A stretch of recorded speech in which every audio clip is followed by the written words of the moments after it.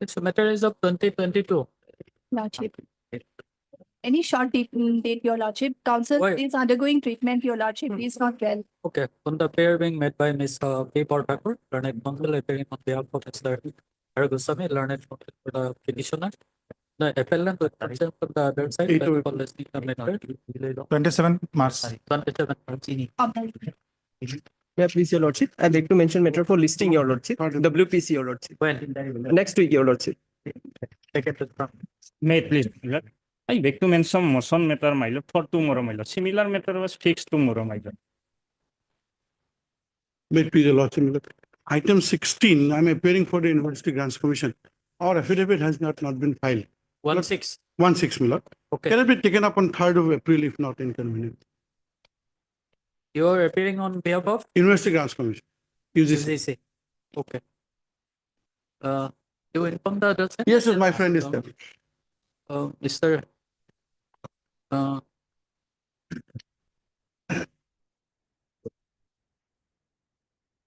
Learned standing counsel for the UGC with concern from the other side press for listing the matter on 3rd of 3rd of April. April. Fair. I beg to mention one item, my lord. This is a part that matter directly to be listed previous week, my lord, but it is not listed. Last week it was directly to be listed. When do you want? And tomorrow or day after tomorrow. Day after tomorrow. Yes. May I please, your lordship? My lord, item number 36, diary was called for. My lord, perhaps diary not received. My lord, kindly next week any date, my lord? Not this. Item number 36, 36.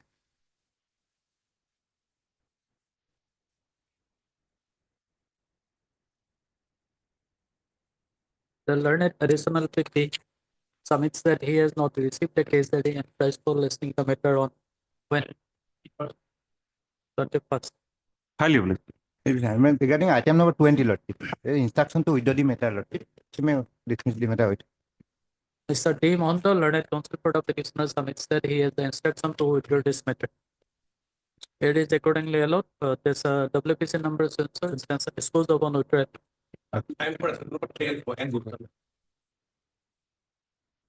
Three and 4. Okay. May it please, Your Lordship. I beg to mention for listing. The matter is very urgent because scrutiny of headmaster is going on. Kindly, matter may be fixed on next week. Next week. Okay. Take it there from him. May please, Your Lordship. I beg to mention for listing of 2 admission item, my lord. The last is a long break, my lord. There is an urgency on next Monday, my lord. Hello. May I please, your lordship? I beg to mention item 17, lordship. May the matter may be fixed after 2 weeks, lordship. Item 17, lordship. We have taken the consent of learned counsel S. Bora, lordship. your good name. NZ Emery, lordship. Mr. NZ Doimari, learned counsel for the petitioner with consent from the other side press for listing the matter after 2 weeks, lordship. 2 weeks. Fair, Lord. 27. Highly obliged. 27 March. Yeah, please, the Lordship. Lordship, I beg to mention listing, Lordship. Kindly matter will be fixed on next week, Lordship. Take it that from. May I please, Lordship. 26. First, may I pray for listing to regular bail application, Your Lordship, on day after tomorrow, Your Lordship. Next week. Others mandatory period will over, Your Lordship. Pardon? Day after tomorrow on Thursday, Your Lordship. Period over, you can approach the trial court. Case already pending in this honor, before this honorable court, Your Lordship. Earlier rejected second time, Your Lordship. When the mandatory period Last is over. of posting is on 21st February. After that, not listed. Wrongly listed before the another bench, Your Lordship. There is an order for appropriate bench, not listed. Your How Lordship. many matters are there day after tomorrow? Okay. Okay. Right. No, Thursday. May I please, Your Lordship? Lordship, beg to mention WPC, 2 WPC, Lordship. Both are related to service matters, Lordship. One was listed last on March and another was last listed on November, Lordship. When do you want? Next week, any date, Lordship. 26/3. Obliged, Lordship. Okay. My lord, may I please? My lord, mention for listing of a contempt petition, my lord. Day after tomorrow, my lord, petitioner is going to retire from service, my lord. Maybe next week. Take it from him. My lord, I wish to mention for listing 19.3. one repetition, my lord. 19.3. When? Next week, my lord. Okay. All Take right. it back from me. Yes. Pronouncement of judgment pertaining to Itanagar bench, item number 1, WBC 55 of 2021. Rate petition allowed.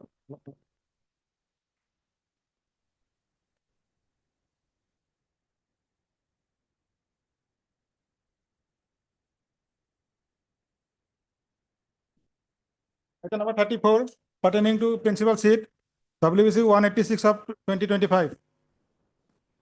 Petition dismissed.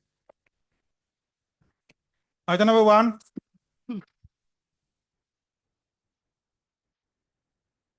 May I please, your lordship? Lordship, pre-elect bail petition, lordship, earlier rejected by your lordship. There is a case was registered, lordship, under section 127 to 75(1) and 8 of POXO. Lordship, there is a one under section 193. Now it is mandatory to file charge sheet within period of 60 days. 90 days over till date, no charge sheet not filed. So, their lordship, there is some development in the progress in the investigation. Either he no material found against him, or there is something, lordship, more than 3 months elapsed, but charge sheet not filed. Lordship, kindly have a look at 193 of the BNNS. Charge sheet not filed. No. My No, lord, obtain it. my lord, it is an ABA, sorry, my AB, and my lord, he has not taken any new ground, my lord. That is my kindly peruse the petition, my lord. This is my only ground, Subsequent bail lordship. petition, but that statement has not been here. I have given lordship in para, lordship. In any case, my lord, we will need CD, my lord. In any case, we will need the CD, my lord. Lordship, I have stated in para 7, lordship.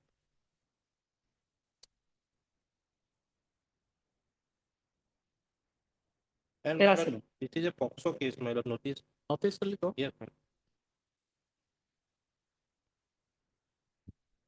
lord. Heard Mr. Madhukar, learned counsel for the applicant. And Mr. Kosik, learned additional PP for the state respondent. This application under section 482 of the BNSS 2023 is prepared by accused Ganga Das, who has been apprehending arrest in connection with category PS case number 193 of 2024 under section 127, 75, 1 and 2 of VNS related section 8 of the POXO Act. Let notice be issued to the respondent to the registry of this court, returnable on. Yes, when notice My will lord, be made returnable. on 7 April, my lord, 7th April, April, sorted. First, on 3rd, third of April. In the meantime, learned that additional PP shall produce the case diary before this court. item number 2,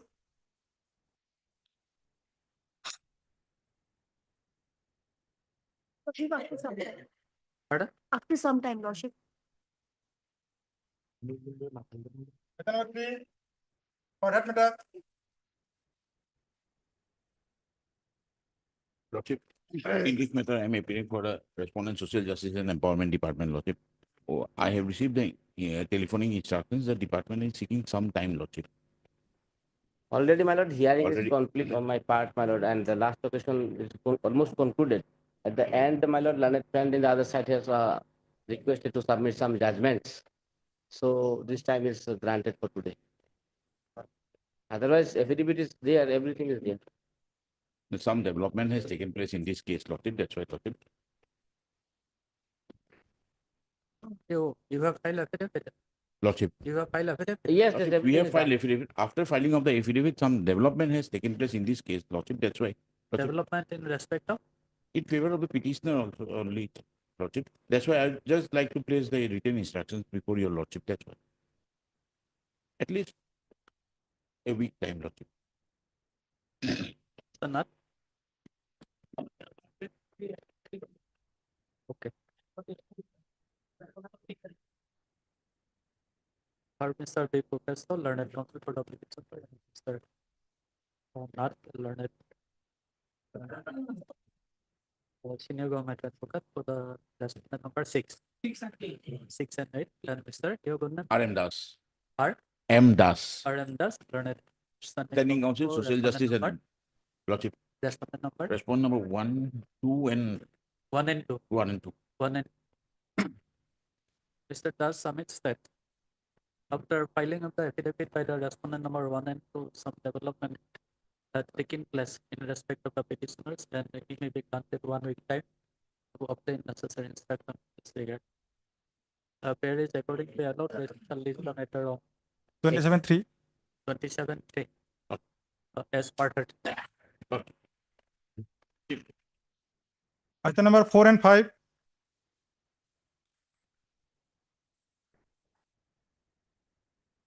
in which matter? I can feel it. Mr. Dr. for us.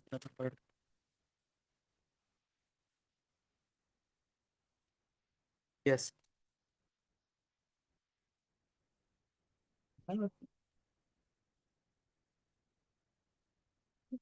Already are good, Melvin. University. My lord, do you work university party? I Wow. pray for time being, my lord. My senior is not on legs in another court. Who is your senior? R. Mazumdar. For a Dipukul University. Okay.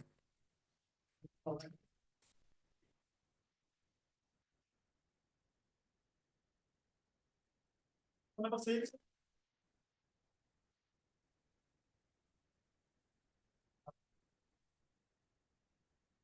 May praise your lordship. Hmm. Your lordship, may praise your lordship's last order. The only issue was that regarding non-provincialization of my services, the only ground taken in this picking order was that my name did not feature in the dice details of 2011-12. Now subsequently, lordship, the SSA had furnished the dice details wherein my name was constantly there. And on by your lordship's order dated 19-2, today the respondents were directed to take instructions. Education authority. The education was supposed to place the instruction. If 19-2, it was directed, 28 to they again sought for adjournment. Today,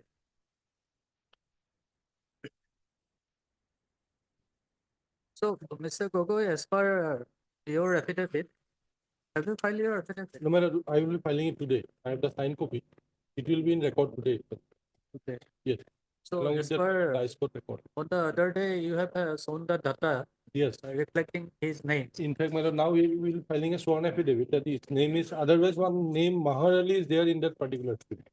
Whether he is the person or not, my lord, the education department will verify. Okay. But my lord, it is there. So, There since will the be filing year one 2009 and 10. Yes, from 9 and 10. And then only In fact, my lord, from 2006, not 9 and 10, from 2006 onward. It is there in the dice. the requirement of the department is 2009 and 10. Yes. Mr. Katonier is absent. Wait, after some time in the After some point. but well, they can file their affidavit today. And your lordship may take it up on today. Thursday or Friday. In the meantime, That will be on record. They have Thursday, already- okay. Let it be further on Monday then in case. In that Monday. day, Monday, coming Monday. Third, Mr. S. Chakraborty, learned counsel for the petition. Mr. B. Gogoi for the respondent number. Well, four. Respondent number 4. Then for education department. Mr. Gogoi submits that he will be filing his affidavit in opposition during the course of the day. Well, And accordingly, it is provided that SSL is the matter on Monday 17-3. by placing on record the affidavit filed by Mr. Gogoi. Lordship. Oblige, lordship. Item number 7.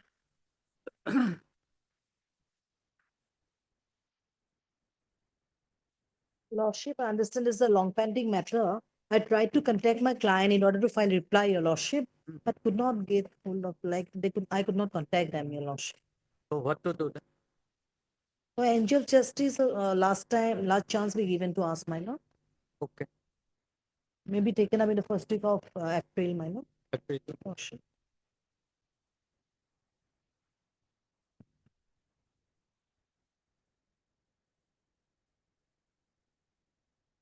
Ms. P. Bhuya, Learned Senior Counsel, assisted by Mr.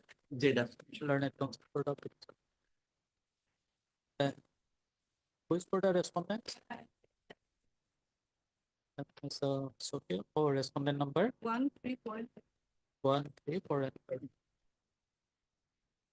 Finance. Ms. Bhuya, Learned Counsel for the petitioner submits that though he tried her legal best to contract with the petitioner, yet she could not contract and tries for the matter in the first week of February or first week of February Or can it be after the Bihu holidays, your lordship? after the due vacation. My lord. There is accordingly allowed recital with the matter after due vacation.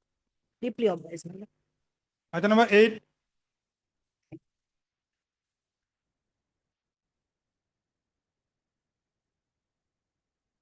May please your lordship. Yes. My lord, this petition has been filed for regularization of the service of the petitioners, my lord.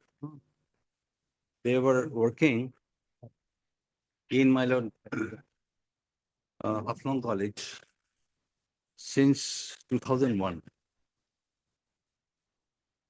Affidavits have been exchanged, my lord. The council has filed affidavit, the government has filed affidavit, therefore it's ready for disposal. Now, your lordship may kindly see the initial appointment order that your lordship will find at page 21.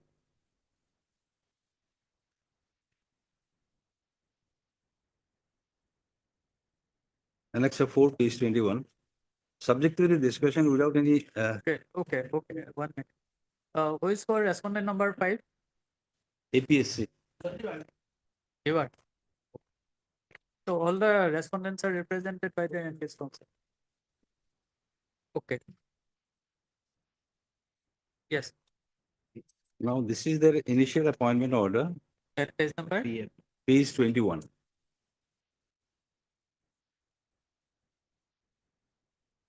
Yes.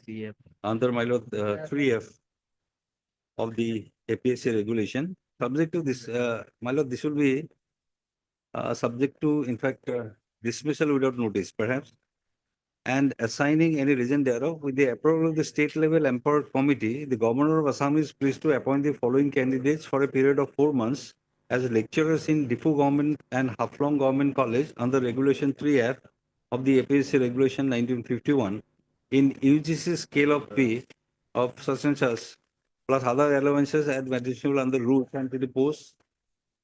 Post them against the posts mentioned below against their names with effect from such and such date. The name of the petitioners are there, my lord, at serial number 5, 7, and 9. The original is at page 22. Now, your lordship will notice one thing, madam. This appointment makes it clear that they were engaged under, my lord, 3F, but against regular vacancy. Then there was an advertisement by the APSC. That advertisement, your lordship finds at page 27.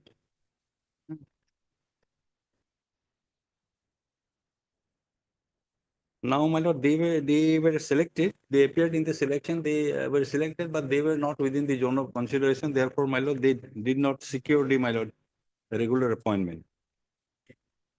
Now, in the meantime, there was, my lord, some ban on regularization. Therefore, my lord, their regularization also did not take place at that point of time. Then, my lord, they were discharged from their service.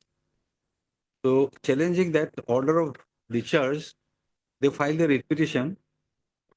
WPC, my lord, that your lordship will give the order at page 46. Where is the order of discharge? Page 46 is the order, my lord, where they have been, my lord, this honorable court has been pleased to reinstate them, my lord. I'm asking about the discharge order. Discharge order at page 38.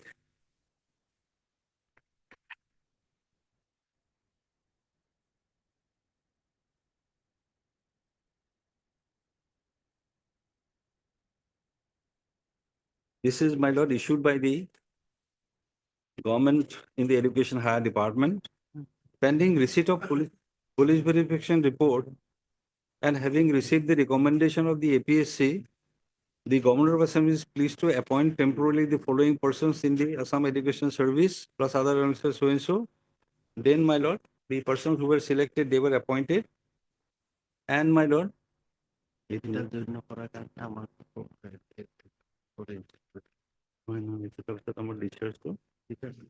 is, that, my lord, the APSC regular candidates were, my lord, selected and they were appointed. And then, my lord, page 40, your lordship will find the order by which, my lord, we were terminated from service. Page 40, Annexure A.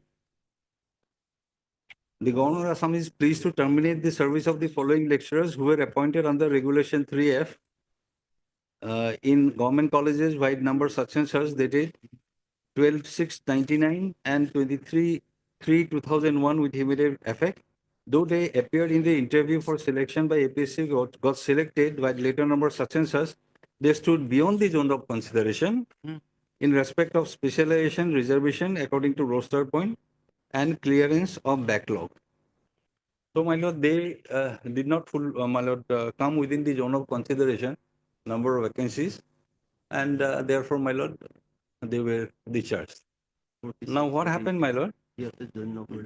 Some, my lord, selected candidates did not join. As a result, my lord, his 46 order was issued.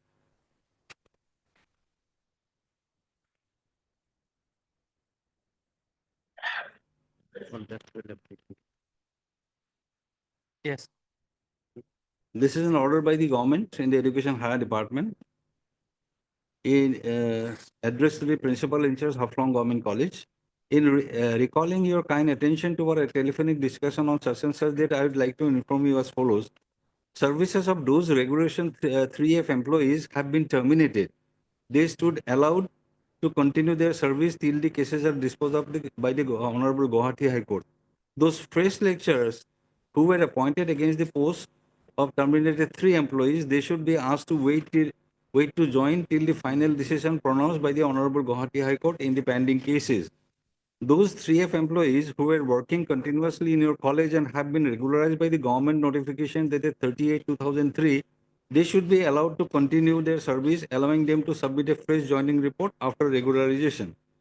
Those teachers who were working either as 3F employee or as a regular lecturer were transferred out of Haflong Government College by government notification dated so and so, they should be released forthwith in order to enable them to join in their new post.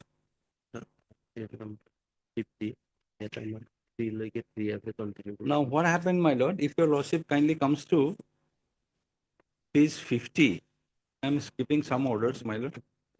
Not very relevant at this point. This is an order by the, my lord, government again. Page 50.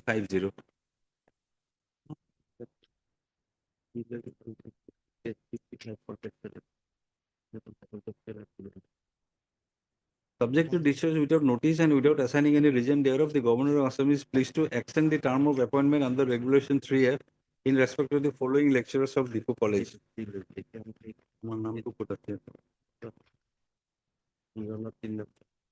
Serial number 3 is the, my lord, their petitioners' names are there, my lord.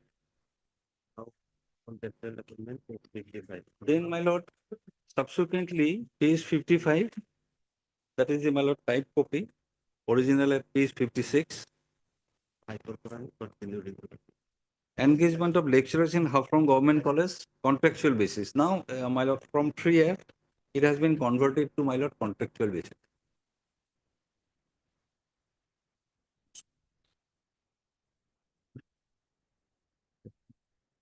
The names of the petitioners appear as serial number 6, 8, 10, and 1. With reference to the subject cited above, I am directed to inform you that the North Kasai Hills Autonomous Council is pleased to select your name for engaging as lecturers in Haflong Government College on contractual basis on a fixed remuneration of 8,000 per month for initial period of 1 year, subject to renewal of termination before term with effect from the date of your joining. Your engagement is also subject to signing a contract agreement. You are therefore requested to present yourself to sign the term and condition of the contract engagement in the office. Most of the person regularized in this list. Now, my lord, your lordship will find in the next page, page 56 is the original. There are as many as 14 persons. And my lord, all the other persons except the petitioners, their services have in the meantime been regularized. I'll, my lord, show your lordship that particular order, but the petitioners were left out. If your lordship comes to page 61,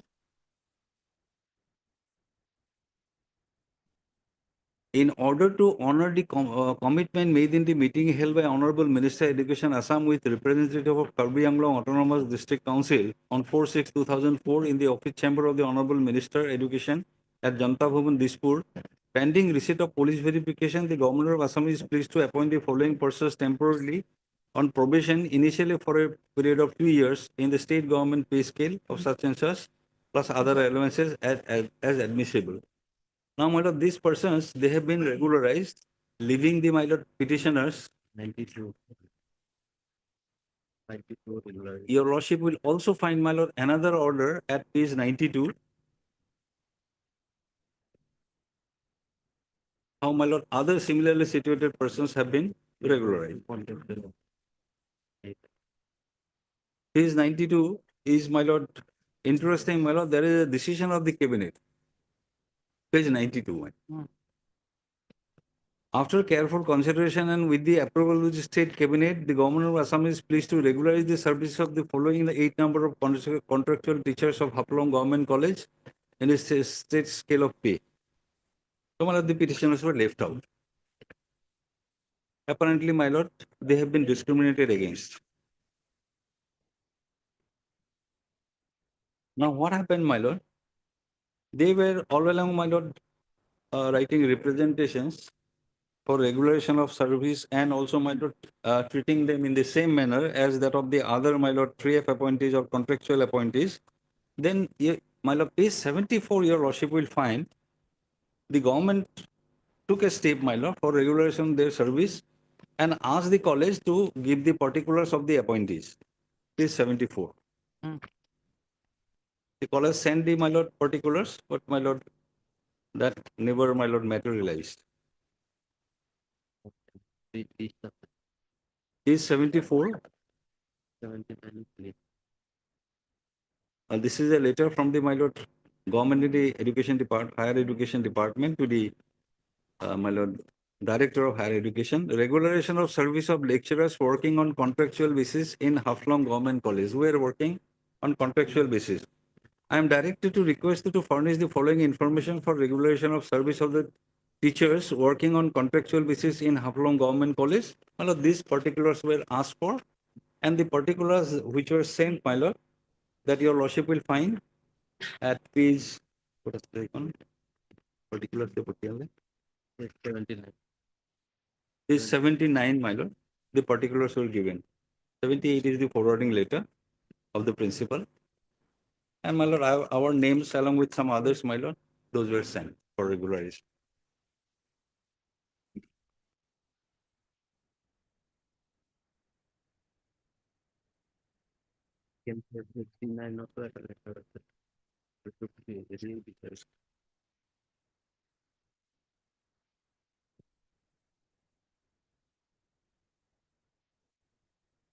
Now, my lord, therefore, my lord, being faced with this discrimination, when, my lord, other persons, more particularly case 90, your lordship has already seen, my lord, other persons like the petitioners, their services were regularized, but they were left out, my lord, discriminated against, and therefore they filed this petition.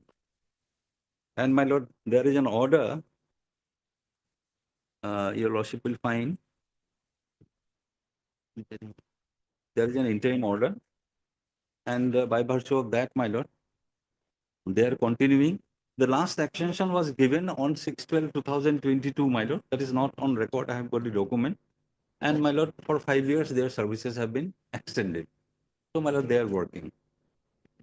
Now, my lord, your lordship will see what is the stand of the district council and the government.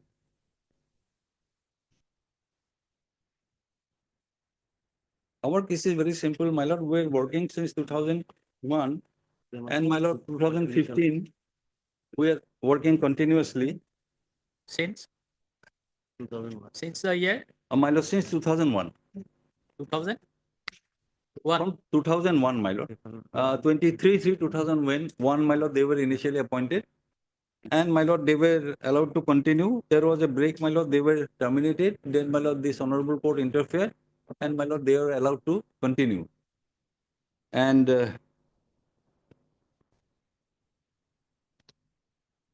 there were steps taken to regularize because, my lord, similarly persons were regularized. Therefore, my lord, the petitioners approached this honorable court that they should be meted out with the similar treatment.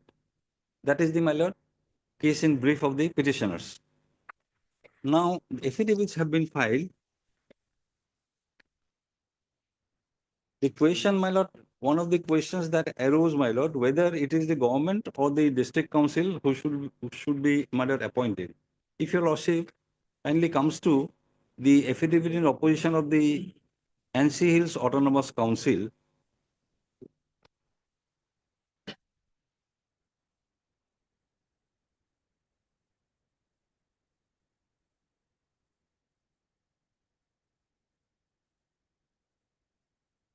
our case is simple, my lord. We were appointed under initially in 2001. Thereafter, we appeared in the APSC. APSC were selected, but my lord, we did not come into the zone of consideration. Therefore, we were not regularly appointed. Then, my lord, some selected candidates did not join. Because of that, my lord, we were allowed to continue. Although, my lord, they decided to terminate our service. Eventually, my lord, it was extended, and extension is up to 2027 now. Now we have qualification.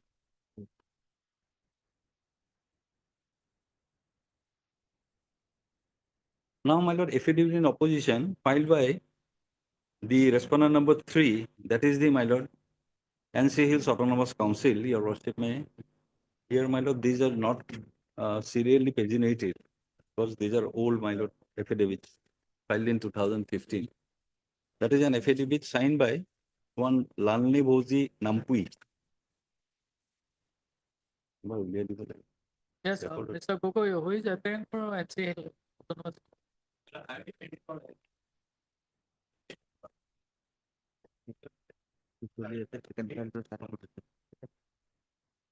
Who? Pardon? He's present in the court today. Inform? Yes, Your worship may kindly pick up the affidavit of the, my lord, that page. Autonomous Council. That is an affidavit filed on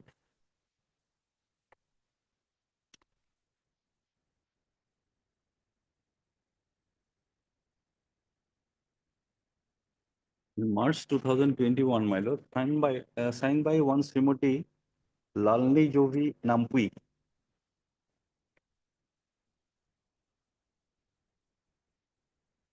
Affidavit in opposition of the respondent number 3, that is Principal Secretary, North Passages Autonomous Council. Yes.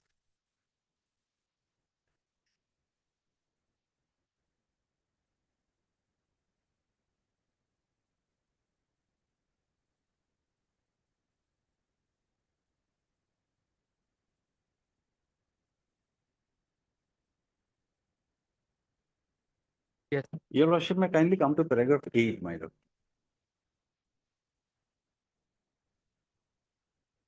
Paragraph number? 8. Yes. That with regard to the statements made in paragraph 12 of the writ petition, the deponent begs to state that it is a fact that the Principal Secretary, North Castle Hills Autonomous Council, Haflong, while office memo number such and such dated 13/2/2008, wrote a letter to the Commissioner and Secretary Education Department, Government of Assam, by referring to the APSC advertisement dated 24/1/2008, wherein it is specifically stated that whenever lecturers were appointed in the said government post, either they do not report at all, or just after joining they obtain transfer or leave. To solve the aforesaid problem, the council took the steps to appoint the lecturers who are duly qualified for the post of lecturer on contractual basis, so that the education of the students are not affected for want of lecturers in the college. Hence, in the aforesaid letter, it was also requested by the Principal Secretary, North Passages Autonomous Council, to kindly take up the matter with the APSC for allowing those lecturers who were already working on contractual basis to apply for the post they are holding on, so that they get the opportunity to appear in the APSC exams as a special case for giving them the scope to compete. Then paragraph 9, that with regard to the statements made in paragraph 17 of the writ petition, the deponent begs to state that although a letter addressed to the Principal Secretary, North Hills Autonomous Council was issued from the Principal Haflong Government College, white memo number such and such dated 2/5/2012 for regularization of services of the lecturers in various posts who were working on contractual basis, but the North Hills Autonomous Council is not the appropriate authority for regulation of service of the lecturers, as already stated. For the regulation of the aforesaid lecturers who were working in different posts, approval for the government of Assam is required. Since the concurrence from the finance department and approval from the APSC is also one of the essential factors for regulation of lecturers, as already stated, Deputy Secretary to the Government of Assam Education Higher Department appointed those lecturers on contractual basis in order to save the Haflong Government College from the acute shortage of teaching faculties. Then paragraph 10, that with regard to statements made in paragraph 21 of the writ petition, the deponent begs to state that the services of 8 number of lecturers working in Haflong Government College on contractual basis having requisite qualification as per UGC norms were regularized with the approval of the state cabinet, the government of Assam. While the petition number 1 and 2 were not considered for regularization due to lack of their requisite qualification as required under UGC. Now what happened, my lord? In the meantime, they have acquired the qualification, my lord, that PhD and NET, whatever is required. Before In the meantime, they filing have- or after filing of this affidavit? Yes. After? No, before filing. Before filing. filing. So, my lord, from paragraph 10, your lordship will see, my lord, other persons have been regularized on the basis of a decision of the state cabinet. And this was the stand of the, my lord, council. Now, affidavit of the, my lord, government, that is, my lord, the respondent number 2,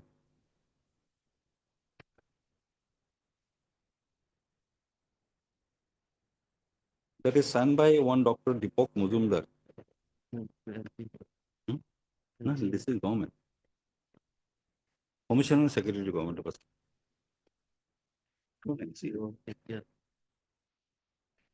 Has your lordship got it, mind?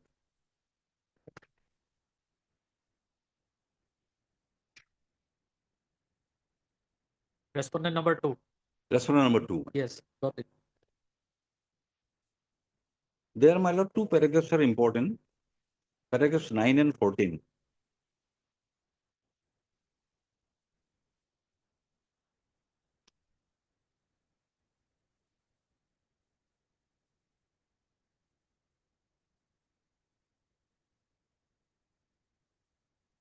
Paragraph 9, I am reading, my lord.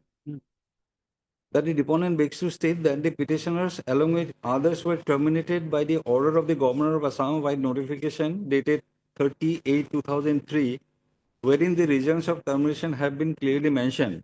Though they appeared in the interview for selection by the APSC and got selected by later number such and such, they stood beyond the zone of consideration in respect of specialization, reservation, according to roster point, and clearance of backlog.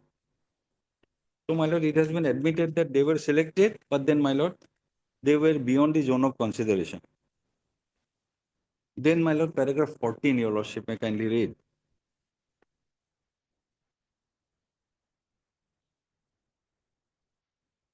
May I read it, my lord? That the deponent begs to state that it is a matter of fact that the 8 number of college teachers of Haflong Government College and 3 in Diffu Government College were regularized through a cabinet decision by notification dated 27/2016 and 12/6/2017. The petitioners cannot claim negative discrimination. So that is a defense, my lord. That my lord, although they were, my lord, regularized by a cabinet decision, the petitioners cannot claim, my lord, negative discrimination. That is the stand.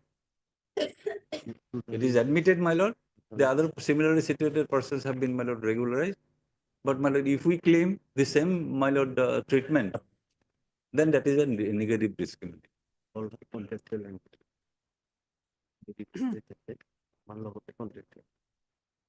No, why it is negative discrimination? My lord, government has to explain, my lord. They have They to choose explain. a set of persons, my lord, blue-eyed boys perhaps, my lord, for regularization. And my lord, when we, my lord, ask the same treatment, they say this is negative discrimination.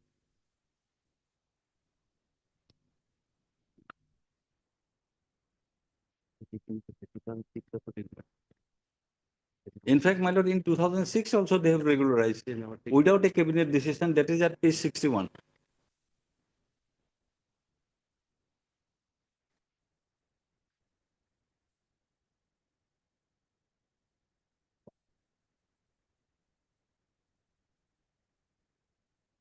By negative discrimination, perhaps, my lord, they want to mean that that order is wrong, and Yeah.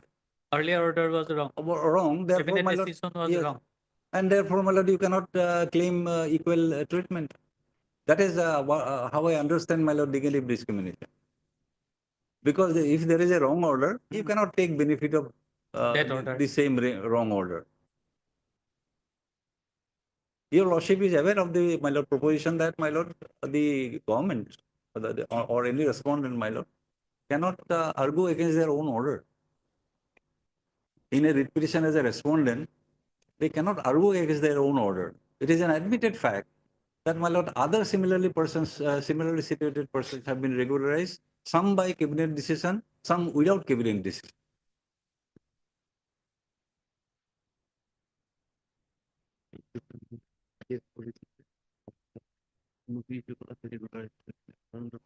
So which is the order not passed by the cabinet? Not passed, my lord. Yes. Page Is the 61. other order page? Page 61.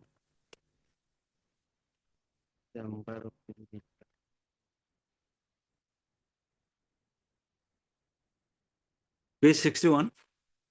In order to honor a commitment made in the meeting held by the Honorable Minister Assam, Education Minister, with representative of Karbi Anglong Autonomous District Council on 4/6/2004 in the office chamber of Honorable Minister Education at Janta Bhaman Dispur, pending receipt of qualification report, the Governor of Assam is pleased to appoint the following persons temporarily on probation, initially for a period of 2 years, in the state government pay scale.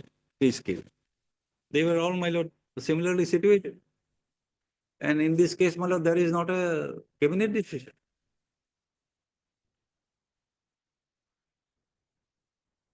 And, my lord, they have served for so long. Now, some of them, in fact, my lord, two persons, similarly situated persons, my lord, they approached this honorable court. And while this honorable court issued notice, their services were regularized. I have got the names, my lord. Is it part of the record? It was, yes. Please speak one. এটা হলো হারিয়ানা রশিদ লক্ষ্য।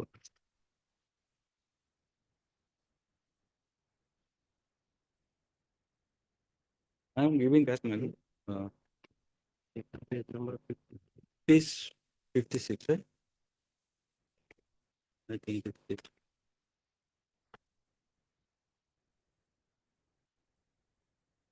Now, my lord, the question that calls for consideration with your lordship is that whether, my lord, they can discriminate against the similarly situated persons on the ground of negative discrimination. That is the, my lord, issue before your lordship. Because, my lord, other facts are all, my lord, clear. Admitted position regarding their appointment and their, my lord, continuation.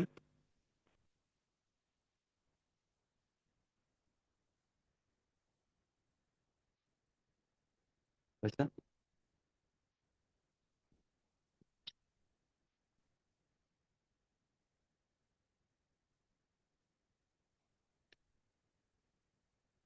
But, is there any document to show that you have acquired the requisite qualification prescribed by the UGC? No. My document details are education qualification. Page 54, no? Page 59. Now that my answer to your lordship's first query, my lord, that your lordship finds at page 59. Serial number 10, that is wait. Page 59. P and 10.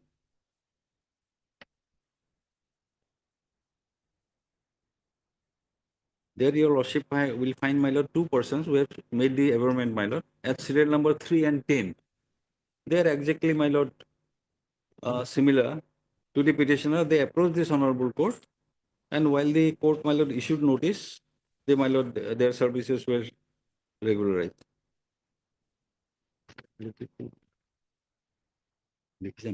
Where is that order Of the in the of this court? It put on annexed one, and that we have not annexed, madam. We have only made a statement to that effect and given the, my lord, case number. Government to put us. You have the copy with you? That, my lord, we could collect later on only, my lord. I can get the copy of the order and place it your lordship. WPC number 6019 of 2013 and 5946 of 2013, that we could collect later on, my lord, after filing the report. We'll place that, my lord. So far as the qualification is concerned, my lord, we have already given in the repetition, my lord, is 20. Page 17 onwards, my lord. The educational, no, 15 onwards. 15 onwards, my lord. Page 15 is the MSc of one of the petitioners. Then, my lord, slate certificate.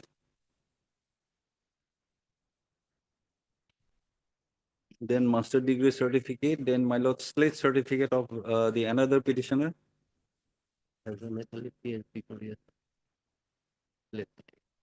Then, my lord, MPhil program also. There is no dispute that, my lord, they have the eligibility, my lord, before the filing of the repetition. That is not disputed. No, in their affidavit, NC Hill Autonomous Council has stated that. My lord, In one of their affidavit, one of the respondent has stated that you have not. at that time, my lord. Yeah, at that time. At that time. They acquired subsequently.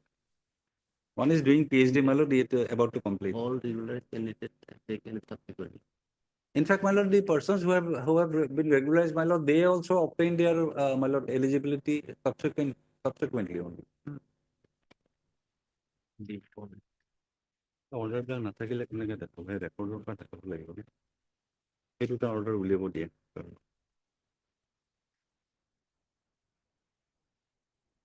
So, my lord, facts are not in dispute. Therefore, your lordship only needs to, my lord, determine whether, my lord, on the ground of negative equality, my lord, the regulation can be, my lord, denied. That is the issue before lord. Okay. I'll give the order of the in the other two cases. Yes, Mr. Gogoi. I don't order because it's low.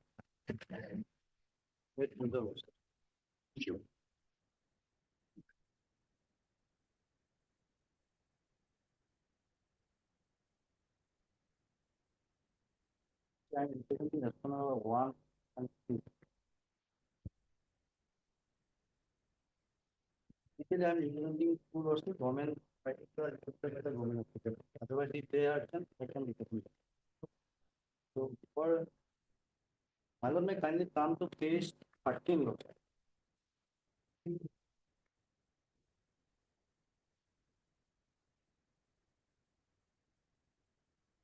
Yes. Page 13 also may kindly come to PR procedure of petition order.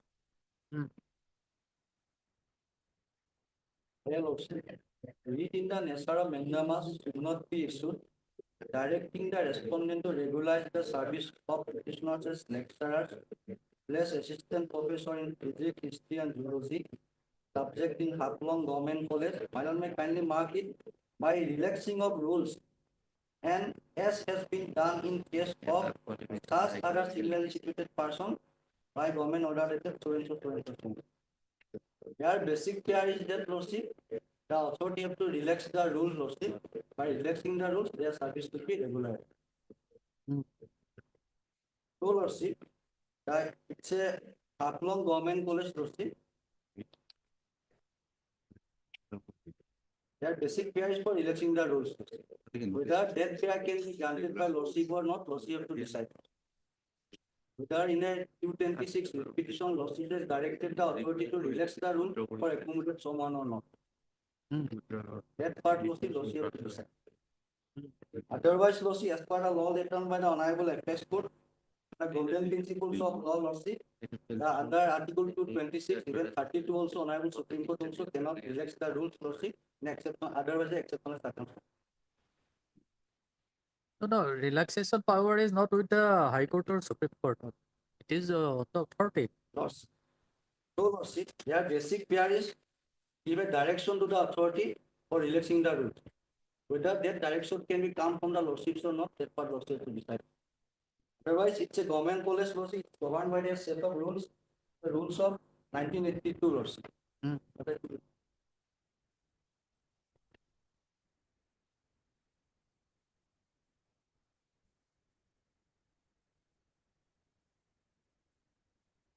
Platform Lordship, 1982 rules, 698, Lordship, Page number 698.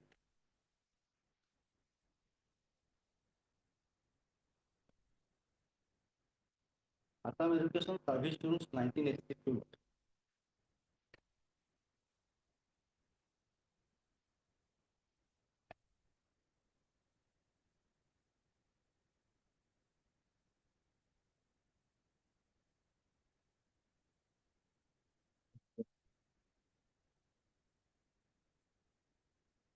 yes. Assam Education Service Rules, 1982.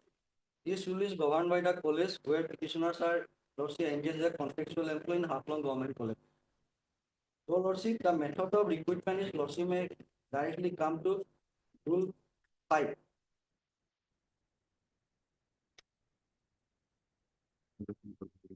Yes.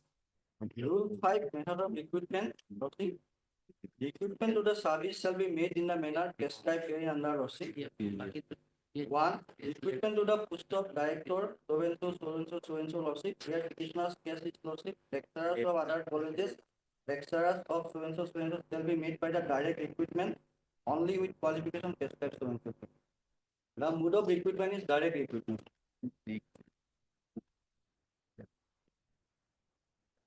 Then Lordship, the process of recruitment is Rule 5, Rule 6, Lordship.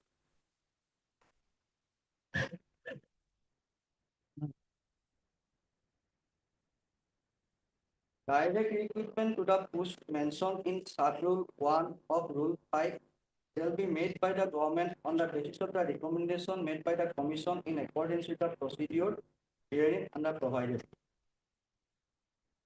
So, Lordship, the mode of recruitment is the direct recruitment, and the procedure is Lordship FPSC has to conduct the Lordship the selection process. After selecting the candidate, FPSC recommended the government. After the Lordship appointment was done. It is the procedure which is applicable in respect of the government colleges. Immediately, the petitioner's college is a government college, so the procedure prescribed in the prescription prescribed in the Rule 1982, that is Rule 5 and Rule 6 is applicable here in this case.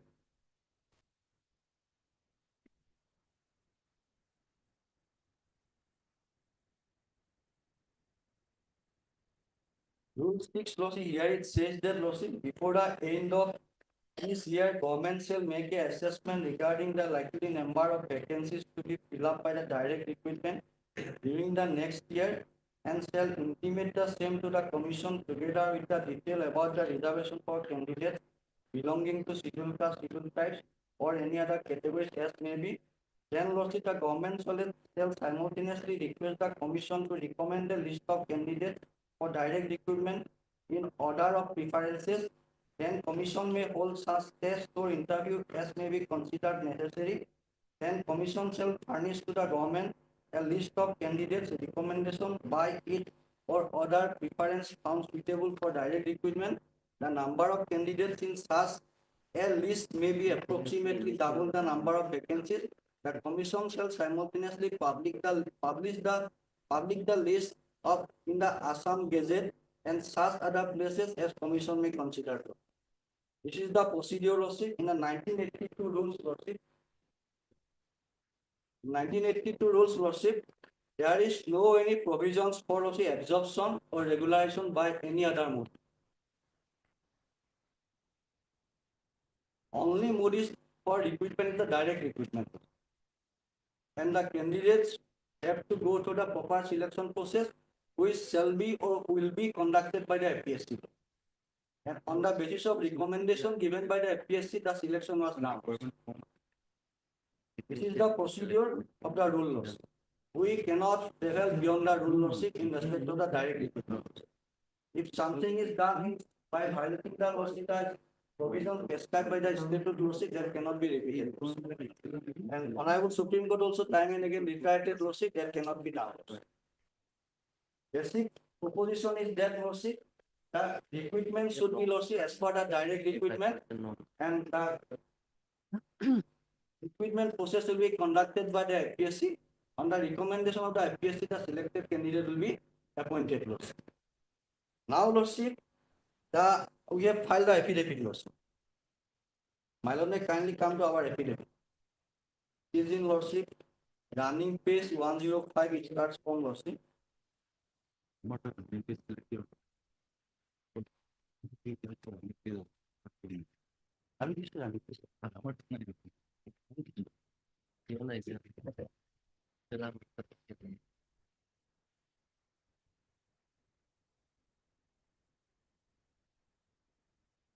I will rely lordship, T4 paragraph lordship, then I will go to other thing.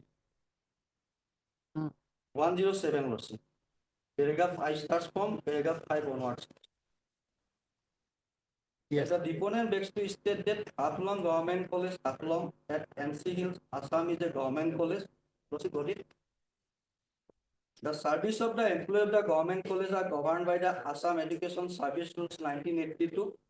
Rule 5, Sub-Rule 1 of the Assam Education Service Rules 1982 deals with the method of recruitment, where it is clearly mentioned that lecturers of the college shall be made by direct recruitment. Rule 6 deals with the direct recruitment, where it is clearly mentioned that direct recruitment to the post mentioned in the Sub-Rule 1 of the Rule 5 shall be made by the government on the basis of the recommendation made by the Commission laws. Rule 2 of the Assam Education Service Rules 1982 deals with the definition. As per Rule 2B, Commission means the Assam Public Service Commission law. Here also in Rule 6 indicated that Commission says conduct the such test and recommend the candidate, and Commission was defined in the Rule 2B of the Assam Education Service Rules 1982, where it says that Commission is the Assam Public Service Commission. Then Lordship 6. The deponent begs to state that the 6th schedule of the Constitution of India, the higher education is not a transferred subject to Mahasa Autonomous Council. As per the 6th schedule, primary and secondary education is a transferred subject to the Autonomous Council. And the council have the additional power to make laws in respect of primary and secondary education only. Mahasa Autonomous Council as well as North Kasaril Autonomous District Council has no power in respect of appointment, regularization, termination, and any other service condition of the employees of the colleges, as because the higher education is not a transferred subject to the Autonomous Council. And that will be reflected from the affidavit filed by the concerned authority Autonomous Council, paragraph 9. They have stated that it will be done by the government law. I will also come up with paragraph. Then Lordship, the deponent begs to state that appointment for regular post to Haplong Government College has been done by the Higher Education Department, Government of Assam, on the basis of the recommendation of the FPSC. There is no provision for stopgap arrangement in the Higher Education Department other than PF regulation of FPSC. So Lordship, the petitioners PF appointments were already cancelled by the government on the basis of the our High Court Division Bench judgment. After that, they were engaged by the Lordship Autonomous Council Authority on a contextual basis. They have no authority to Lordship engage that person under the contextual basis, other than PF law. Then Lordship 8.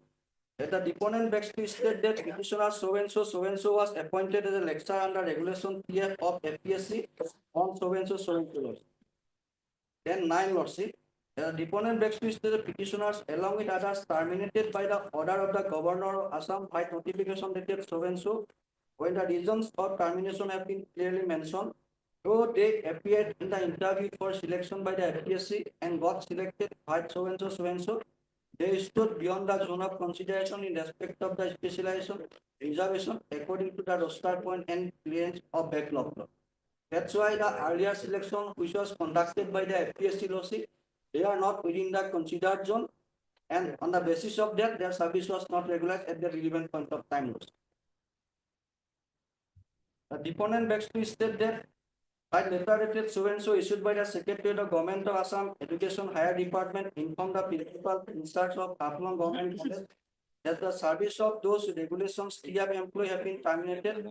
They should allowed to continue their service till the cases were disposed of by the Honorable High Court.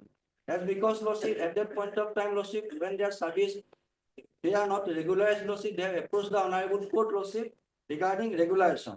So that's why that order was come from the state authority that till the disposal of the cases, they should be continued, Lordship. Then Lordship, the deponent begs to state that by notification dated so and so, service of the petitioners along with other way extended for a period of 4 months from up to 16/5/2020. Then 12, Lordship. Then the deponent begs to state in view of the common judgment, Lordship, more than Lordship, 12 lead appeal was preferred, Lordship, against the Lordship non-regulation, not appointment the petitioner, Lordship. They are selected, but they are not appointed by the Lordship authority as because they are not in the considered zone. And they approached the Honorable High Court, Lordship.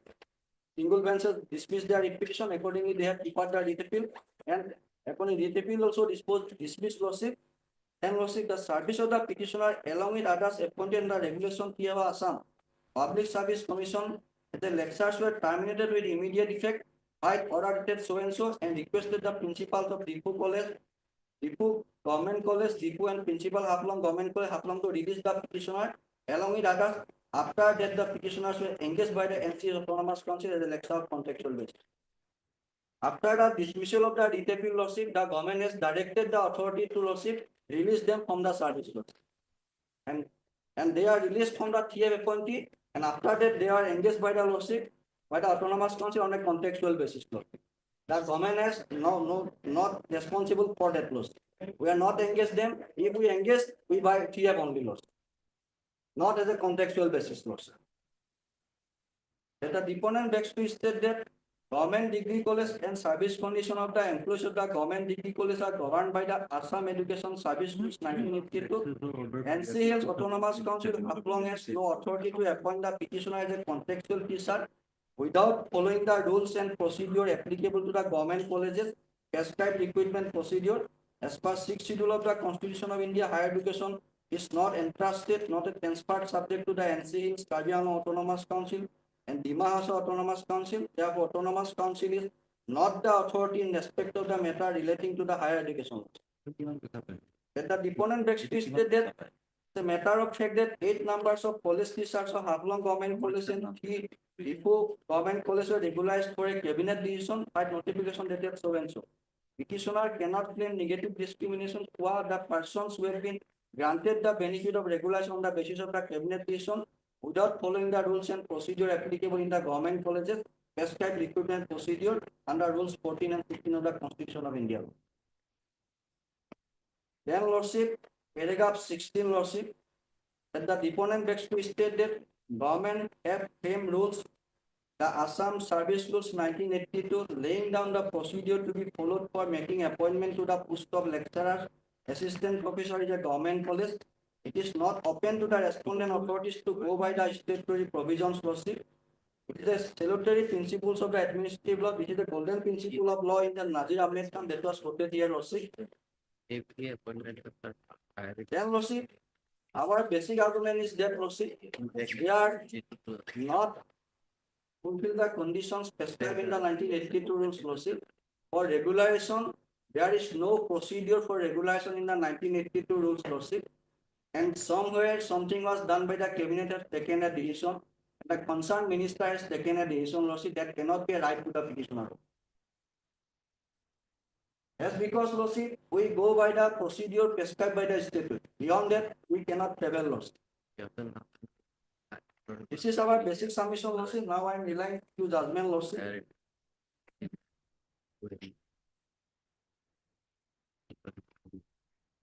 Regarding negative equality part, Lordship, I am relying on judgment, Lordship.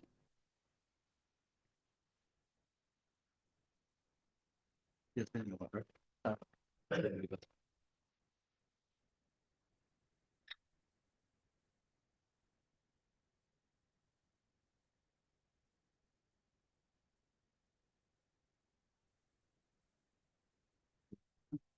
So live law copy otherwise it reported in 2020 to 0 Supreme SC 135 law.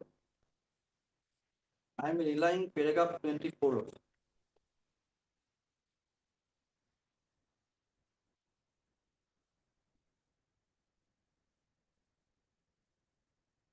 Page 15. Paragraph 24. A principal axiomatic in this country's constitutional law is that there is no negative equality. In other words, if there has been a benefit or advantage conferred to one or a set of people without legal basis or jurisdictions, that benefit cannot multiply or be relied upon as the principles of parity or equality. In so and so lordship, it was held that it is a settled legal proposition that Article 14 of the Constitution is not meant to perpetuate illegality or fraud, even by extending a wrong decision made in other cases. The said provision does not envisage negative equality, but has only a positive aspect. Thus, if some other similarly situated person have been granted some relief, benefit inadvertently or by mistake, such an order does not confer any legal right to other to get the same relief as well. If a wrong is committed in an earlier case, it cannot be perpetuated. Other decision have been by Mr. Gogoi, the cabinet decision cannot be termed as a fraud. Lordship, The we- cabinet we decision cannot be cannot- termed as a fraud. we are not saying that it is a fraud, Lordship. Then- It is cabinet decision is not as per the law. Lordship. As per the law, procedure then prescribed it by is the fraud. state. Then it is fraud. At this stage, I cannot say about the Then- cabinet laws. I cannot comment the decision taken by the honorable cabinet. Otherwise, lordship, it cannot create a right to the petitioner laws. Whether lordship can direct the cabinet to take a decision to regularize them. No, that prerogative is with the courts. You are not supposed to argue on that point. That part lordship to decide. Just I indicate that lordship, some decision was taken by the cabinet rightly or wrongly, that cannot be envisaged any right to the petitioner. This is my argument, lordship. This is my basic argument, lordship. By way of cabinet decision or by a discussion with the some ministers, lordship, they have taken a decision that cannot be a right to the petitioner. If it is violated the procedure prescribed by the statute, lordship. Cabinet has taken a decision, lordship. I cannot dispute that, lordship. Cabinet has taken a decision, lordship. Rightly, wrongly, cabinet has taken a decision, lordship. That decision cannot envisage a right to the petitioners to, lordship, take another cabinet decision, lordship. Even lordship, honorable Supreme Court also reiterated in the recent judgment, lordship, the cabinet decision cannot confer any right, lordship. I place the 25 judgment also. Regarding negative equality part, my submission is that, lordship, rightly, wrongly, cabinet has taken a decision, and some ministers has taken, they give a commitment. No, That commitment, why there is pick and choose rules then? lordship, Why We- there is pick and choose he rules? can source whole part. I cannot today. I argue that part, lordship. Then- I argue that part at the relevant point of time. Cabinet has taken a decision, lordship. That was their lordship wisdom, lordship. Today, lordship, we cannot repeat it, lordship. Today, my submission is today we cannot repeat it, lordship. Today we cannot multiply it, lordship. In respect of the negative equality, I am relying that he judges judgment of the honorable Not Supreme Court, necessary lordship. to multiply the decision. Only that Law is I well settled. will not multiply. I will not multiply. Lordship.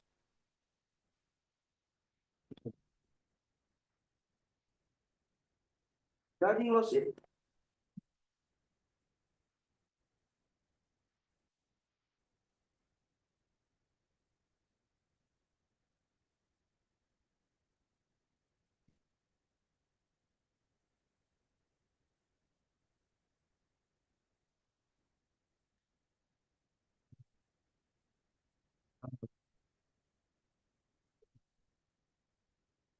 so regarding the rules which we have to follow, lordship. 1982 rules I have already indicated. Now I relying only one judgment, lordship. After reading, I will hand over it, lordship.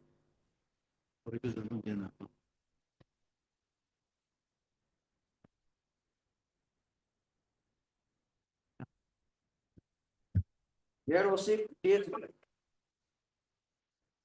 Mono SC 091920 related.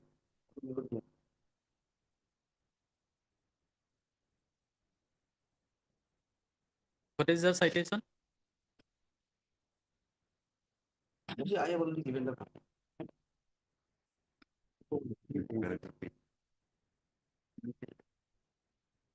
Last two days.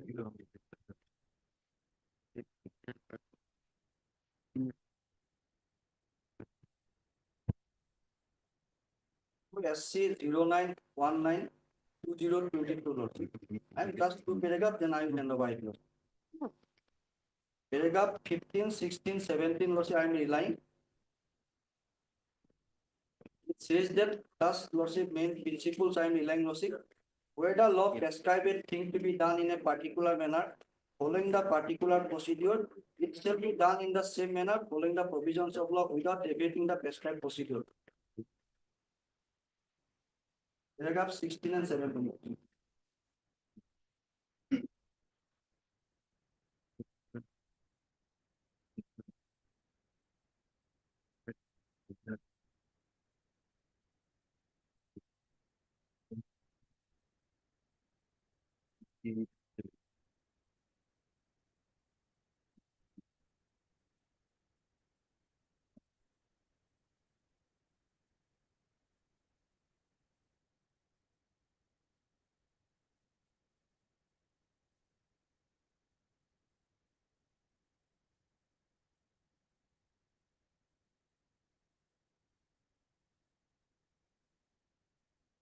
Yes, your part is over.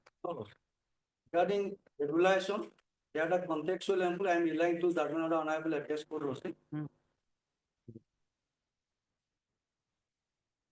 Charges perform case, Lordship.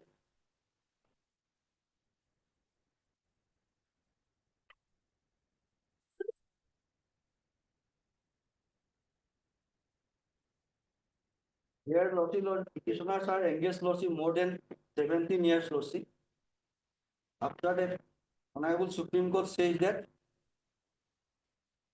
paragraph 16, Lordship.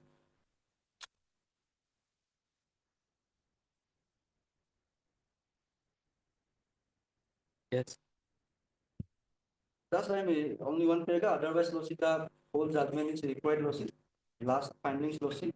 From the imping order, so and so passed by the division bench of the High Court, it appears that the High Court has observed herein above that in the peculiar facts and circumstances of the case, it is directed that the order of absorption or regulation, and if necessary, by creating supernumerary push, will not be treated as a precedent in other cases.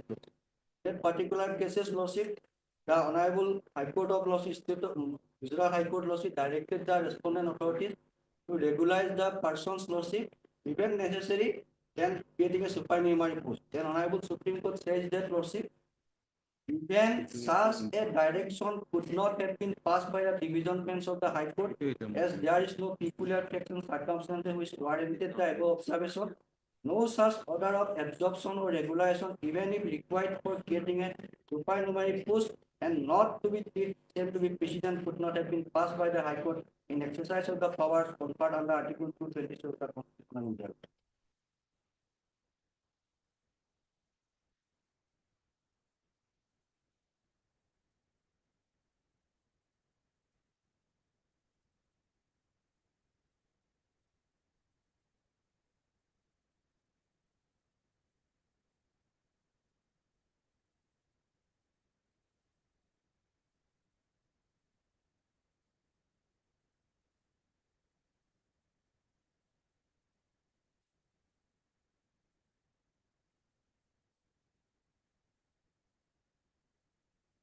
FCC Online SC 1417. Here the petitioner says serving Lordship more than 11 years, Lordship. Here I am relying paragraph 2, Lordship. Paragraph 2, 3 and 4, Lordship. Paragraph 2 discuss about, Lordship. They are engaged since 2011 as a contextual employee, and after that the creation of the Umadevi's case was quoted, Lordship. Then paragraph 3 and 4, Lordship. That is very, Lordship. Not necessary.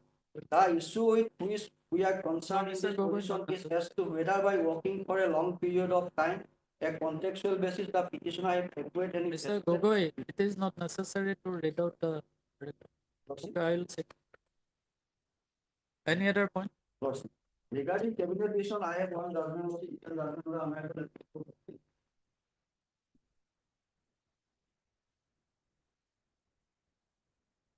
After 5 minutes, I will give you. I will just go through it. Hmm. Just now I.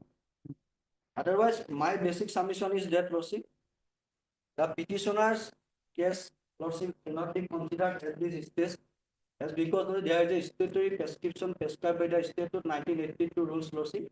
We have go by the rules. Rule 5 and 6 says that, Lordship, by the direct recruitment to FPSC, Lordship, and there is no provisions for absorption or regularization by any other mode, Lordship. And in respect to the cabinet decision, Lordship, and the commitment given by the Lordship Education Minister at the relevant point of time, that cannot be multiplied and that cannot be acquired any right, vested right to the petitioner. There cannot be a multiplication of the rightly or wrong decision given by the authority. We cannot multiply it. And the cabinet decision part, I will just indicate, Lordship, I after go through it. This is my submission. Well, I'll give a short reply. I'm sorry.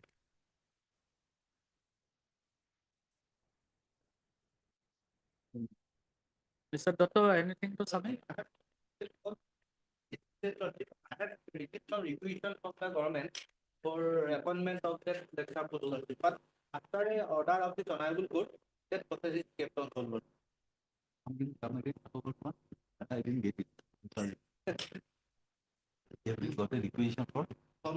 For advertisement, accordingly advertisement was published. But this honorable court has passed an order that the legal of this process is kept on hold.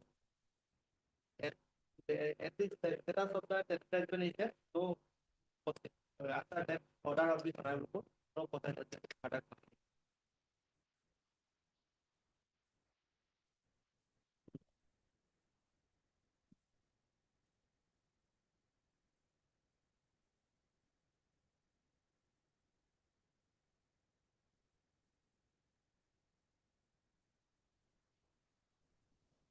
In which petition the order was passed? IA number 2939, 2019.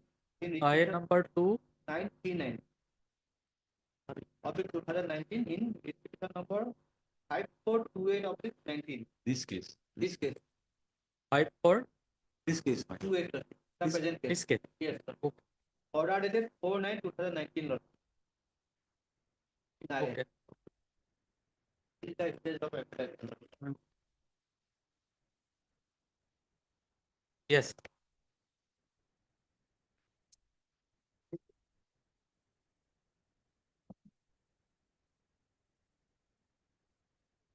Mr. Sururi. My lord, my learned friend has submitted, has taken your lordship to the rules of direct recruitment. There is no dispute to the, my lord, the rules that my learned friend has placed, and those are regarding, my lord, initial recruitment. This does not concern the regularization. His submission is that we cannot make any recruitment beyond the rules. We are not asking for fresh recruitment. We are asking for our regularization. Now we have served for 25 years. One is also, my lord, about to retire perhaps 2 or 3 years to go. The facts are, my lord, not in dispute. These petitioners were selected by the APSC. And what happened, my lord, at that point of time when the APSC advertisement was there, my lord, there was no requirement of NET slate or PhD. Only, my lord, cutoff mark of 55% was there. All the petitioners had that. And accordingly, they appeared before the APSC and they had, my lord, been selected by the APSC. But subsequently, my lord, the UGC regulations were, my lord, changed. And there was a requirement that either you have to have NET or SLET or you have to have PhD. So, my lord, that requirement they have fulfilled subsequently. But when the APSC advertisement was made, they were eligible and they were selected by the APSC They were not appointed because of the fact that, my lord, they were beyond the zone of consideration. That is also, my lord, not in dispute. Therefore, my lord, the issue that calls for consideration with your lordship in this matter is that, my lord, that negative discrimination. Why you have in similarly situated persons have been given the benefit either by cabinet decision or without cabinet decision on a pick and choose basis, and these three petitioners have been, my lord, left out. That is the issue for your lordship consideration. Now, my lord, my learned friend has placed a decision, my lord, that in live law, that is, my lord, Uday Umesh Lali, sorry, my lord. The party's name is R. Muthu Kumar. Copy has been, my lord, delivered to your lordship, Muthu Kumar. And he was reading, my lord, paragraph 24. Now, if your lordship reads paragraph 24, there is a quote of paragraph 8 of another judgment in Basabraj and another versus special land acquisition officer. My lord, I am placing that case, my lord. Because, my lord, a part of the that paragraph 8 has been quoted, your lordship will read the entire, my lord, entire paragraph. Because, my lord, let us be very clear about the law, my lord. Law says, my lord, that initial recruitment has to be by following the rules. And, my lord, our case is that we fulfilled the requirement of APSC at a point of time, but we continued because, my lord, other persons did not, some persons did not join. And, my lord, similarly situated persons have been given the benefit, we have been left out. That is our case. Now, your lordship will kindly read paragraph 8, a part of which has been quoted in the judgment, my lord, placed by my learned friend. Paragraph 8. It is a settled legal, may I read it, my lord? It is a settled legal proposition that Article 14 of the Constitution is not meant to perpetuate illegality or fraud. Your lordship has rightly questioned that, my lord. Illegality or fraud, even by extending the wrong decision made in other cases. The said provision does not envisage negative equality but has only a positive aspect. Thus, if some other similarly situated persons have been granted some relief benefits inadvertently or by mistake, such an order does not confer any legal right on others to get the same relief as well. If a wrong is committed in an earlier case, it cannot be perpetuated. Equality is a right which cannot be claimed in illegality and therefore cannot be enforced by a citizen or court in a negative manner. If an illegality and irregularity has been committed in favor of an individual or a group of individuals, or a wrong order has been passed by a judicial forum, other cannot invoke the jurisdiction of the higher or superior court for repeating or multiplying the same irregularity or illegality or for passing a similarly wrong order. A wrong order decision in favor of any particular party does not entitle any other party to claim benefits on the basis of the wrong decision. Even otherwise, Article 14 cannot be stretched too far, for otherwise it will make functioning of administration impossible. Now, my lord, your lordship will kindly, my lord, take note of the, my lord, observation of the Honorable Supreme Court. I am stressing on some words, my lord, as your lordship has already pointed out, my lord. First, they have to admit that an illegality was committed earlier by regularizing the service of similarly situated persons, or a fraud was committed, or that was a mistake, or it was wrong. Now, my lord, they have not stated in their affidavit that we have committed a wrong. We cannot commit the wrong again. Now, the question is, can the respondent in a writ petition say that their own order was wrong? Unless, my lord, they say that fraud has been committed, or, my lord, it was a mistake, or it was wrong, then, my lord, they cannot claim this, my lord, the observation of this honorable court that, my lord, negative equality cannot be perpetuated. Now, your lordship will kindly see, I'll place another decision, my lord, of this honorable court. This is a case gone from our high court, my lord, decided. This is 1967 SCC online, my lord. State of Assam versus Raghava Raja Gopal Sari.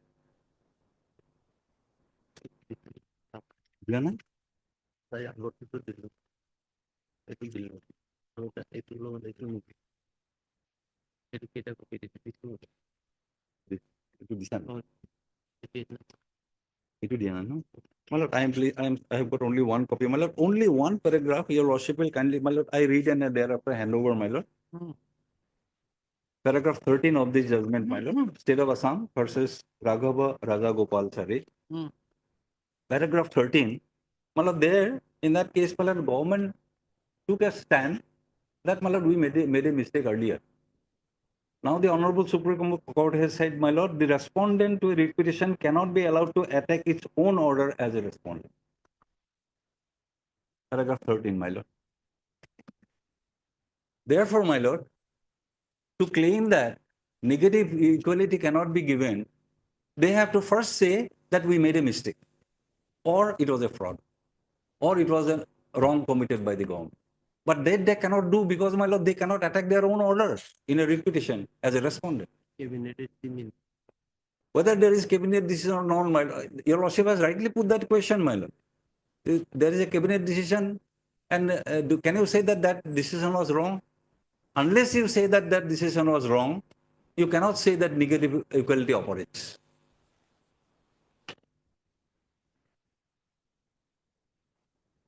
Otherwise, my lord, law is very clear, my lord.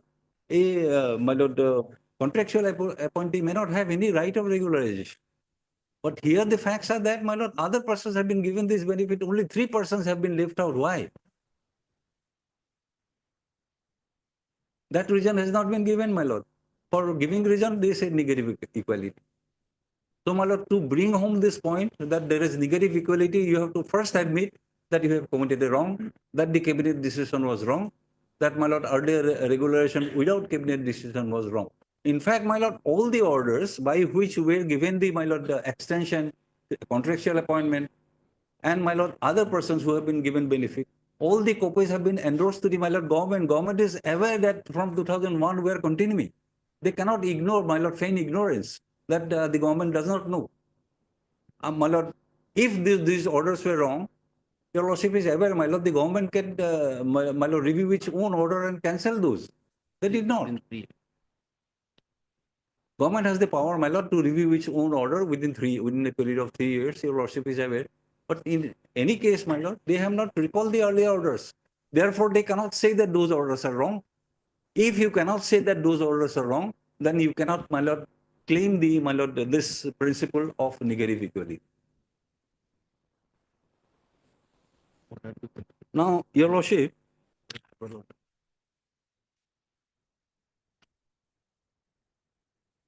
the last order, my lord, of extension that was given, I'll just place on record, my lord, this is an order dated 6/12/2022. All these 3 petitioners and, my lord, some other persons, their services have been extended for a period of 5 years with effect from 1/3/2023. So, my lord, and this is the copy of this order was also endorsed to the government. The names of the petitioners also appear there. Government is all aware, my lord. And they are aware that, my lord, we have challenged their action. Why do not they correct it if it is wrong? If you do not say that this is wrong, if you do not correct it, that means you support those orders, but at the same time you say that benefit of those orders cannot be given to you. This is a very piquant situation, man. How can the government argue without saying that their earlier order was wrong?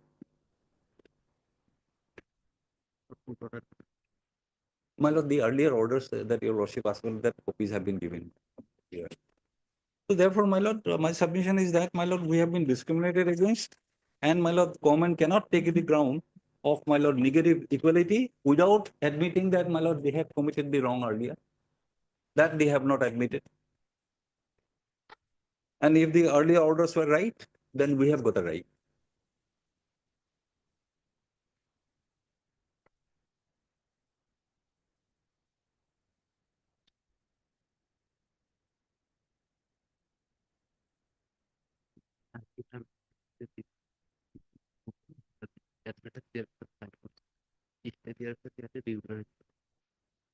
In these 2 cases, my lord, that I have given the orders, my lord, that time to time they were issuing advertisement. When this writ petition was filed, immediately they are regularized and the writ petition becomes infructuous and withdrawn. But in case of the petitioners, they did not do that even.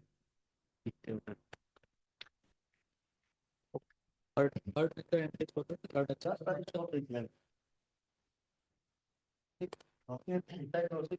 That particular division is whether it is as per rules or not.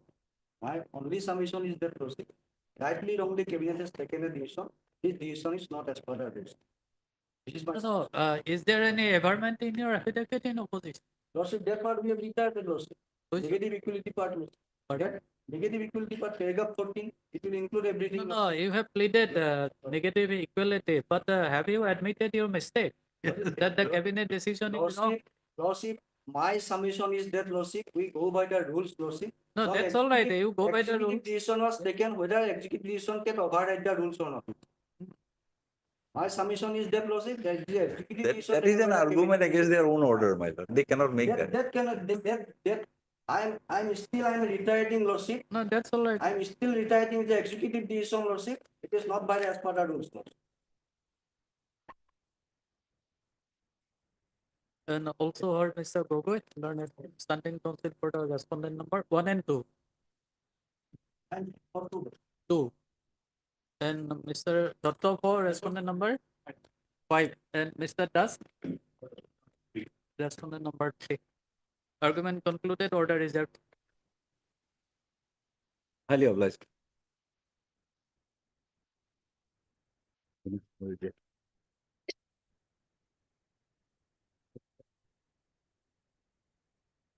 Will resume after 5 minutes.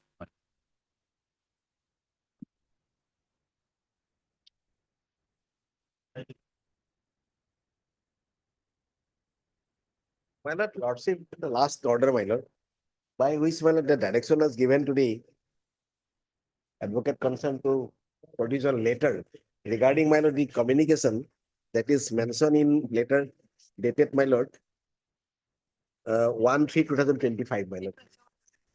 Order is, my lord, on 3/3, my lord, on 3rd March. It is regarding, my lord, the deduction of the DCRG from the petitioner's pension amount, which was illegally deducted by Lord rupees 2 lakhs. It is, my lord, 2,13,041. Although that was total amount was sanctioned 7 lakhs against the DCRG without saying any zero recovery by the communication. So in that respect, my lord, the instruction was given as per the reference letter dated 1/3/2025, where they have mentioned that they have communicated to the director of pension. So court want to see that, my lord, that communication, my lord. Order my lord, the letter referred to the pension given, my lord, it is actually communicated to the senior standing council. This is the letter.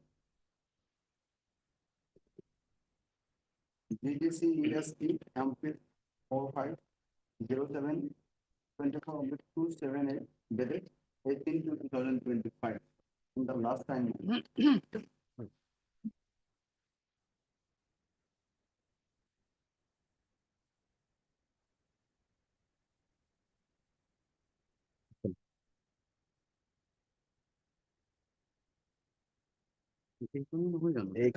Number 2, it only get the director pension communicate production. The director pension no longer the person the pump. If I have not communicated to director pension, if there is no recovery, then I will not entitled to get the money. Or admittedly, the amount has been deducted.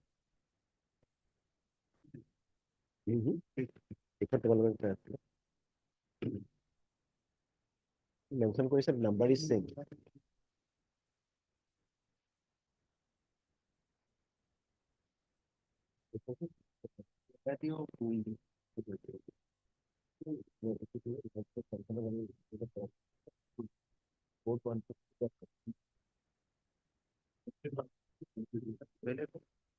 Number तो भूल नहीं किसने किन्तु but pension director में specifically mention करके director pension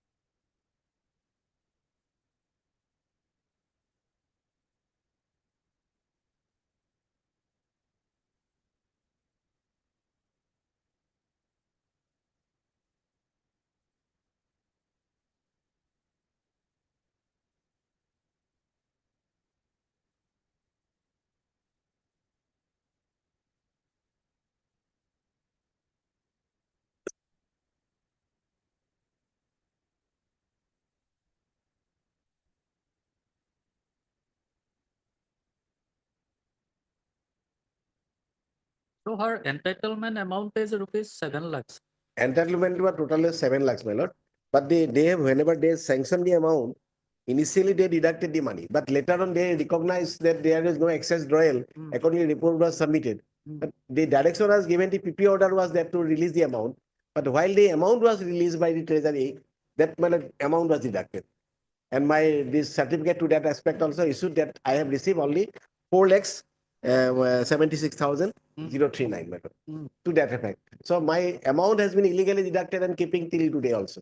So I am entitled to get the money with all interest, from the date of my deduction.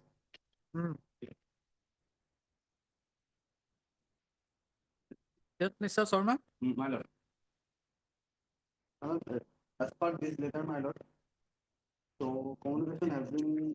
It is my lord, in letter also they stated.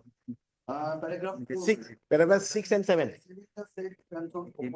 From the Director of Pension Assam, the Office of the Undersigned by letter number 2 and 2, dated 6/9/2018, forwarded an application received from the principal of intermediate school, along with the personal application of the petitioner and other relevant documents to the Director of Pension for consideration of the matter as papers as due to no amount drawn in exchange.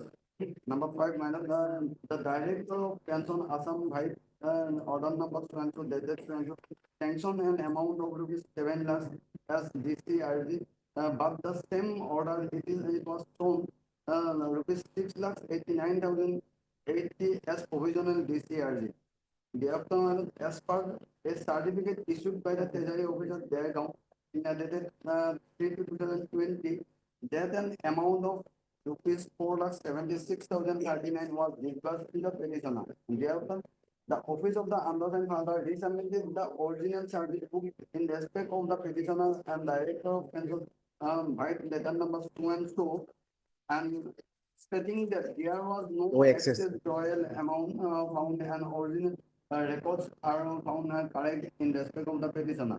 Number 8, the office is currently examining whether the amount of 13,041 was deducted from the petitioner pension account or not. And my lord, then my lord, as per record available to the undersigned, it could not be ascertained whether the amount of rupees 2,13,041 was deducted from the petitioner's pension account or not, and the reason of such deduction is minimal. And therefore, that inspector is seeking some time so that he can affirm.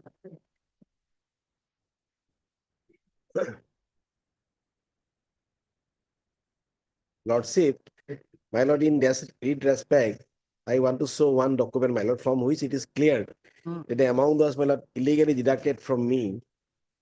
It is, my lordship. This is annexer 7/8, page 37 of my writ petition, my lord. Page number? 37, my lord. This is royal certificate issued by the, my lord, principal of the school, Indrani Devi High School, where I was the principal, retired as a principal. Where it is, my lord, the royal certificate is showing the certificate of Mrs. Runu Mahanta, retired principal in charge of the Indrani Devi High School, received DCRG and the provisional pension as shown below. DCRG amount 4,76,039 against the total sanction amount of 6 lakhs, well, at 94,000. 94,080. So this is the certificate issued because as per the PP order, Lordship will come to the first page, my lord, page number 36 and 35, annexer 5 and 6. The annexer 5, Lordship will get at page 35, where, my lord, this is the order. PP order, my lord. It is issued and Lordship will come to the, my lord, DCR column. It is shown that 7 lakhs. Lordship got it, my lord. And kindly turn, come to down, my lord, this A. Then straight, my lord, in the other right hand side, it's a Z. Overpay allowances, it is showing 0. So nothing was to be, my lord, recovered from me. And direction was given to the treasury officer. This is the next page, Annexure 6, to arrange the money for payment to the petitioner. And instruction was given to obtain the drawing certificate also. Accordingly, that was done in Annexure 7. And money was paid to me only that amount, in spite of all the orders, PPO order and instruction also. And the poor petitioner, poor lady is, my lord, running after these issues since long from pillar to post, but nobody is taking the responsibility, my lord. My lord, in my instruction, point number 2, that after her retirement, the pension provision of the petitioner was forwarded to the Director of Secondary Education, Assam, by the then Inspector of School. That chapter has gone. This year is showing some excess royal. That chapter has gone. Pay and allowances of rupees 2,13,041, which have from 2/6/1992 to 31/3/2016, and accordingly proposed all to sanction rupees 4,76,039 from the total DCRD entitled rupees 15,94,008. Then next come. Then that entire document was returned back by the Director of Pension. They are showing that there is no excess royal, and it is specifically stated that if something is done not to be due to the fault of the petitioner, that will not be recovered. And accordingly, later they have submitted the report that there was mistake, there is no excess royal. So that chapter was the initial stage. That is gone long back. And after that, the new process has been initiated by where it is saying that there is no excess royal. The PP order is there. What is the meaning of the reading these things? Again, going to back. Poor ladies, my lord, after retirement, is retired in 2016. Lordship, now it is about, it is 10 years to be completed. She is running after these issues. So my prayer, my lord, the direction may be given to the authority concerned, my lord, to pay the amount, my lord, with all interest from the date of my retirement. Sometimes may be granted so that I can all the time they are paying time. Up to date status, as because the present Inspector of Education was appointed on that post in 16 December 2024. So my lord, and he is taking some time also. All the time they are taking paid for time. Current status, my lord, at this some time may be granted. In para 10,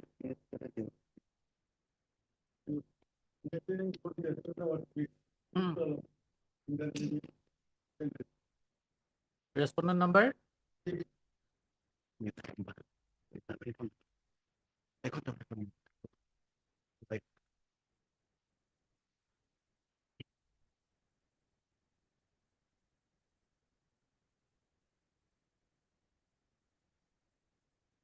Now, who has to release the amount? My lord.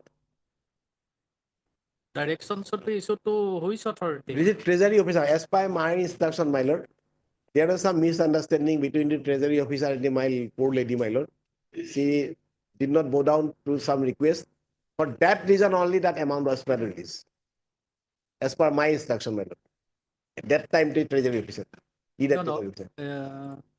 Are you sure that direction should be issued to the Treasury Officer? Yes, my lord. Kindly see the annexure, my lord. The 5 and 6. I am not on my lord on my. This is on basis of the record and document, my lord. Kindly see the annexure 5 and 6, my lord. Decision PP order issued from the my lord Director of Pension. The 5-1, page number 35. Then next instruction was given to the Treasury Officer. Kindly turn to my lord the address to the Treasury Officer. Their account Treasury. And next page 36, annexure 6. By the same authority. And there is my lord in third line, my lord. But the lordship will, I am to forward here with the PP order such of Sri Muti Renu Mohan, retired principal of rupees 25,030 only per month onwards, and to request that the pensioners portion of the order may be made over to him, and after obtaining the has and signature on the disbursed portion, and you have also satisfied and after you have satisfied yourself of her identity and payment noted on both the portion of are as they are made, a slip bearing of the attested specimen of the signature left hand thumb impression along with the photographs and also be enclosed. if the pensioner wishes to draw her pension through an authorized agent, the pensioner portion of the PPO may, on application by the pensioner, be sent to the authorized agent through a registered post receipt, and the latter has executed a bond of indemnity of the refund of her payment. A written acknowledgement of the receipt pensioner's portion of the payment order should, however, be obtained from the pensioners through the agent of the record.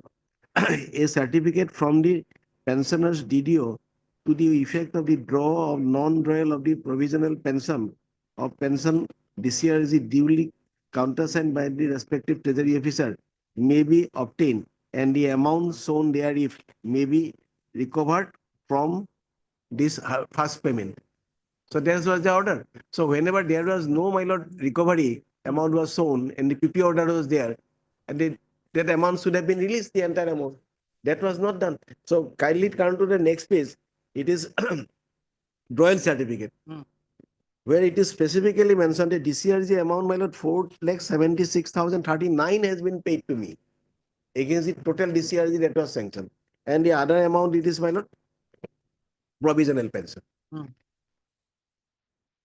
So from all the document, it is clear that my amount has been illegally deducted, my lord. But I don't know, my lord, why my learned friend is all the time taking since long, now from the day of my filing of the case, my lord, in 2021.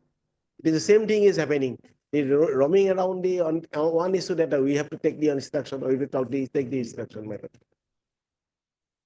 Even the all communication also, they are saying the same thing. So my prayer, my lord, I am Direction should be issued to the treasury officer. treasury officer, my lord. Then who will bear this interest? Yes, my lord, that to be interest to be bared. Otherwise, my lord, I am suffering. What is the meaning of that amount was sanctioned in 2016, and now it is, my lord, 25. The same amount, my lord. It is totally unjustified. No, it is being withheld by the treasury officer. Yes, my lord. So he has to bear the interest, my lord. interest. Yes, Mr. Gogoi, Mr. Devdi. Lordship, on last occasion, my instruction dated 27th May 24, perhaps in the honorable court circular. It was furnished, which says that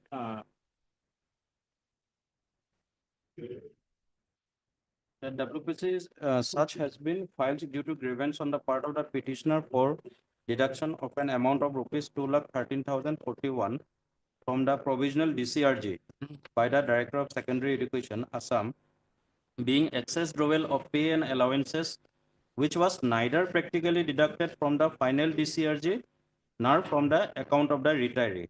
It was just a paperwork done by the authority concerned, which was adjusted from the provisional DCRG paid to the petitioner. In this regard, it may be stated herein that during processing the pension proposal in respect of the petitioner, no such overpay allowances had been found by this directorate. Moreover, the Inspector of Schools, GDC Golaghat, by letter such and such, has informed this directorate that no amount was found drawn in excess by the petitioner. Therefore, on the basis of the above clarifications from the concerned authority, this directorate has already finalized the pension case of the petitioner, showing the overall pay allowances as rupees 0. This is DCRG amount as rupees 7 lakhs. So, Lordship, as my colleague has also submitted that some time is required to scrutinize and take the final stand whether what actually has happened. So we jointly pray for 1 week time so that whether it has been deducted, as the petitioner has again and again he has been making the statement that amount has been deducted from it. No, this annexure number 7. You see the amount he has drawn as a DCRG. But whatever the instructions that are before us, it is now up to date because those were the documents of prior. So taking that into account, we are making that prayer before your just 1 week time because inspector of school, because the instruction which is before me was by the earlier incumbent. Now new incumbent says that he needs some time. So Your lordship. Okay, my lord, I will concede, my lord. I am concede, my lord. My prayer is, my lord, that the next time they should come all preparation so that, my lord, after that, no further Yes, adjournment. yes, So that, my lord, at least yeah. the petition can be only disposed of, my lord. Understand that, but yes. This is my prayer, my lord. No, let us do one thing. We'll pass the direction. The inspector will again check it. If found all right, then immediately he will release the amount. That can be also, my lord, but the interest portion, that should be, my lord. My prayer will be there. Okay. And that to be with a specific time bound, my lord, so that, my lord, that cannot be go again for a long process. Within 15 days from the date of Yes, my receipt lord. of Yes, my certificate. lord. Okay. Yes, my lord. That can do. Then if it is found okay, then the amount will carry interest at the rate of This nationalized bank. Bank lending rate, my lord. Bank lending rate. My lord. That can be, my lord. Okay. You scrutinize the matter, then if found okay, then you have to release the amount. No, why sir? All right, it is. My lord. That within We'll 15 pass days. the order. The exercise has to be carried out within Within 15 15 days. days, my lord. Massively. 11. Massively.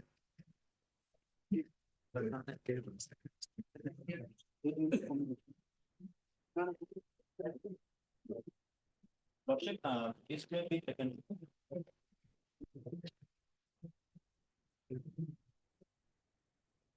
May I please, Ombudsman?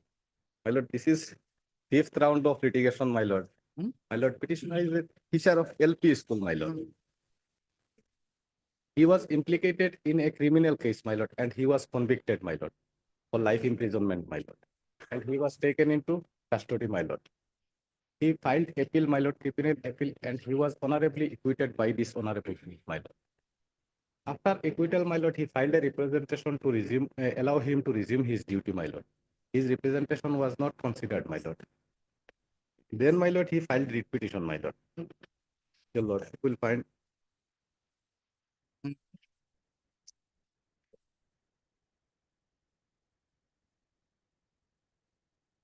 page 23, my lord.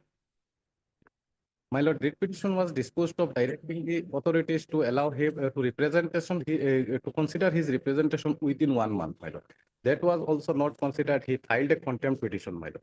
During the contempt petition, my lord, the order dated page 28. This is vital, my lord. This order was passed, my lord.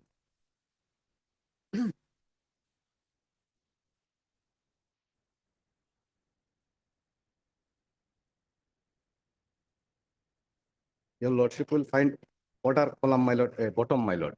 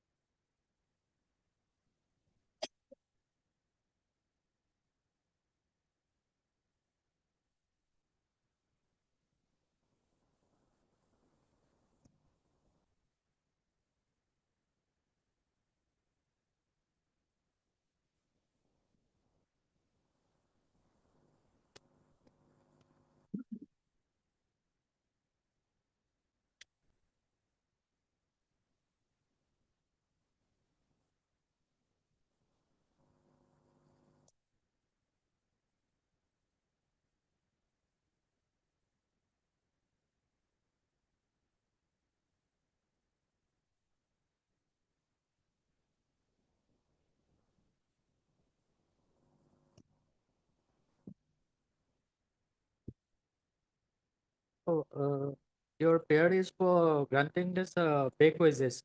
Back wages, my lord, which was allowed by the director, my lord, at this time of reinstatement, my lord. Order was very clear that he is not entitled back wages during the custodial period, my lord. Means that he is entitled from the date of acquittal, my lord. Accordingly, my lord, a back wages was prepared by the district authorities, my lord. And for the current year means, my lord, of that year, my lord, it was released from the district, my lord, and uh, from 2012 to 2016, my lord, it was sent to the directorate for approval, my lord. Then when no action was taken, petitioner approached this court, my lord. And this is very vital, my lord. Your lordship will find page 41, my lord. Order start. 21/1/2019, my lord.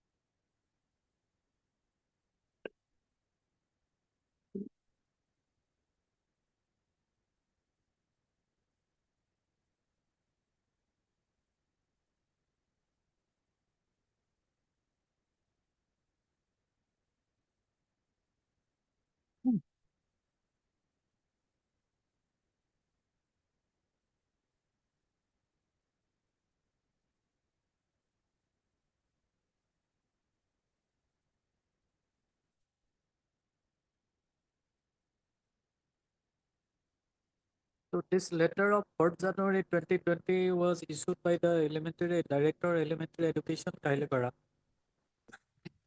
to the secretary to the Yes, my lord. elementary education department. Thereafter, what happened? My lord, in the meantime, contempt proceeding was pending, my lord. Now, my lord, the impugned order was passed when there was a page 45, my lord, saying that petitioner is not entitled back wages by applying no work, no pay, my lord.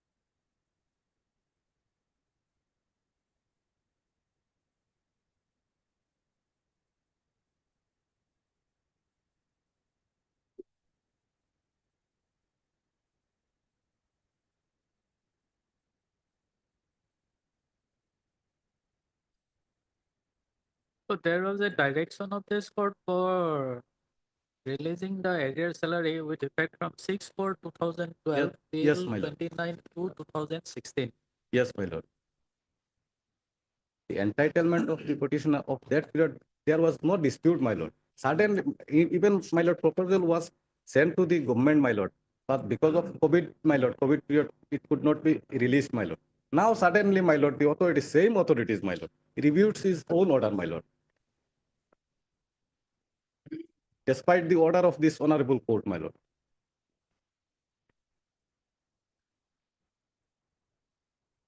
So, madam, are you appearing for the Recruitment authority?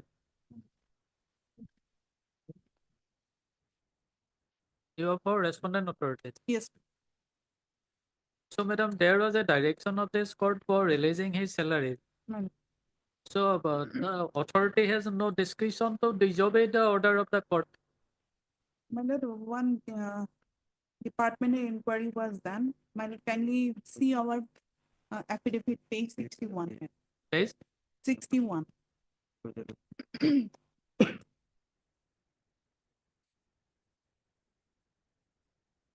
Yes. May I? Ma'am?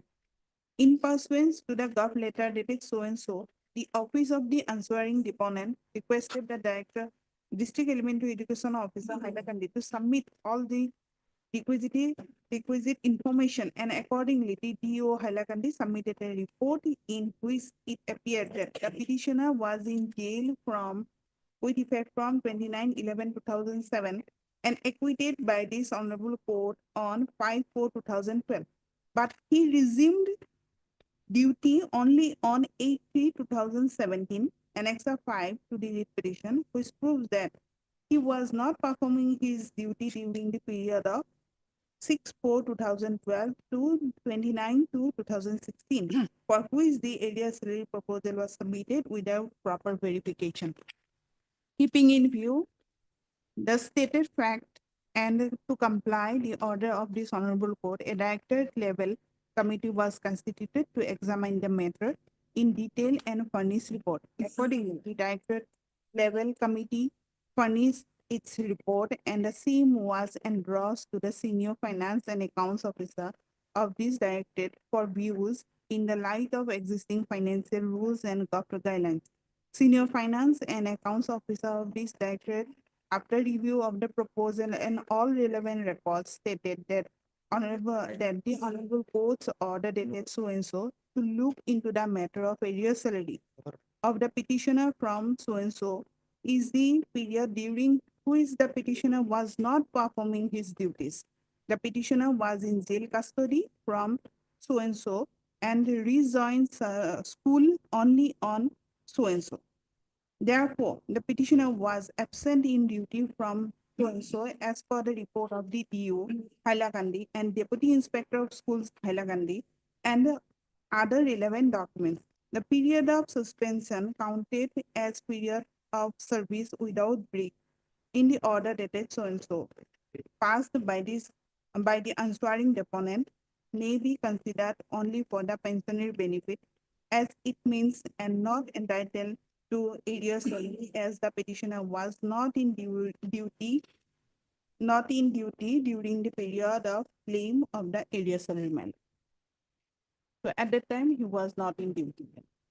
Not on duty. Yes. My lord, Not that on was duty, after my the lord. order of this honorable court. my After lord. proper verification, a speaking order was also passed.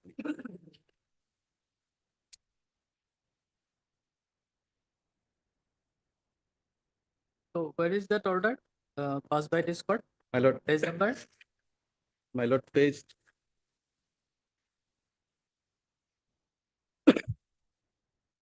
41, my lord. Order dated 21/1/2019, my lord. Page? Page 41, my lord.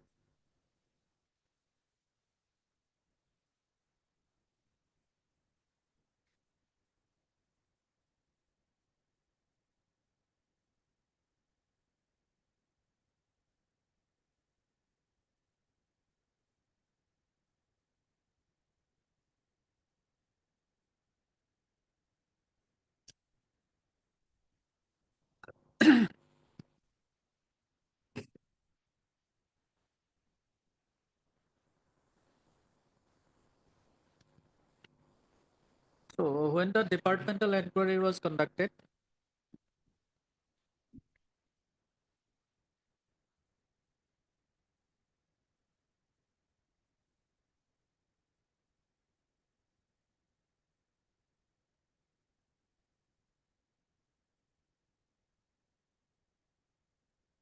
After passing this honorable.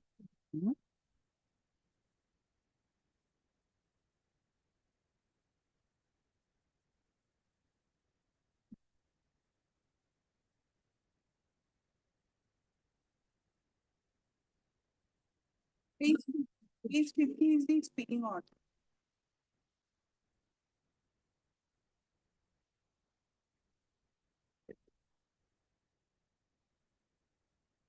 Annexa 12.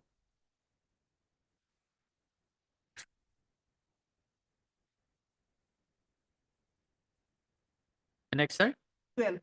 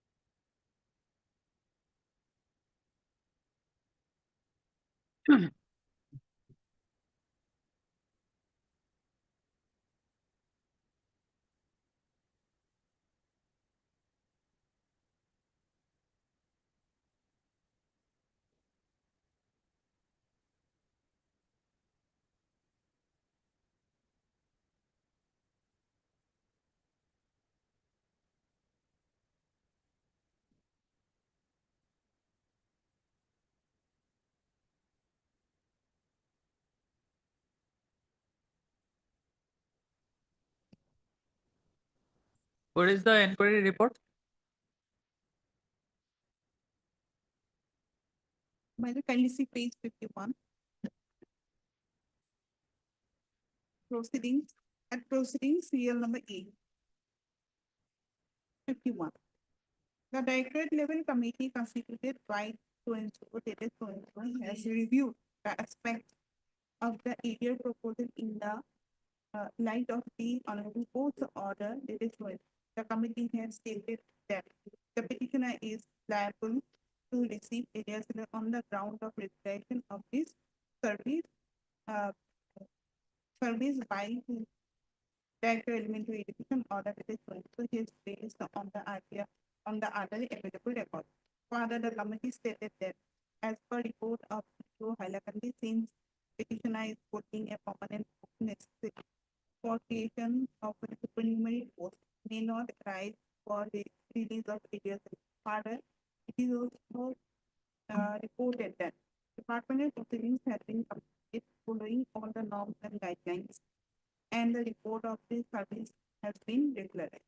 Senior Finance Accounts Officer, Office Director, after review of the proposal and all relevant records, stated that the Honorable Court order to allow areas survey so and so is the period during which petitioner was not performing his duties. The petitioner was in jail custody from so and so and rejoined in school on so and so. Therefore, the petitioner was absent in duty so and so as per reports of PO and district inspector of food, Hailakandi, and other relevant. No, madam, I am asking about you, the departmental inquiry.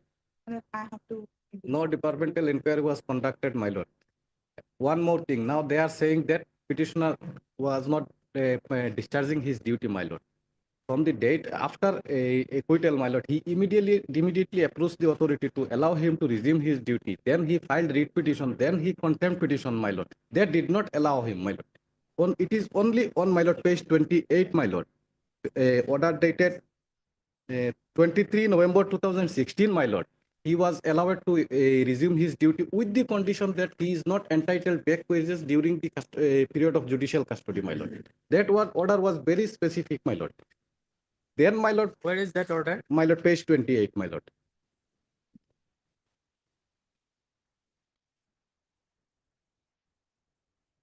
Yes. Your lordship will find bottom order.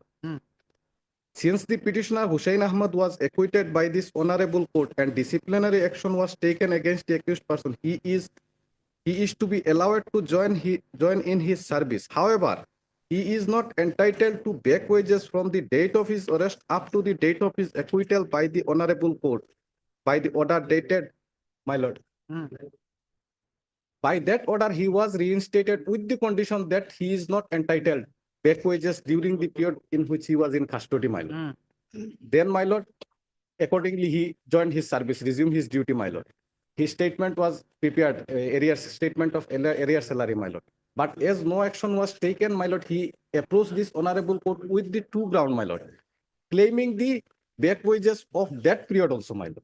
But during the hearing, he relinquished that part, my lord. And this honorable court, your lordship will find it is also reflected in the order, my lord. Page 22, my lord, paragraph 2. Page 42, my lord, paragraph 2.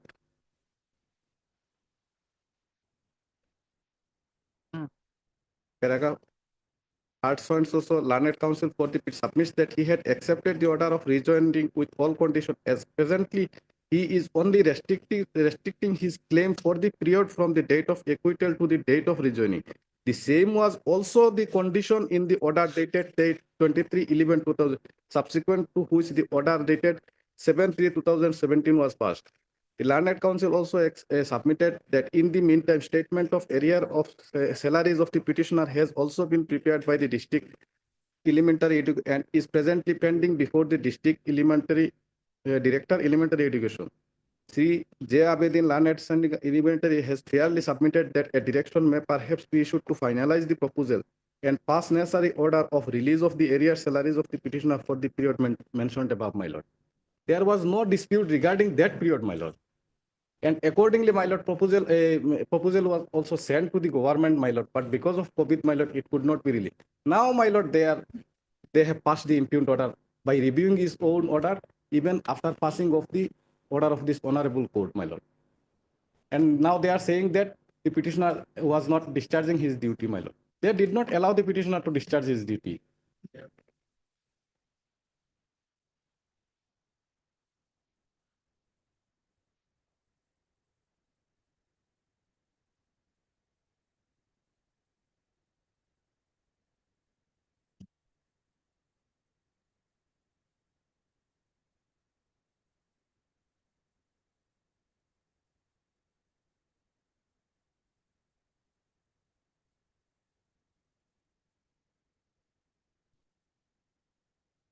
So this order dated 23rd of November 2016 Yes, my lord. is contrary to the present impugned order. Yes, my lord.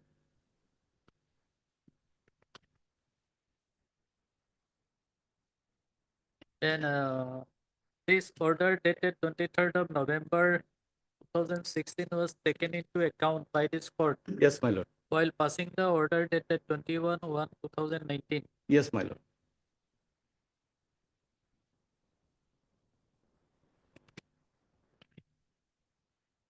So no departmental inquiry was conducted against him. No. Not Departmental conducted. inquiry was done. Pardon? Departmental inquiry was done. Done. But have you mentioned it in your affidavit?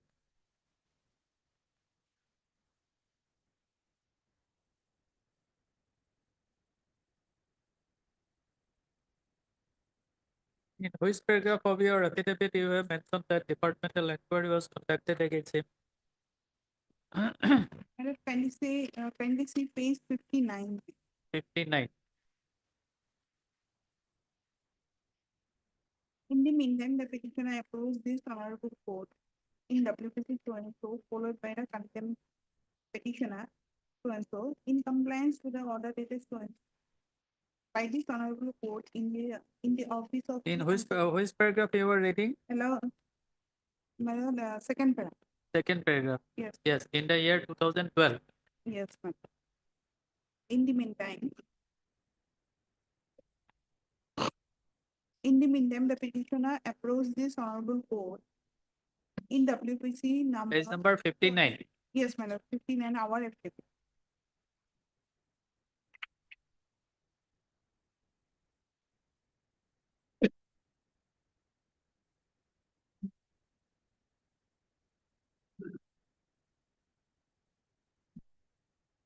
Is it in paragraph number 5?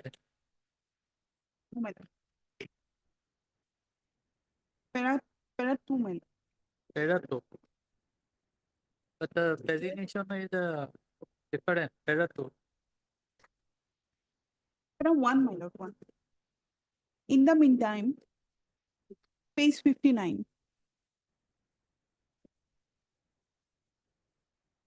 No, you were reading the affidavit of respondent number 3. Sorry. Yes, my lord, respondent number 3. Paragraph number 5 is the relevant paragraph. Paragraph number 6, madam. Para number 6. Sorry, madam. Para number 6, page 59. Yes, how it starts? And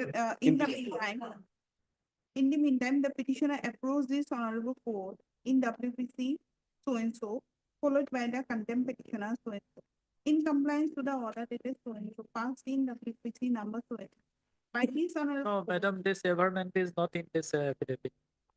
Is the affidavit dated 15th of November 2022?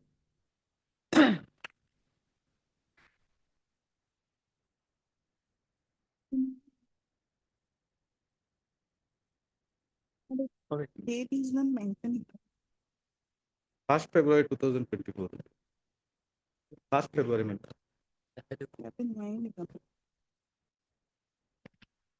Yes, ma'am, 1st February. 1st February.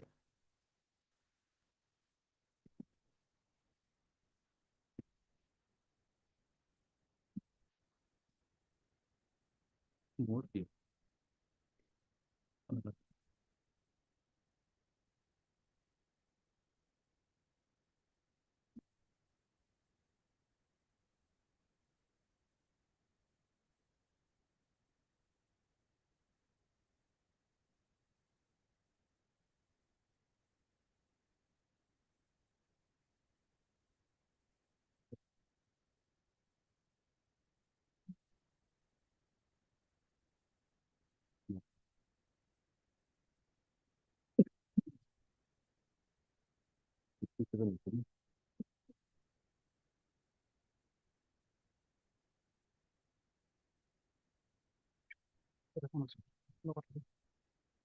Okay.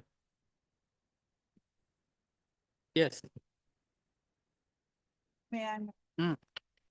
In the meantime, the petitioner approached this honorable court so and so, followed by the contempt petitioner.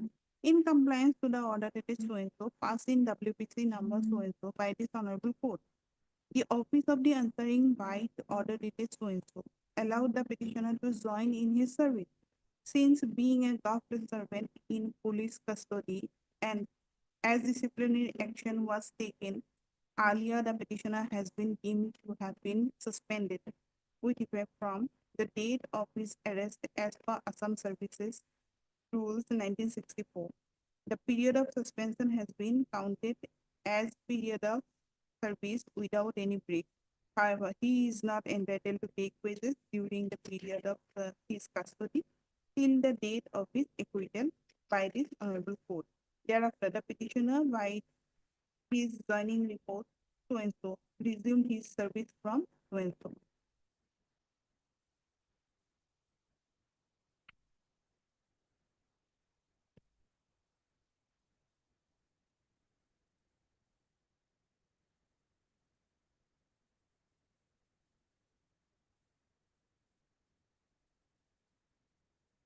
Oh, where is your averment that disciplinary proceeding was drawn up against him?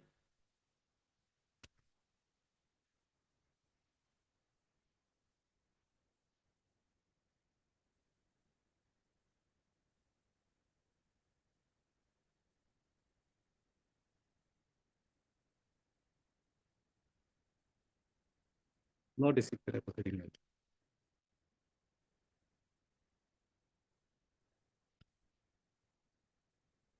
Is there any averment in your affidavit?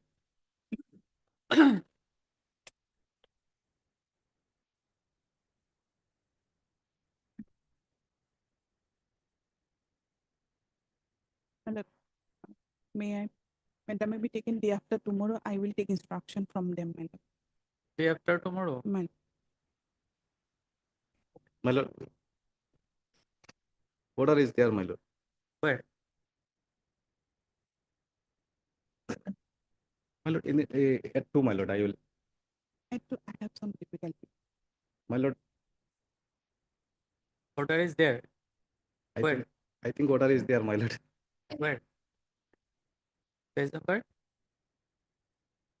My lord, page 29, my lord.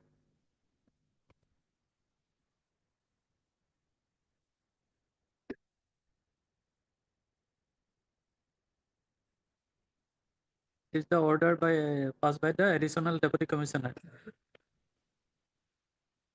Page 29, district elementary education officer. Yes, my lord, additional deputy.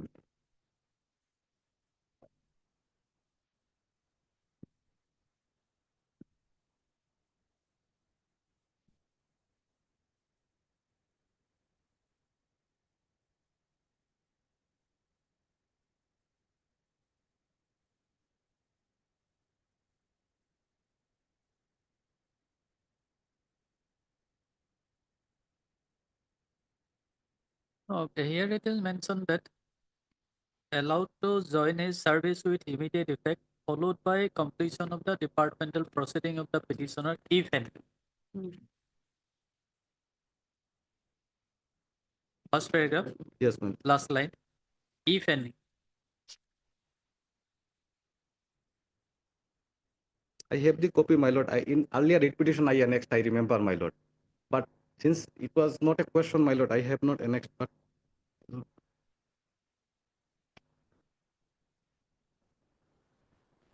Let it be day after tomorrow. day after tomorrow, my lord, I will place Heard, Mr. AHM Arthur. Learned counsel for the petitioner and Madam Kokon for the respondent of her case. Heard in part, lays the matter day after tomorrow as part of it. Obliged. Next one.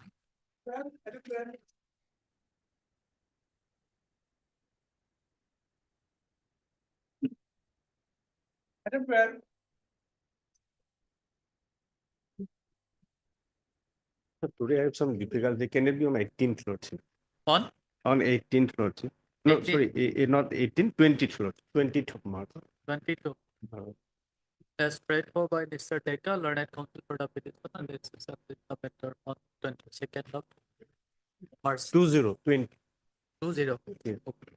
May it please your lordship, can I submit one thing, lordship? With regard to item number 2, lordship, can it be on 13, lordship? Respondent advocate is also there, lordship. Item number? Item number 2, lordship. Timing item. On Thursday, lordship. Okay. As read for by Mr. Keyboard, lordship. Keyboard, learned counsel for the petitioner, this is the matter. Thursday. 13, lordship. Next. Oblige, your lordship.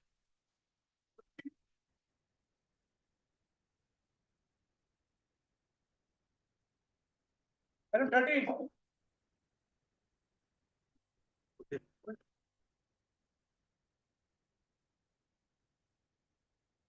Now the case for the petitioner on call, SSL is the method after 1 week. Item 14. It is a lordship. Lordship, this matter pertains to non-payment of arrear salary and earned leave. Petitioner was serving as an English teacher in Vidyamandiri school. Subsequently, she retired. After she retired, she came to know that some period of her month salary has not been paid. Time and again, the state respondents have taken time to produce documents, but they have failed to produce any documents why they are not releasing it. And my commuted leave, which was all total of 250 days, they have calculated to 235 days. So that earned leave period also, 15 days, they have deducted it without any explanation. So I'm eligible for that leave, that period amount also. So these are my two grievances. Last occasion, instruction was sought by Mr. Khatanier that one document was placed before this court, which is in the file, saying that the updated instruction on the amount when it will be paid, it was given. That has been roaming around for last 5-3 days. That has been given, but nothing is coming forth. So if a direction is being given, because very recently Supreme Court has come out that when this salary has been kept as an arrear, so the petitioner is eligible for interest on the salary. The recent judgment has come. So that also I like to cite, if your lordship permits me.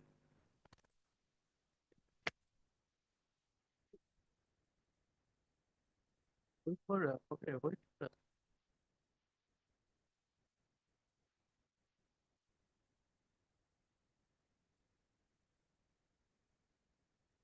Here, your lordship,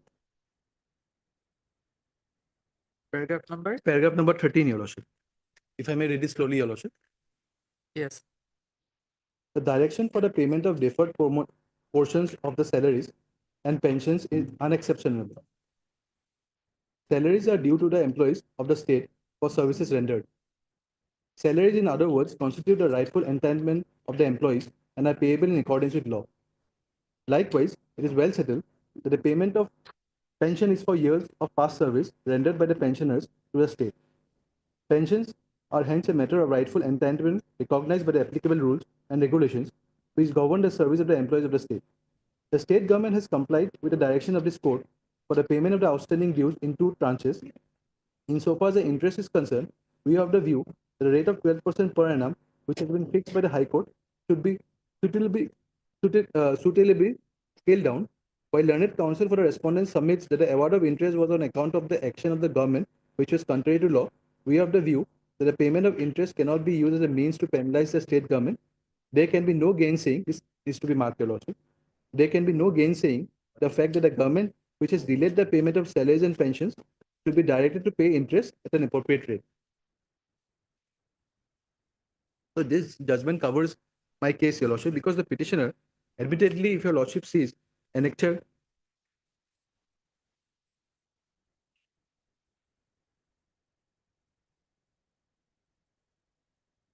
Your Lordship takes page 47 of my writ petition. This is the statement of the account issued by the Treasury Office, Kamrup. There Your Lordship will see in the middle part, period of arrear dues. 1, 2, 3, 4, 5, 6, 7, 8 columns. There specifically, this is the period, Lordship. 9/8/18 to 31/12/18, and subsequently, Lordship, the amount 2,76,813. That needs to be released. And my another prayer, which is with regard to the So your prayer is to release this amount. yes, with interest. And the second part of the prayer, which I have prayed, with regard to the Interest. Interest, along with this earned leave. Earned leave, Your Lordship will see that notification of Annexure 7, page 30. There, Annexure 7, page 30. Yes. I may read it slowly, Your Lordship, for reference. In pursuance of government notification number so-and-so dated 19/2/11, and so-and-so dated 3/3/12, sanction is hereby accorded to the petitioner, the name of the petitioner, retired principal of Vidya Mandir High Secondary School, Kamrup Metro, for cash payment in lieu of unutilized earned leave of 235 days, which was at the credit of so-and-so in his leave account on the date of his retirement on superannuation of 31/7/2020. So she has retired on 31/7/2020. They take it to be as 235. Whereas the principal of the school, which the annexure I have annexed at page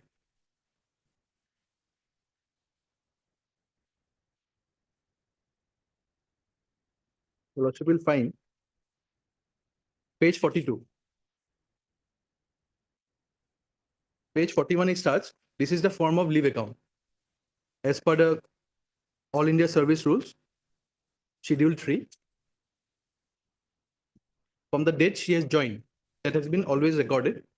And that shows, if the relevant part is at page 42. Page 42, on the right hand side, there is a column 1, 2, and 3. Yes. Where this is the original copy I've shown, and I've put a type copy also. In the original, Lordship will see in the serial number 3, certified that the incumbent has at credit 253 days unutilized leave. So specifically 253 days was sent to it.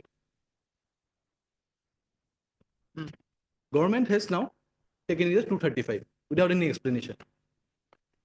Notice was issued in the year 2023. 253 days. Yes. And government has counted it 235 as days. 235 Without any explanation. They might have committed some mistake. Yes, but the notice was issued on They 23. have misread the total numbers of dates. Yes. Days. Okay. So by way of this to this, I am agreed.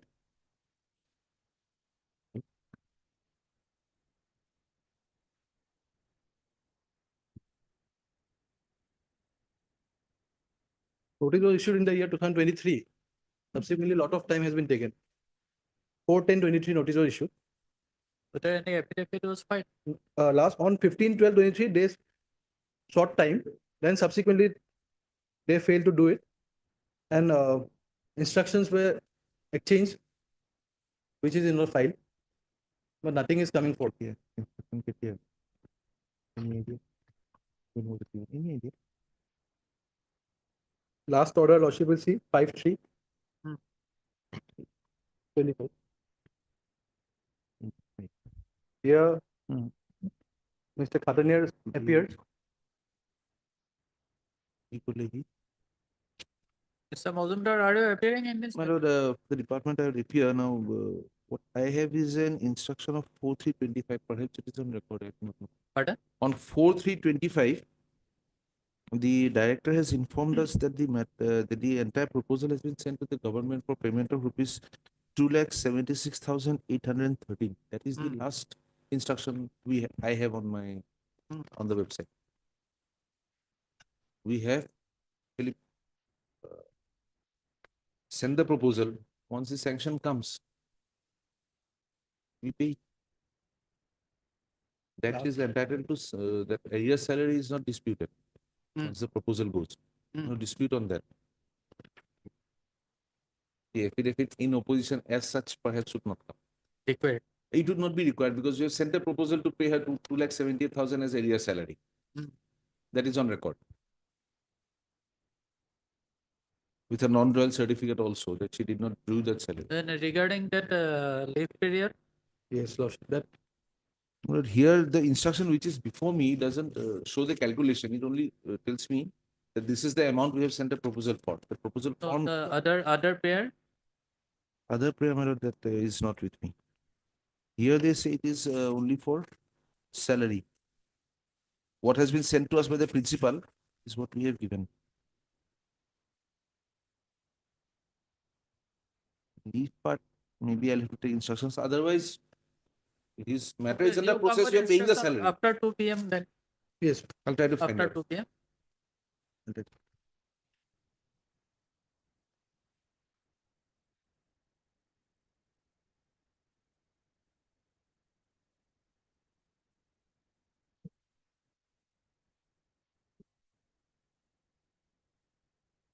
May I please your lordship? Lordship, in item number 13, I have missed the matter, lordship. Item number 13, lordship, it is a pension matter. what's that? After 1 week.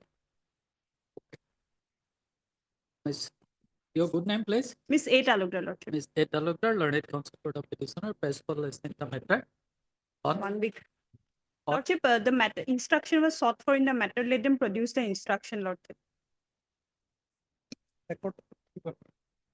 record is not available now. Lordship. Instruction received. Record.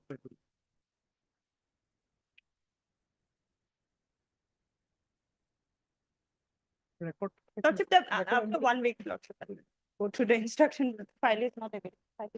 File not? Okay, furnish a copy to her. Lordship, I'll take copy. Please go to my lordship. Acha, after a week, lordship. Oh.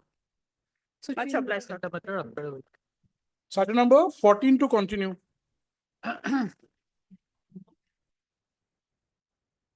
Here, the sanction order is under progress, my lord. This lying with the department, my lord. So, my lord, may give me some time, my lord, regarding the sanction of the areas relief proposal. There are some queries by the government, my lord, that was already replied to, and now it is with the government, my lord. So there are 2 prayer of the That petitioner. I have seen, my lord, that I have seen regarding earned leave, my lord. Today, I don't have any instruction. So regarding earned leave, I will obtain the instruction, my lord, whether it was counted or not. And as regards the proposal for area salary, it is under consideration of the government.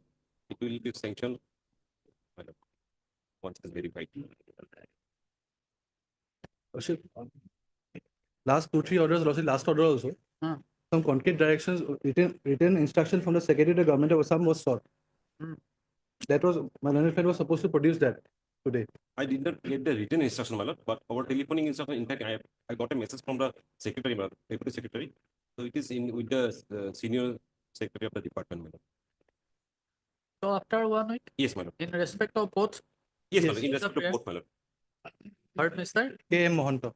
Learned counsel for the petitioner and Mr. N.J. Katon, learned standing counsel for the secondary education department. Mr. Katon here, learned standing counsel for the secondary education department, submits that he has received telephonic instruction. Then he may be granted some 1 week time. 1 week. 1 week time.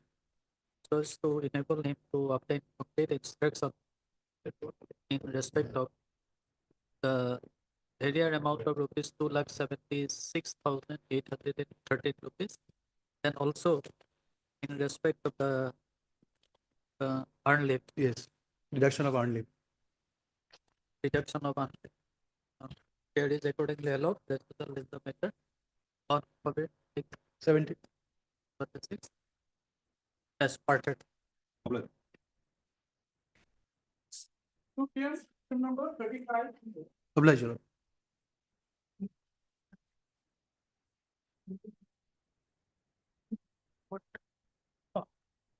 Lordship, in this case, I am led by. No, no, one second. My lord, the concerned person was not there. Can it be day after tomorrow? Okay. Okay. As agreed by learned advocates of both the parties, Procedural is the method day after tomorrow. Oblige, Lordship. Timing item 4 and 5.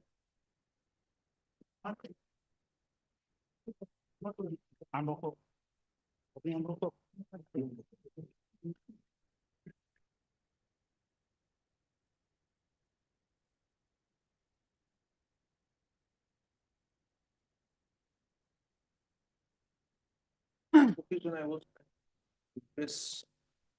On the last occasion, I was trying to impress the that once he participates in a selection process without raising any grievance against the composition of the selection committee, waits for the results to be declared. He is stopped in law of challenging the outcome of the selection process. You definitely refer to on the last also.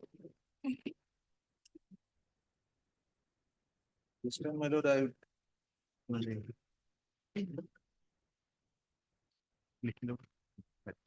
Okay.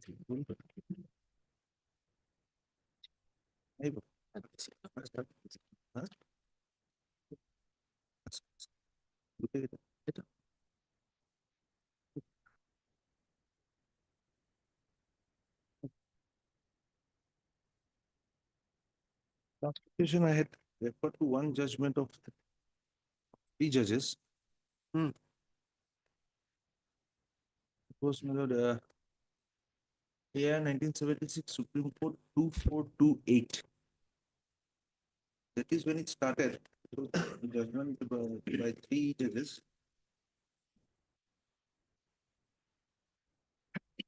Para 15. AIR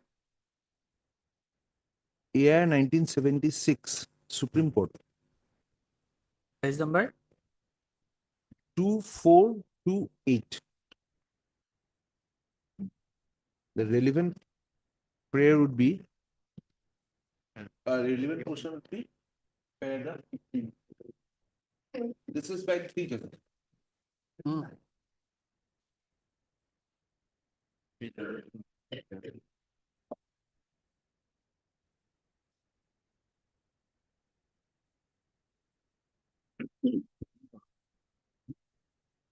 The title is G. Sarana versus University of Lucknow.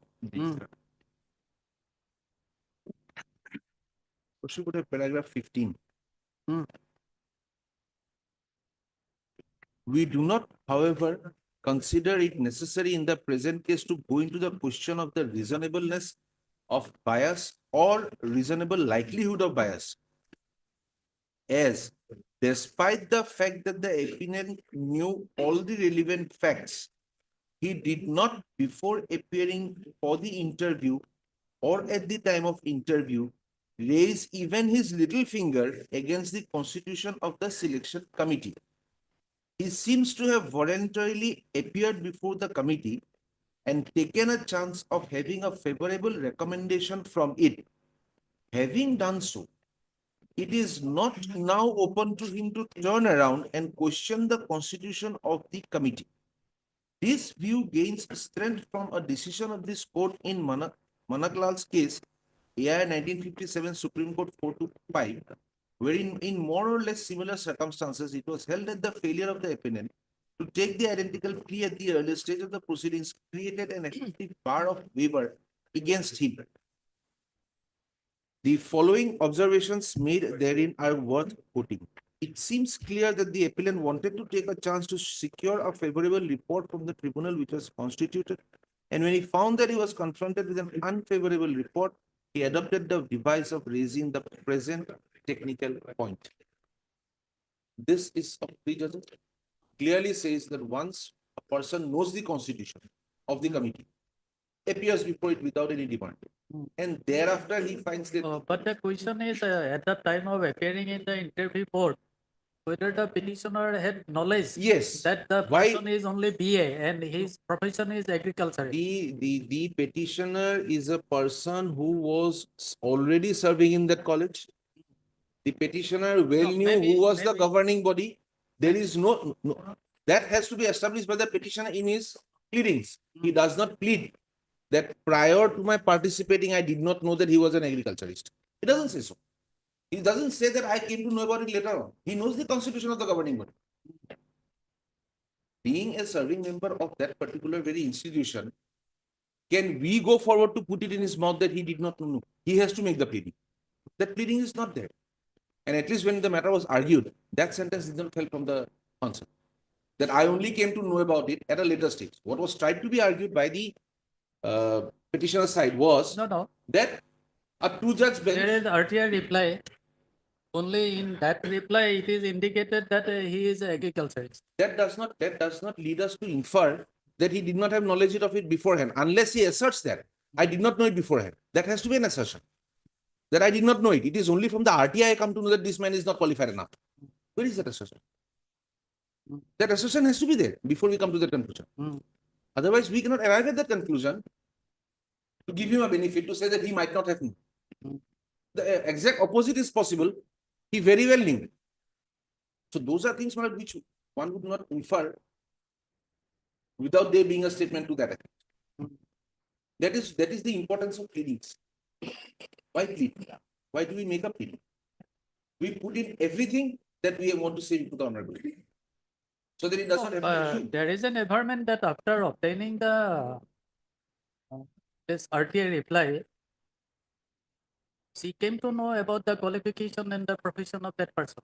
That she did not know about it earlier was never stated. She has No, to may not be, but preponderance of probability is there. No, but she would find what was the RTI about it, and what is a reference to the RTI.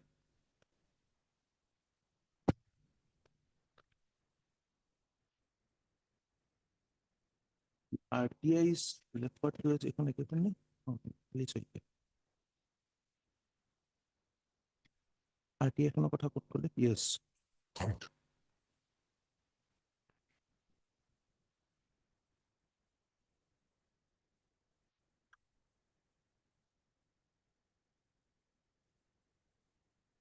RTI এখনো application হয়নি। Her sentence that she did not know.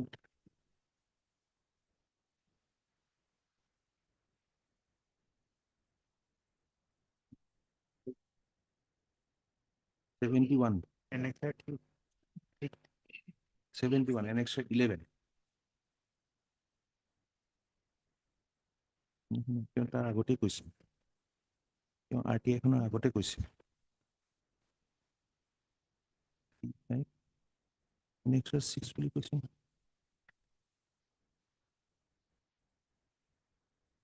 Annex 6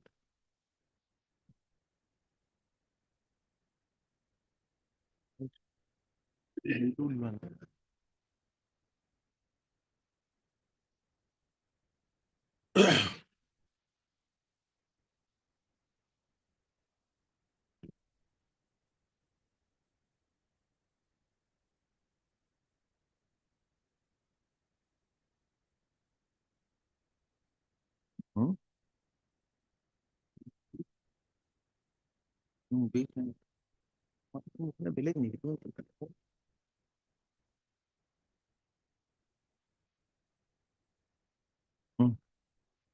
PG.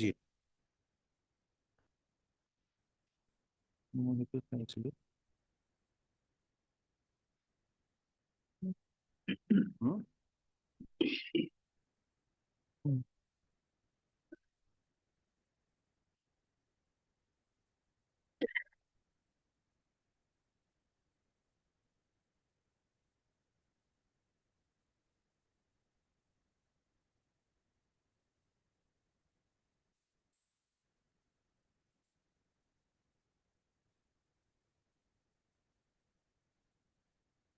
Yes, Lordship would have paragraph 8 and 9, how it is drafted. Page 9, para 8. That the selection committee, after holding due selection, submitted the panel of candidates and thereafter the respondent number 4 submitted the select list before the respondent number 2 for approval of the appointment of the principal of the college. Pertinently, the select list was not made public for oblique reasons. However, subsequently to the utter shock and surprise, the petitioner came to know that the selection committee recommended and removed the respondent number 6 in complete disregard to the guidelines and norms of selection. Accordingly, petitioner submitted an application before respondent number 2 under the RTI seeking information of pattern of allotment of marks against each of the candidates. Lordship will find the RTI is dated 21/4/2023.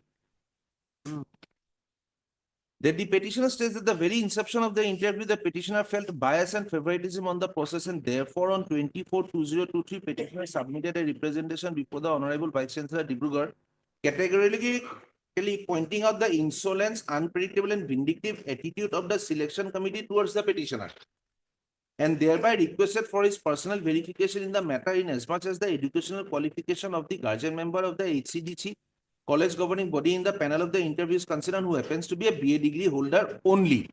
Now, Lordship will find that this is dated 24/2023. And on para 8 above, Lordship will find the RTI was filed on 21/4/2023. So it is, I would presume, that on 24/2023, before filing the RTI, she knew that he is a BA degree.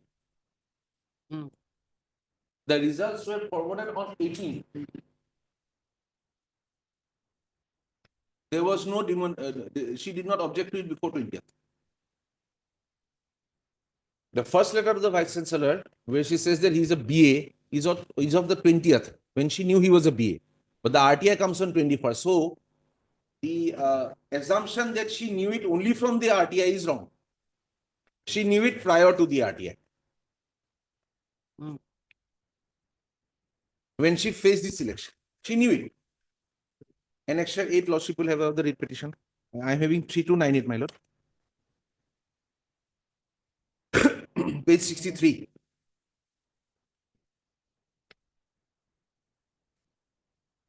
Annexure 8, Annexure 7 and 8. 62.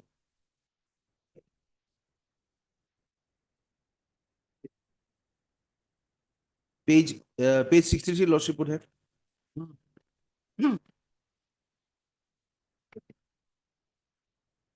Yes. With due respect, I have the honor to state that I am a candidate for the post of principal in my college. HCDC College, Nitai Pukuri under so-and-so, for which interview was held on so-and-so. I've been serving in this college in the Department of English since December 1995. I've been carrying out the duties of the head of the Department of English since September 2013. And as coordinator IQAC since April 2017, I've been working in the locality with devotion for the betterment of the underprivileged students. But in the interview, depriving me what so-and-so has been selected.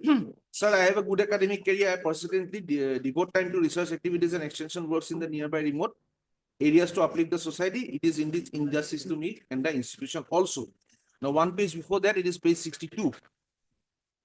This is all before submitting RTI application. Now, at page 62, because page 63 will make it implicit that she knew on 24 who was being selected and recommended. So then on 24, on the same day, 24, she writes to the Vice Chancellor, during interview, I was inquired about the last NSC accreditation of my college and accused me and my colleagues of doing nothing for our college. At the same time, Honorable VC sir commented that he secretly had come to know that myself as the coordinator of IQAC as well as teaching staff do not work for the college. I cannot tolerate this accusation, and herein lies a scope to think that there is indeed some biasness. Is it justifiable to accuse a candidate at the time of interview of doing nothing in such a way? Can we say that the interview was impartial as some of the interviewers were prejudiced against me? Educational qualification of the guardian member of HCDC college governing body who is a member of the said interview panel is only BA. At the same time, no children of that guardian is pursuing education in our college at present. Then Lordship would find she speaks about herself. Now, 63 read with 62 makes it clear that she knew it before the RTI that someone else is being selected. And that objection of an incompetent person, allegedly incompetent person sitting in the selection committee did not come prior to her understanding who is being selected.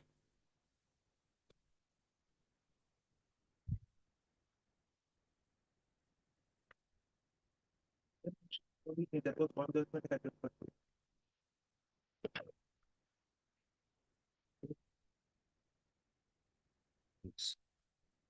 A judgment of this honorable court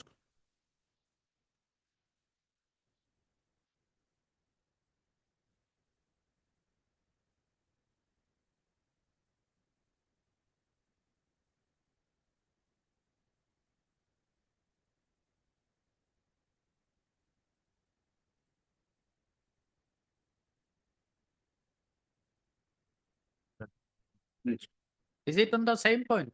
Same point. No, not same point. And there was another, my lord, query which fell that the case of Rajkumar was not taken into consideration by the judge bench. My lord, on that I will refer to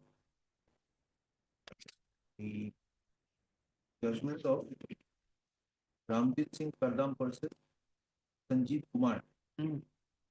AI 2020 Supreme Court 2060, which in fact referred to the judgment of Rajkumar and thereafter held that Rajkumar was in special circumstance. Otherwise, insofar as the concept of law that the constitution of the committee will not be challenged once someone knows the result, it has to stop.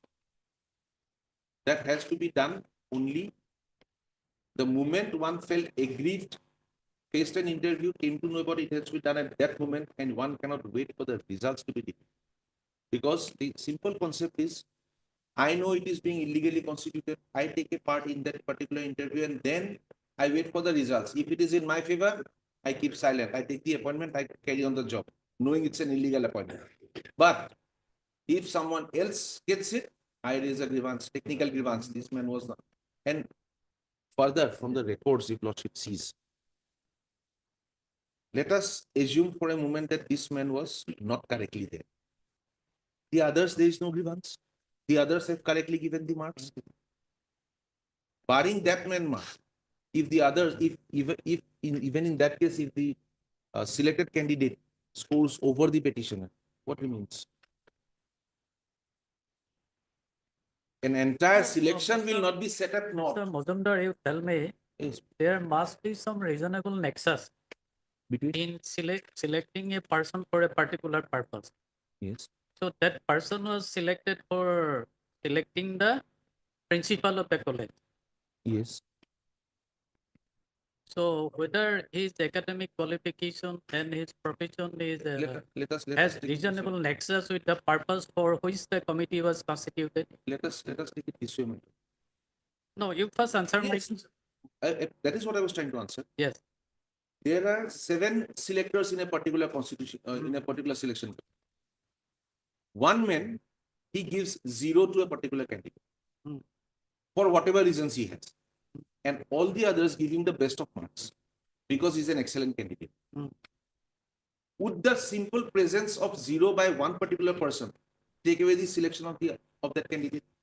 Or if you look at it the other way, is a particular selector gives full marks to a candidate because he knows that person, and all the other selectors give him 0 because he could not perform anything in the selection process. Ultimately, it is not that one selector who decides the selection. It is the cumulative effect of all the selectors who will be taken into account. The first line of argument being that the selection committee cannot be challenged at all. The second limb of argument being, even if that one person, for sake of argument, we keep him out of the selection committee, would the petitioner have scored above the person selected? if we are trying to evaluate the capacity of a person to select, let us hold it to be 0. What happens then? If records show that the person has been selected by all the other selectors, it would not remain, my lord. That particular impact of that one person, whether he was qualified or not, whether he was biased or not, would not remain. The selection committee has to be biased. That is not the allegation. It is one man did not have the one. The argument is one man being a graduate. The necessity in the rules is not of being an academician, Lordship will find. The necessity is of one being an academic administrator. An academician and an administrative academic administrator are two very different things. Administration of academics would not necessarily require a person to have high level of knowledge on the academic part. He should be an administrator of an academic institution. He should know how to run an institution. He should be very active in running an institution. Admittedly, this man is a part of the governing body which runs the same college. Would it be fair upon us, on our part, to try and assume that this man is not an administrator? An administrator would not require a doctorate degree. An administrator can be a graduate, as we know. An example was given. The UPSC and the APSC, they go on the graduate level only. No, maybe. They are administrators. They are administrators. We do not call them learned. We do not call them learned. We do not think that they are very learned people. We know they are good administrators. Uneducated people are good administrators. They have run the country. Justice Vanshu was not even an LLB, sat as the Chief Justice of the Supreme Court, Honorable Supreme Court.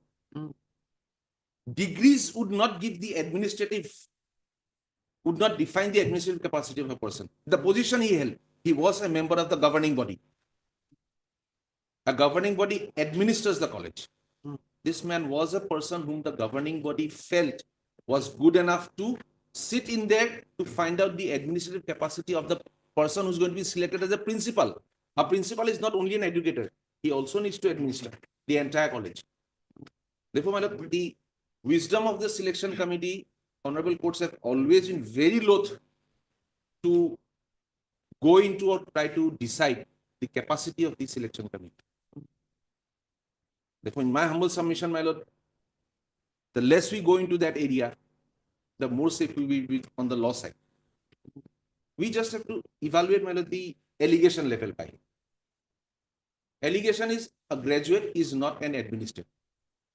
Would this court have the methodology to find out who is a good administrator in that selection committee? I have already stated that there must be a reasonable nexus. Yes. He needed to be. What nexus he has with the administration of the college? He is a member of the governing body. What more does he need to be? He is in the administration of that very college where we are making the appointment. What more he needs to do? So, is it your contention that every governing body, member of the governing body is the good administrator? At least my argument would be the person chosen, we cannot say he's a bad administrator. Unless proved otherwise. There has to be a reason why the petitioner says he's not a good administrator. Unless he says, is that man that man has not been made a party. That is being for him to submitted answer. the petition that he is only a graduate. But that is what I'm trying to emphasize. And The degree I hold his profession is agriculturist. The degree I hold. So can it be said that this agriculturist has a reasonable nexus with the post? A member of the governing body, will have a nexus with the administration of the college. And I am such. I may also be a cultivator because I do not earn from the governing body. I need to feed my family. I'll have my. It is not the allegation that the whole day I'm there with the plows. I may have 150 bighas of land where tractors are running. I'm administering the entire farming in my agricultural land. I need not be there the whole day. Why?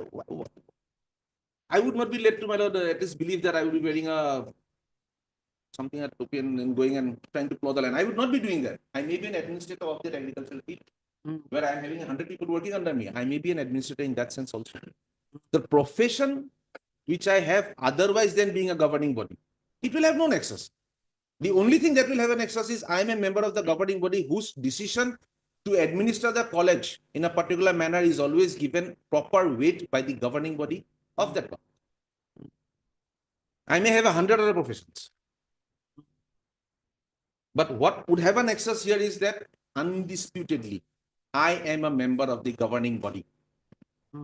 And I administer the college along with the other members of the governing body. That we cannot shun aside. The nexus will not be with the graduate, as has fallen from Lordship. It will not be with the fact that I am also an agriculturist.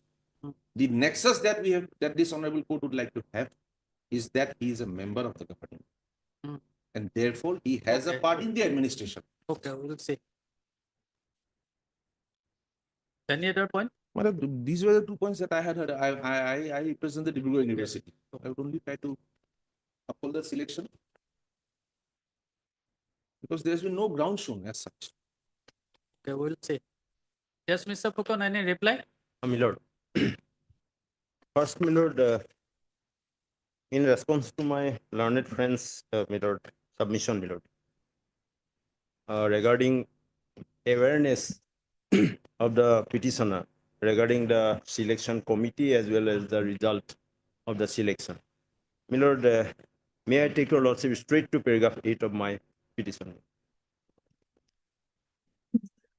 My learned friend has shown paragraph 8 and 9, but somehow his perspective, my lord, a little bit different from mine. My lord.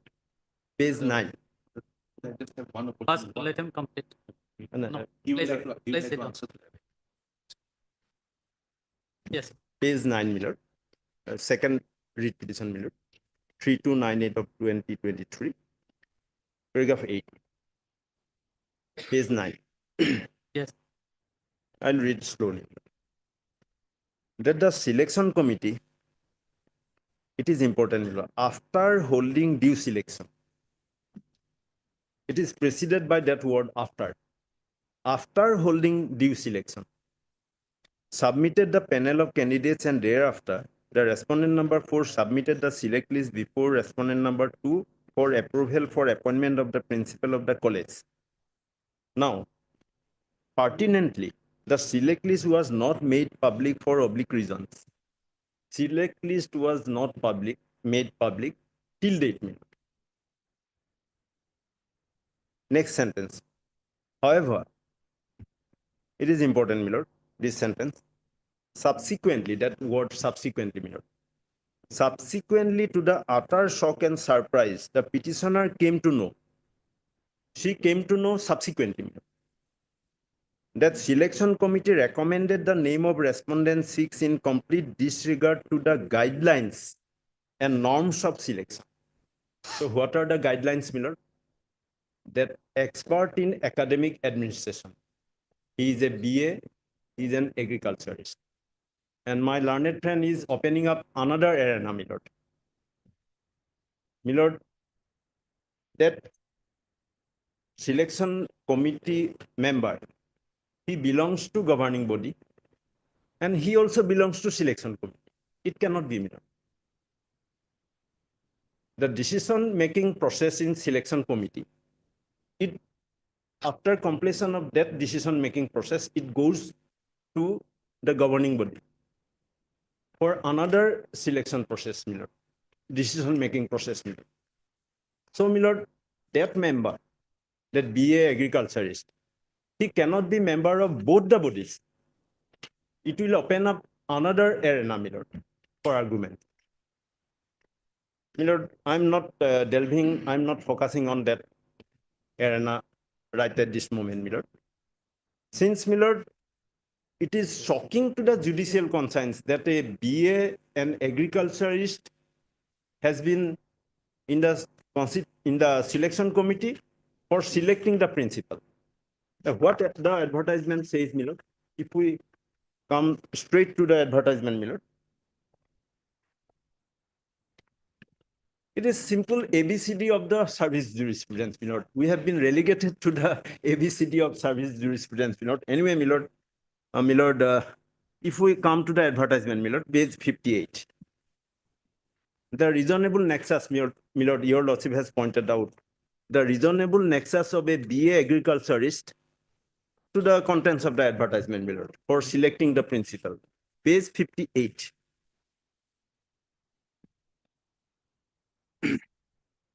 Page 58, 1.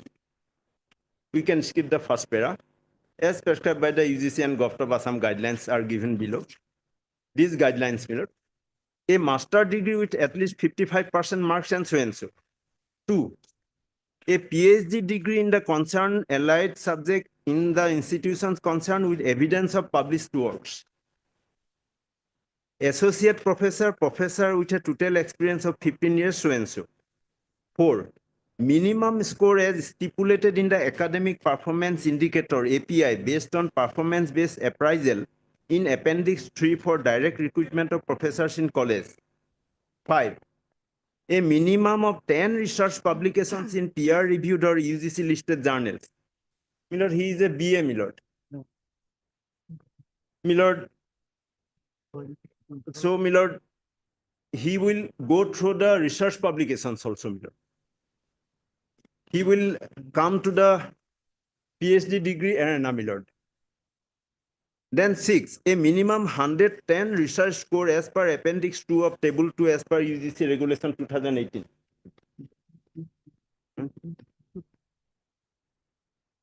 So, Milord, these aspects of the advertisement, as well as UGC guidelines, Appendix 2, Milord. These things, Milord, whether it has the reasonable nexus with the so-called, Milord, expert in academic administration, Milord, I leave it to your lordship, Milord. Milord, now if we turn to the academic qualifications, page 31 onwards, Milord, I'll be very brief, Milord. If we turn to page 31,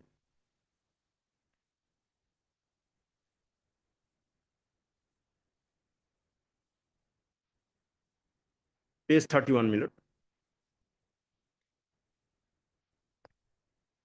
SSLC first division, higher secondary first division, 9th rank in higher secondary examination, BA, MA, then research degree, PhD.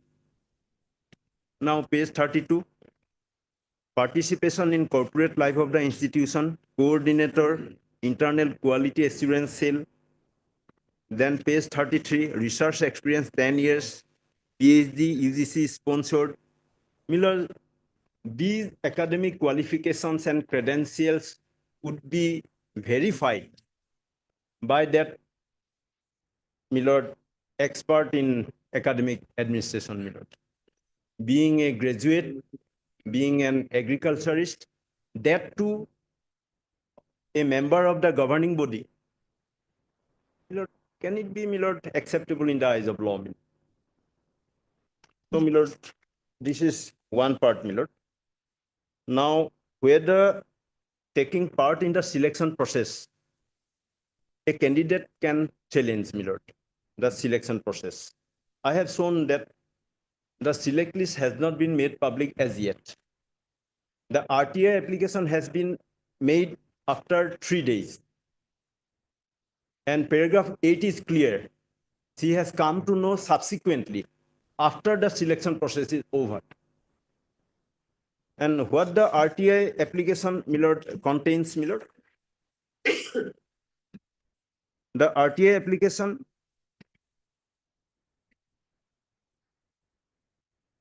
page 61, Milord, Annexure 6. The second one. If the writ petitioner knows everything, then that whether it is required to file this RTI application after 3 days. Number 2, Milord. Details of academic qualification of all the members of the interview panel of the said interview. So, Milord, the RTI application has been, Milord, filed. After 1 month, the response has been given that he is a BA and agriculturist. So, Milord, if we come to that Rajkumar's case, my lord, 3 judges bench, my learned friend referred 3 judges bench of 1976, 76, but it is of 1997, and the ratio as well as that bindingness of Supreme Court decision, my lord, it is clarified in a judgment of the Supreme Court, my lord. May I refer, my lord? No.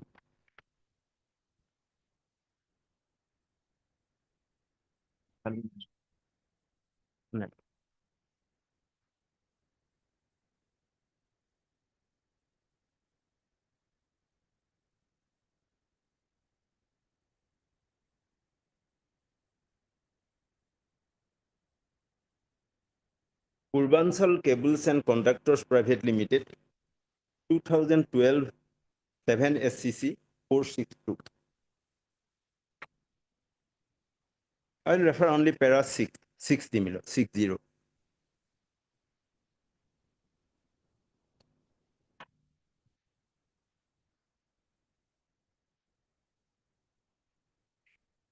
Yes.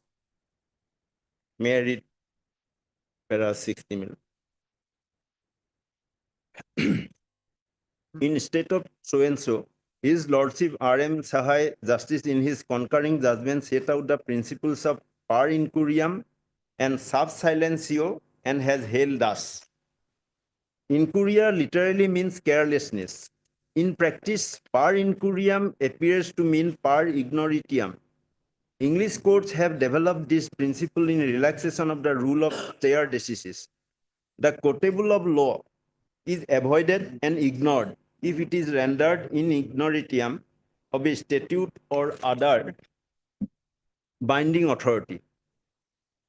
So and so, Young versus so and so. Same has been accepted, approved, and adopted by this court while interpreting Article 141 of the Constitution, which embodies the doctrine of precedence as a matter of law. In Justice Sahu and so, this court, while pointing out the procedure to be followed when conflicting decisions are placed before a bench, extracted a passage from Halsbury's Laws of England, incorporating one of the exceptions when the decision of an appellate court is not binding. 41. Does this principle extend and apply to a conclusion of law which was neither raised nor preceded by any consideration? In other words, can such conclusions be considered as declaration of law? Here again, the English courts and jurists have carved out an exception to the rule of precedence. It has been explained as rule of sub silencio. A decision passes sub silencio in the technical sense that has come to be attached to that phrase when the particular point of law involved in the decision is not perceived by the court or present to its mind. So and so. In Lancaster Motor Company so and so, the court did not feel bound by earlier decision as it was rendered without any argument, without reference to the crucial words of the rule, and without any citation of the authority. It was approved by this court in so and so. The bench held that precedence sub silencio and without argument are of no moment. The courts thus have taken recourse to this principle for relieving from injustice perpetrated by unjust precedents.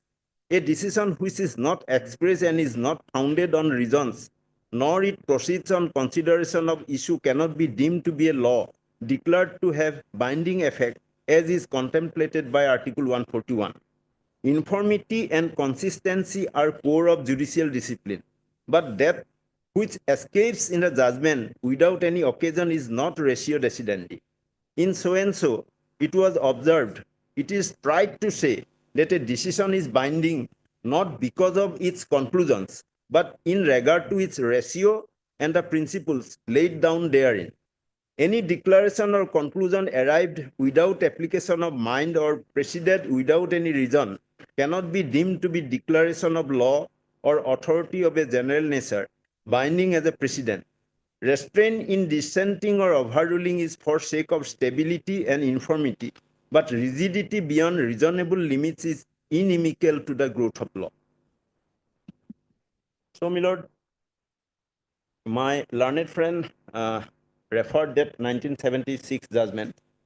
I have referred 3 judges bench of Raj Kumar of 1997. And Raj Kumar clearly pointed out that if a candidate comes across that situation, that is the constitution is not legal and lawful, not acceptable in the eyes of law, then, my lord, that candidate can hesitate before this judicial forum, challenging the entire selection process. And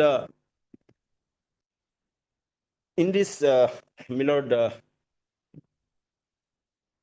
regard, my lord, that Bonasri case has been rendered by this honorable court. Very beautifully explained, my lord. Though a single judge's bench, my lord, I normally prefer this paragraph 18 and 19, my lord.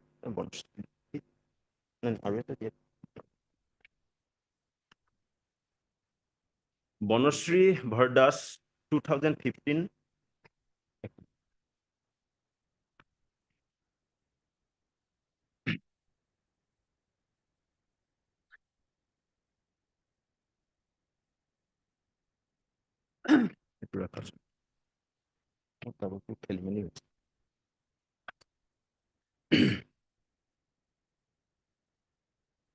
It has been rendered by a single judge of this honorable court in 2015, but the paragraph 18 beautifully explained regarding the challenge to the selection process. May I read that paragraph 18 minutes?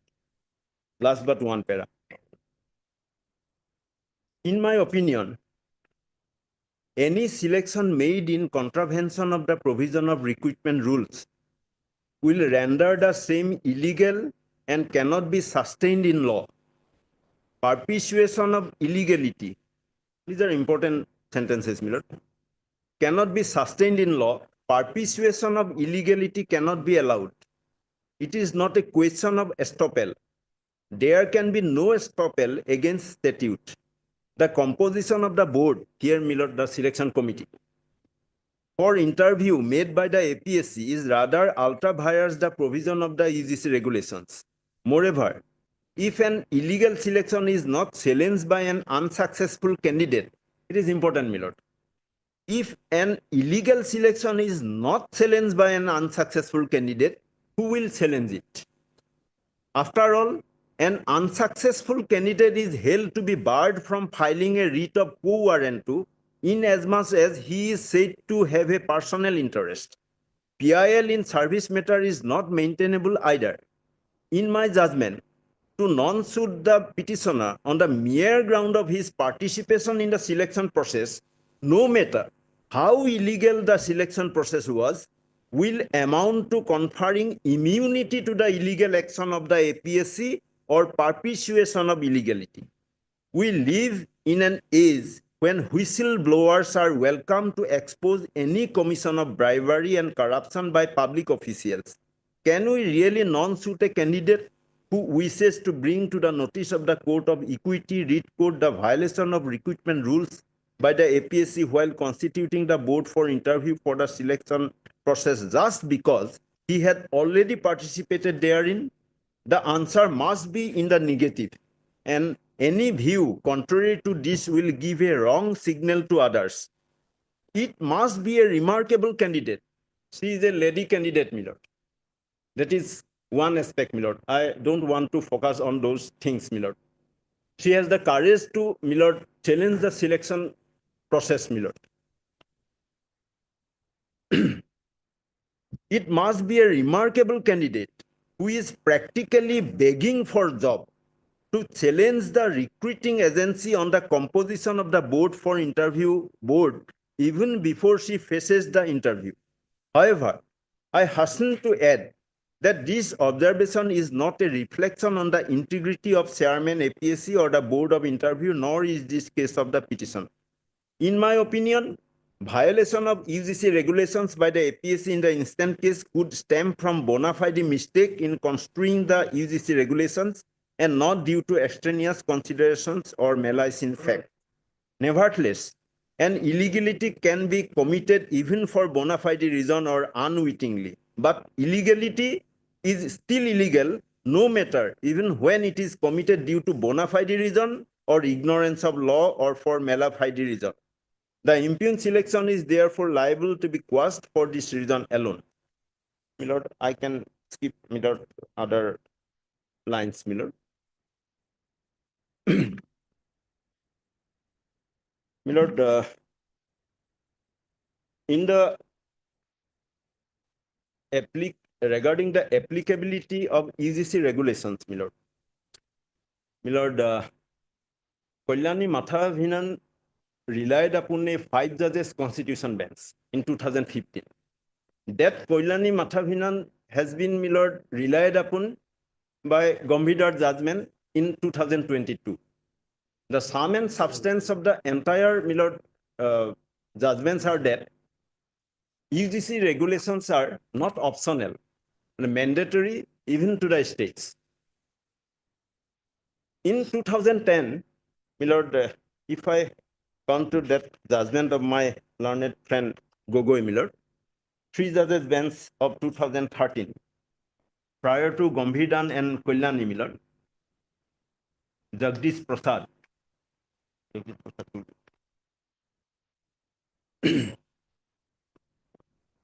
Yes, sir. I only refer paragraph 12, my lord.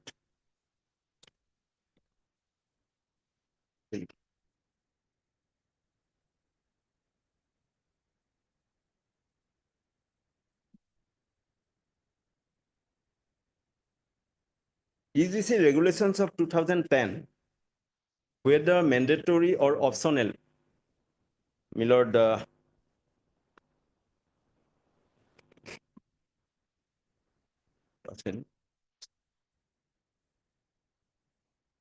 Yes. it will be, my lord, reflected in paragraph 12, my lord, the factual position, only, my lord, 4-5 lines, my lord. The 2010 and 2018 regulations are different. In 2010, there was an option, and that option has been reflected in paragraph 12, my lord. May I read those 5 lines, my lord? On the basis of that option, in the regulation itself, my lord, this 3 judges bench, my lord, observed that it is not mandatory but optional for state universities. Paragraph 12. Clause P5 of the said para 8, which is equally relevant, is also extracted herein below. P5. This scheme, the scheme, my lord, it has been annexed as annexer in the UGC regulation of 2010. May be extended to universities, colleges, and other higher educational institutions coming under the purview of the state legislatures. It is important, my lord, provided the state governments wish to adopt and implement the scheme subject to the following terms and conditions. So it was regarding the wish to adopt and implement the scheme. It was left to the state government. And on the basis of that scheme, my lord, the 3 judges bench, my lord, rendered this judgment that it is optional for the state to adopt and implement the UGC regulations of 2010. It is on that factual background, my lord, the judgment was rendered. It is of 2013. But thereafter, my lord, Kalyani Mathavinan came, my lord, in 2015. Kalyani Mathavinan relied upon that constitutional bench of Priti Srivastava. My lord, that was Kalyani Pujya. That was para 51, my lord. Kalyani.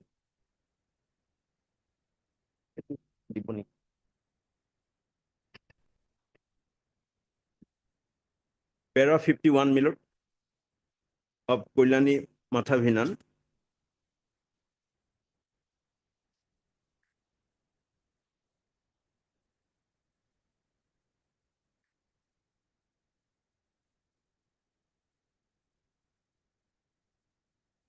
In the 2013 case, my lord, that concurrent list entry 25 has not been discussed at all, my lord. But in the paragraph 51 of Kalyani Mathavinan, my lord, this Constitution bench judgment has been, my lord, relied upon. Paragraph 51, may I read, my lord? Only first 4-5 lines, my lord. That will clarify the position.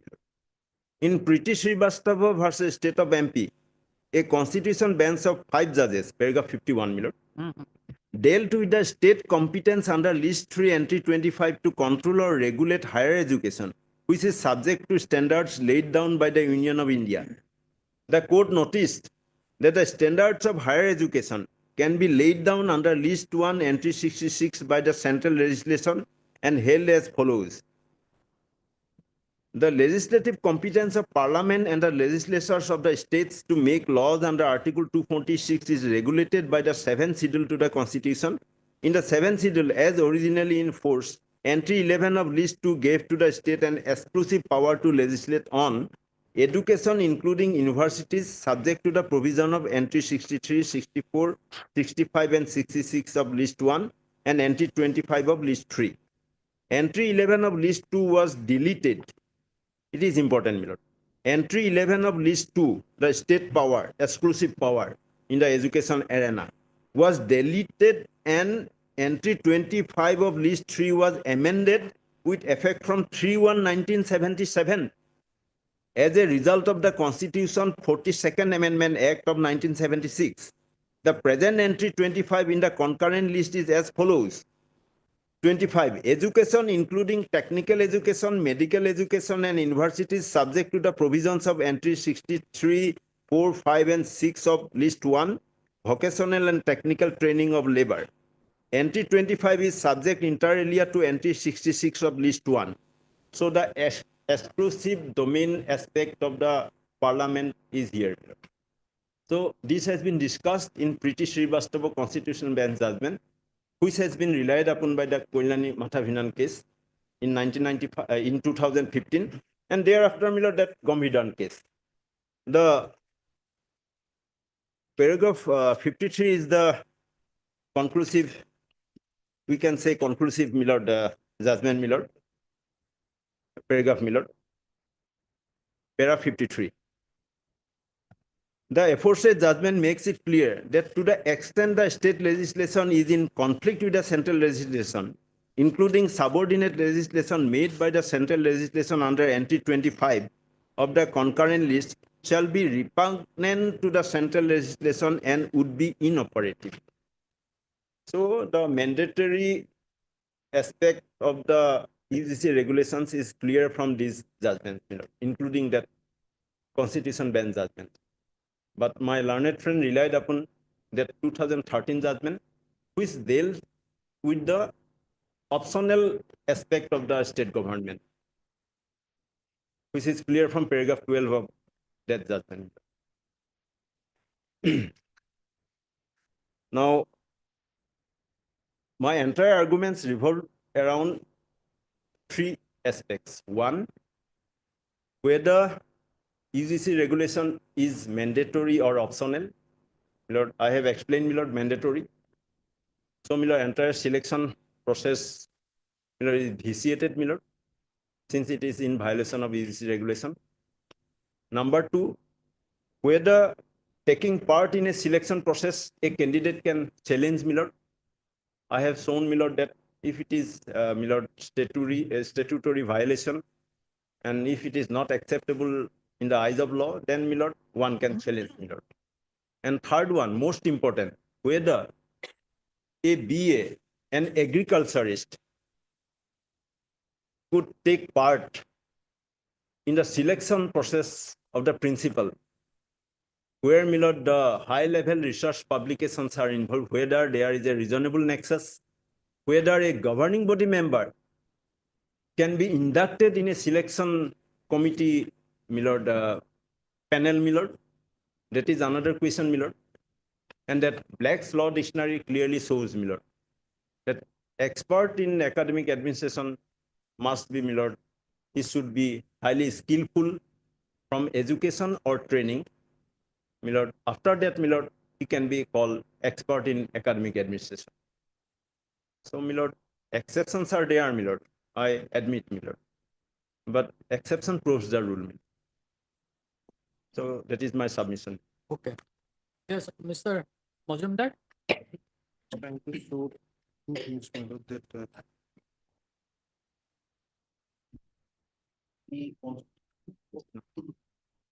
selection committee is given in law. Hmm. There has to be one member who is appointed by the governing body who needs to be a page 68 if lordship has Of the petition? of the writ petition.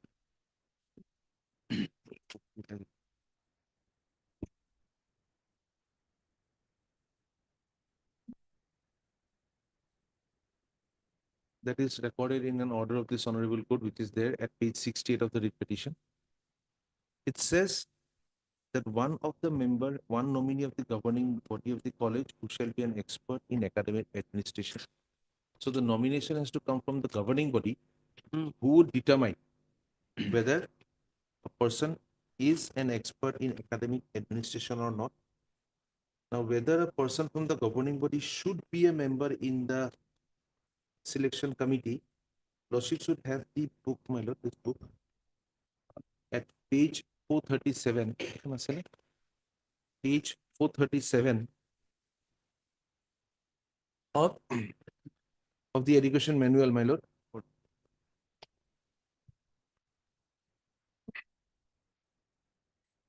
Non-government.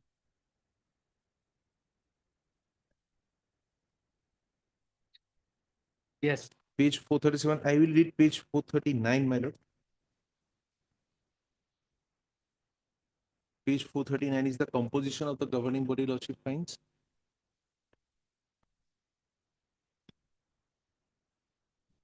Yes. Lordship would find at page 439. It should have been 4. Is written as 3. E. The guardians of students studying in the college as members, they shall be nominated by the Director of Higher Education. Lordship finds. And if I go through all the other members, the first one is the President, who shall be an eminent person from the field of education. Lordship finds that there has to be an eminence in education for that member. There should be a secretary who is de facto the principal of the college. Then Lordship finds the vice principal who is again an ex officio member.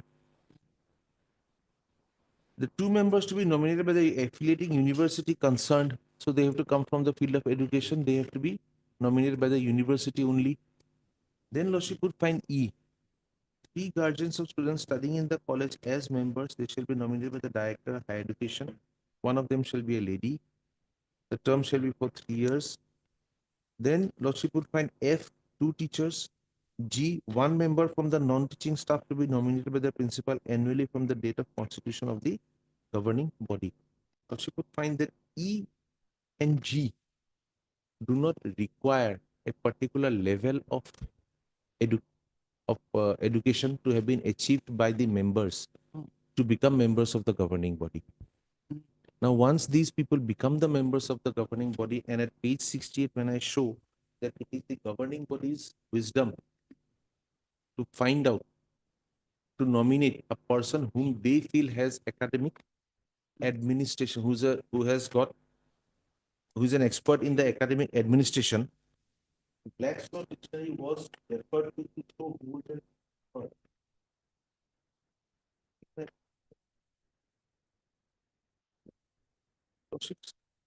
Permit me that Blackstone again.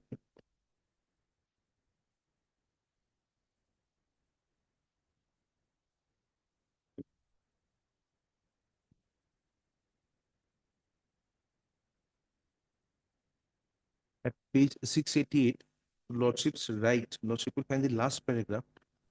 One possessing with reference, Lordship finds, to a particular subject, knowledge not acquired by ordinary persons. Now, Lordship will find the next. One skill in any particular art, trade, or profession, being possessed of peculiar knowledge concerning the same, and one who has given the one who has given subject in question particular study, practice, or observation. Such person is also an expert. Here we have a person whose presence in the selection committee is being questioned only on the ground of his academic qualification. The same Black's Law Dictionary says that an expert is also a person who is skilled in a particular art, trade, or profession, being possessed with peculiar knowledge concerning the same, and one who has given subject in question particular study, practice, or observation. So and so, one who by habits of life and business has peculiar skill in performing opinion on subject in dispute. One who can see all sides of a subject. Now, when we talk of academic administration, a person who sits in the governing body, in my humble submission, fulfills the condition, cannot be said to be a non-expert only because he has graduation. He may not even be a matriculate. For the rule itself, which I just read out, which says that he only needs to be the parent of a student, has to be nominated by the Director of Higher Education. A person originally nominated by the Director of Higher Education, one cannot presume that he is there just because he needs to be there. That is one part of the issue. And the judgment that I had sought to rely upon, my lord, the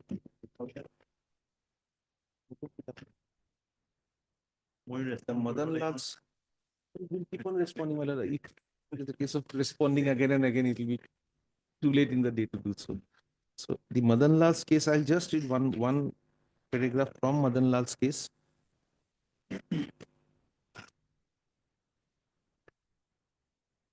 It is now well settled that if a candidate takes a calculated chance and appears at the interview, then only because the result of the interview is not palatable to him, he cannot turn around and subsequently contend that the process of interview was unfair or the selection committee was not properly constituted.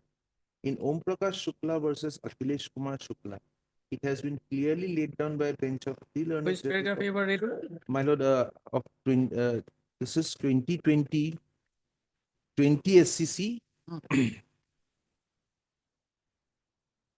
page 209. I am reading paragraph 40 of the judgment. I'll give the it has in Om Prakash Shukla versus Akhilesh Kumar Shukla, it has been clearly laid down by a bench of three learned judges that this court, that when the petitioner appeared at the examination without protest and when he found out that he could not succeed in the examination, he filed a petition challenging the said examination. The High Court should not have granted any relief to such a petition. The above position has been reiterated in other judgments of this court noted above. In the present case, whether the respondent writ petitioners are stopped from challenging the selection, while noticing the facts of the case, we have noted that both the appellants and the respondents had submitted applications in pursuance to so and so. Then, my lord, they go on to discuss how the written examination was set aside. Everybody who had applied was called in for the interview, and then a paragraph 42 that is required. I'll just read from there. Further, when the written examination as notified earlier was scrapped, and every eligible candidate was called for interview, giving a go-by to a fair and reasonable process for shortlisting the candidates for interview, that too only by the chairman of the commission. Whereas the decision regarding criteria of selection has to be taken by the commission, the candidates have a right to challenge the selection process. So when there's an illegality which has occurred because illegality has occurred, the person takes part, and thereafter the illegality occurs, it is then a person can turn back and challenge. The judgment of the learned single judge of this honorable court, which was referred to, says that one person will come to know of the illegality. If he comes to know of the illegality on the declaration of the result, definitely he can challenge it. He can challenge that part of the illegality. But if he comes to know of the illegality prior to declaration of the results, takes a chance, then turns back, that is the issue. Okay. Yes.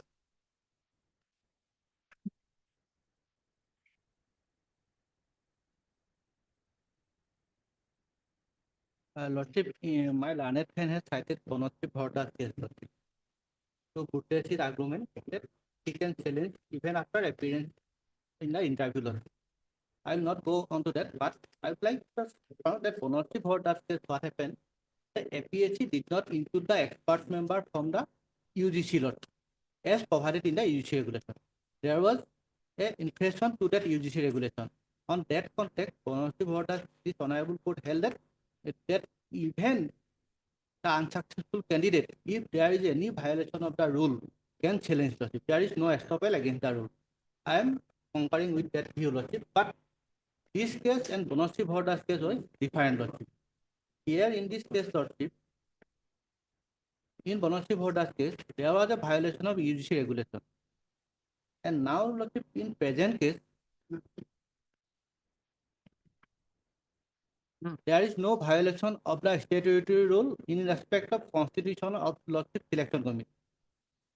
The only violation which my learned friend has projected before the Honorable Court, that one member who was a BA degree holder and a cultivator was nominated as an expert in administration matter, lordship. Lordship, may I pose a question, lordship, in this matter, lordship?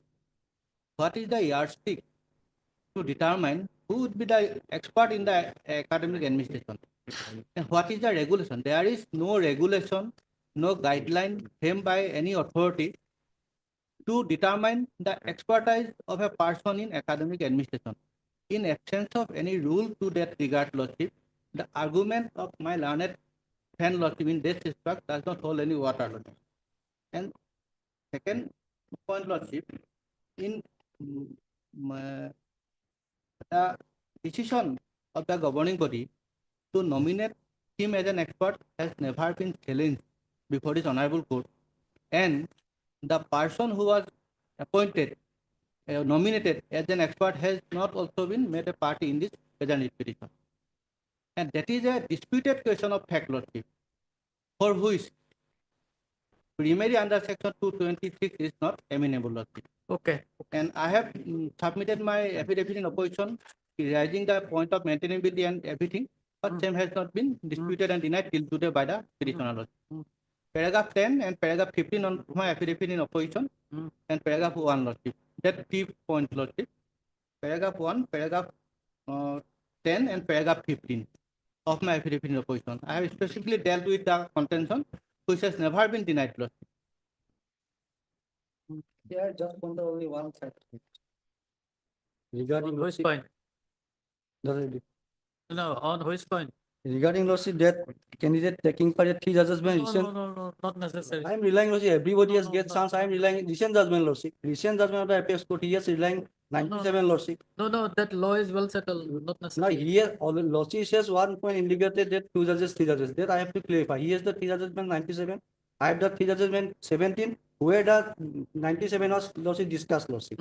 That's why I want to point out this judgment, lordship. Okay, you file it to Courtmaster. We'll look into it. Yes, next item. Most obliged. Okay. Third, Mr. PJ Pukan, Learned Counsel for the petitioner, and Mr. Mazumdar for respondent number. I think.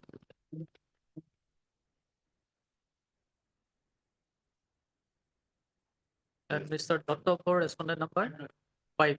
And Mr. Gogo Eva for respondent number 1 and 2. Argument concluded, order is there. Title from correction list. Item 1, WPC 1442. Lord, the short fact in this case is, my Lord, earlier ACB, now APDCL, my Lord, they manage 3 schools. And there is one such school in Narangi, my Lord. The petitioner was initially appointed as an assistant teacher. Subsequently, at page 21, my Lord. Page 21.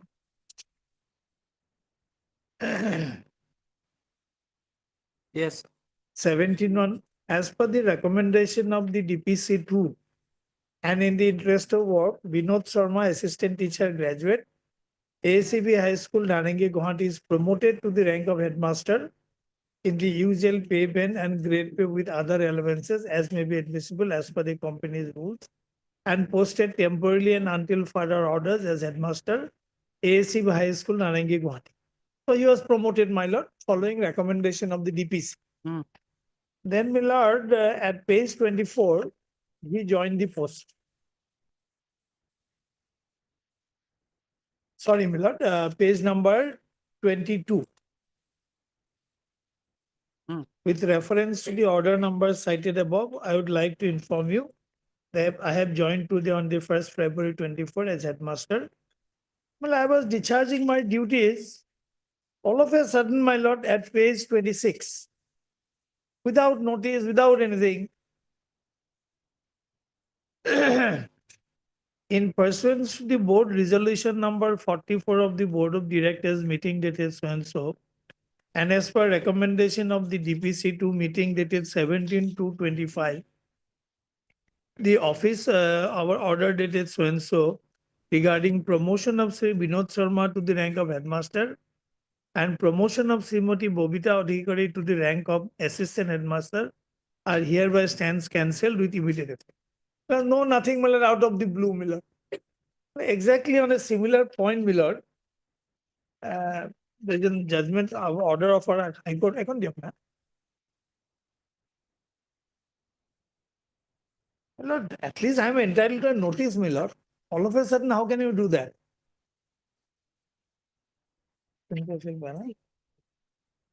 If your lordship would kindly come to paragraph 6, Miller.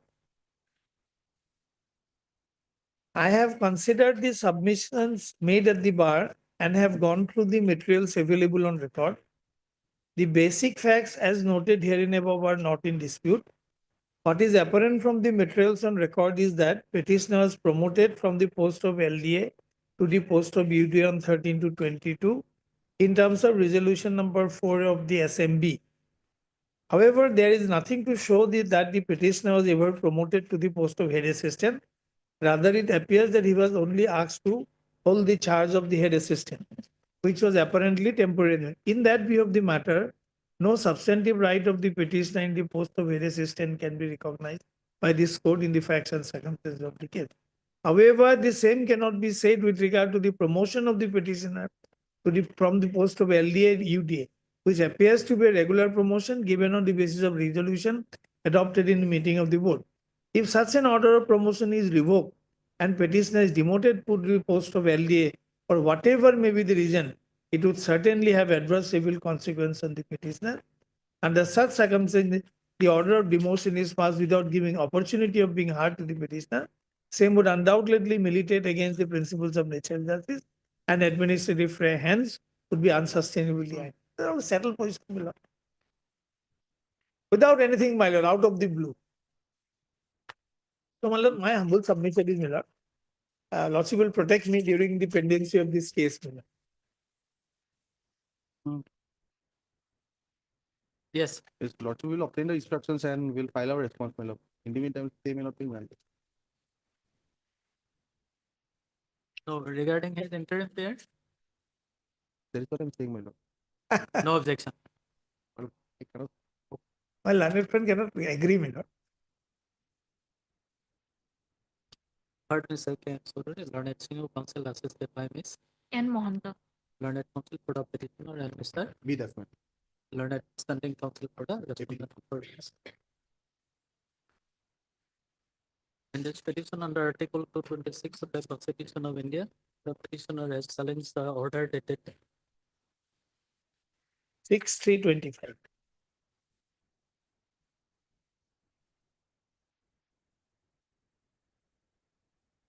Page 26, my lord. 6/3/2025 issued by the Chief General Manager HRA, APDCL, Bijli Bhati. This to be noted here that by the impugn order dated so and so, the respondent authorities have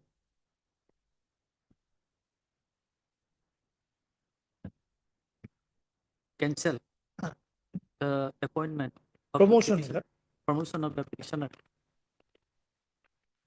Promotion of the petitioner to the rank of headmaster of which school? My lord, ACB High School, Narengi. ACB High School, Narengi. Mr. Chaudhary, learned counsel for the petitioner submits that the petitioner has been working as the petitioner was working as He was earlier an assistant teacher, my lord, assistant teacher of Narengi. and he was promoted on 17/1/24. Narengi. ACB High School, Narengi. ACB High School, Narengi, and by order dated 17/1/2024, he was promoted to the post of headmaster of ACB High School, Narengi, As per the recommendation of the DPC, my lord. as per recommendation of the DPC. As per recommendation of the DPC, and thereafter the petitioner assumed charge of the office of the headmaster on Amicably petitioner. 17/1/2024, and since then he was discharging his duty as headmaster. And thereafter, by order dated, by imperial order dated 6/3/2025, the respondent authorities has cancelled the promotion of the petitioner to the rank of headmaster without serving any notice to the petitioner, and as such, the principle of natural justice is thence violated here in this case, and therefore Mr. Chaudhary has contended to protect the petitioner till disposal of this petition. The learned counsel for the respondent authority submits that he will file affidavit in opposition on next date. Having heard the submission of learned advocates of both sides, I have carefully gone through the petition and the documents placed on the record, and also perused the impugned order dated 6/3/2025. Insofar as the petitioner, there is another one, my lord. So far, the present petitioner is concerned, it appears that the aforementioned office order was issued without issuing any notice to the petitioner and without affording an opportunity of being heard to him. And as such, the same is not in compliance with the principle of natural justice. And as such, a prima facie case appears to be made out for interfering with the impugned order dated 6/3/2025. Accordingly, it is provided that the impugned order dated so and so stands state till disposal of the. Insofar as the petitioner, my lord. So far the present petitioner is concerned, stands state till disposal of this petition. Deeply. Place the matter after 4 weeks. Number 15.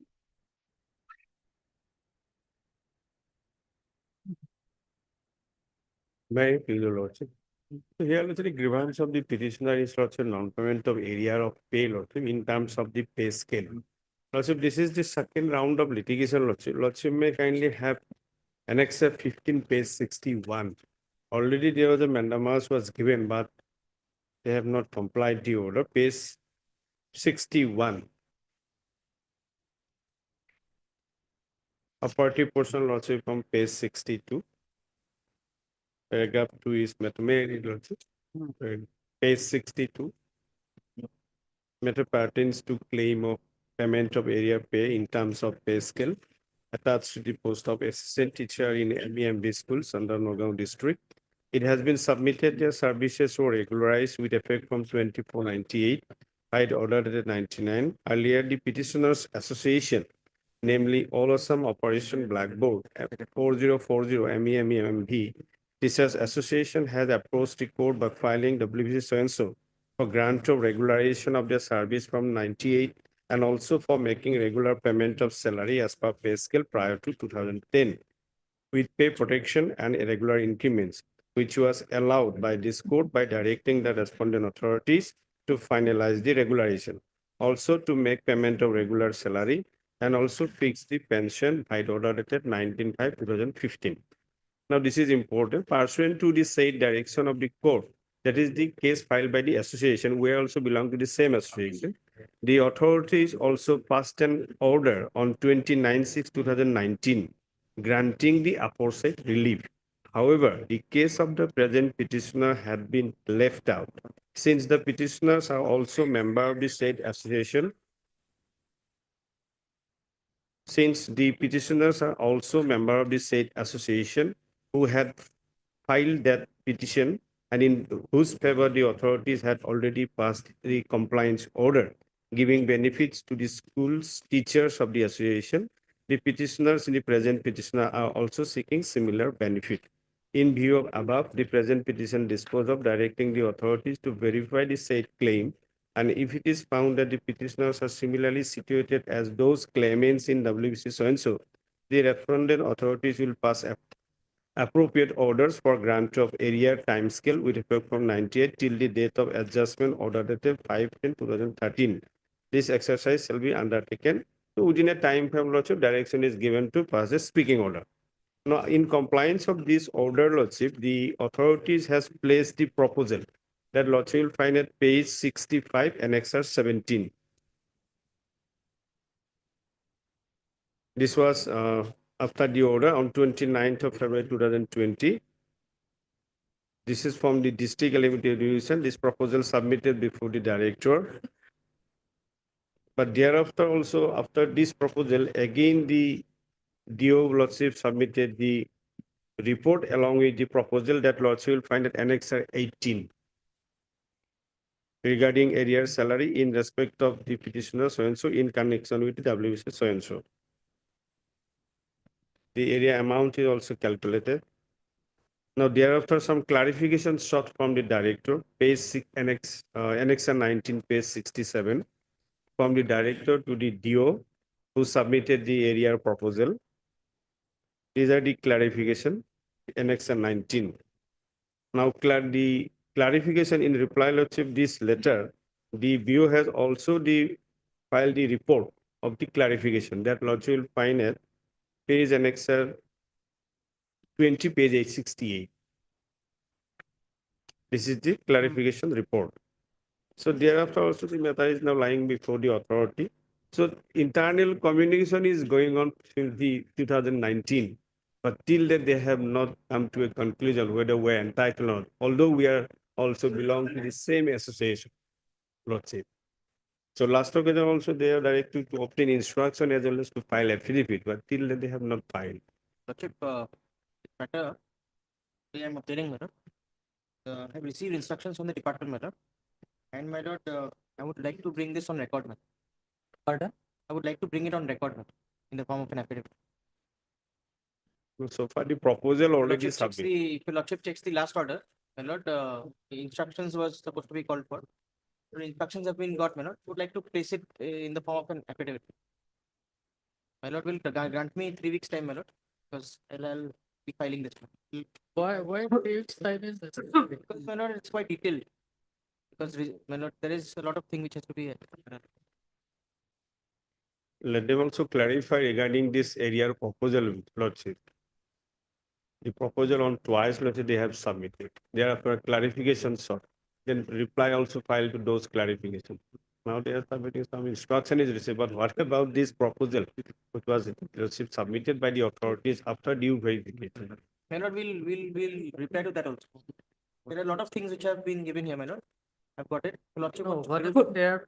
let me bring it, my lord, on record, my lord. No, the proposal was sent to the director. Director, what? Lordship will give me some time and I'll bring it on record, man.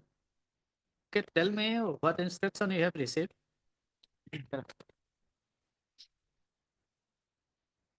Yes.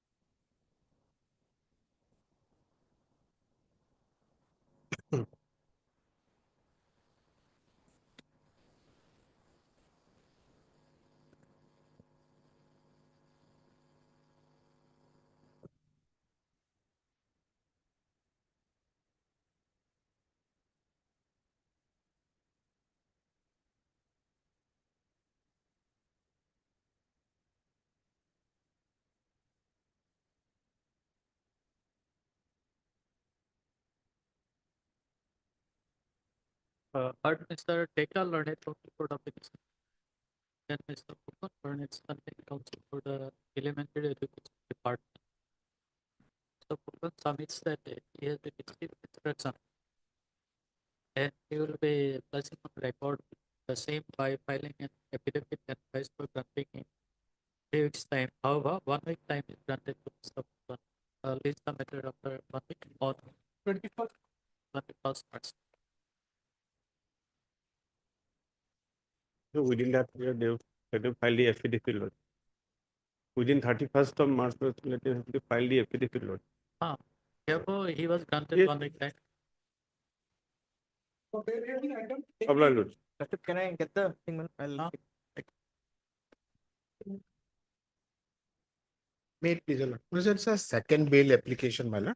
A lordship order, my lord. It starts from page 22, my lord. Page 22, my lord. The operative part, my lord, page 24, my lord. Page 24, my lord, paragraph 8, 9, my lord.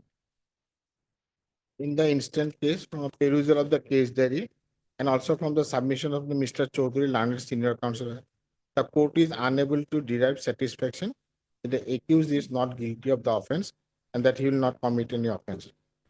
It appears that investigation is going on and the offense are serious in nature. Under such circumstances, the court is of the view that it is not a fit case, but the privilege of bail can be granted to the accused at this stage, my lord. And accordingly, it was dismissed, my lord, rejected, my lord. Now, here, my lord, lordship may kindly have a look at page 18 for a once, my lord. 1-8, my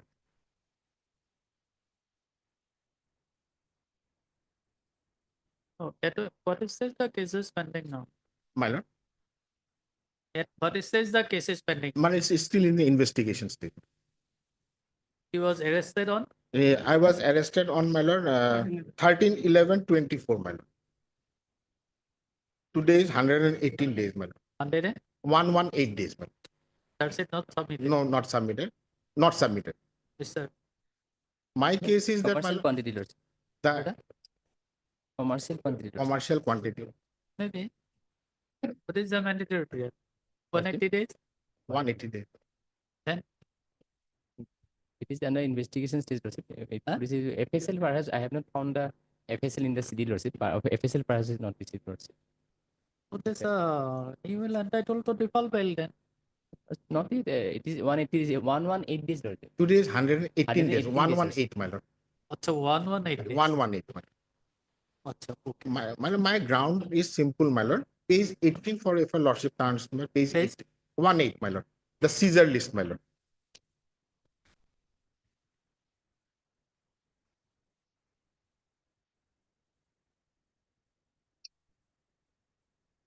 My lordship will see the Caesar.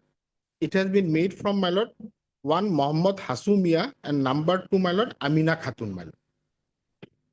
And the next page is also, my lord. There is a 2 Caesar, my lord. Next page is also, my lord, from it continues, my lord, from page 21 also, my lord. From other person, not from me, my lord.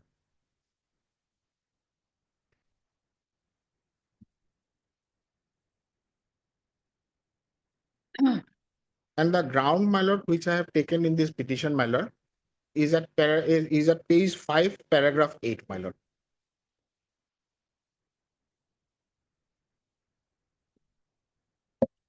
My name is Yahya Ahmed.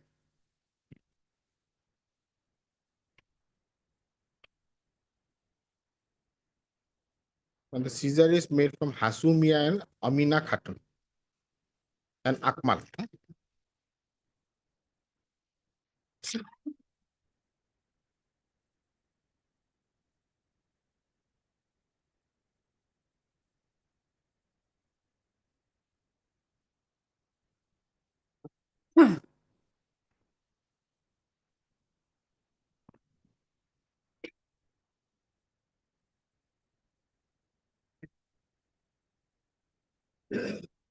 Your ground for Ground, my lord, page 5, paragraph 8, my lord.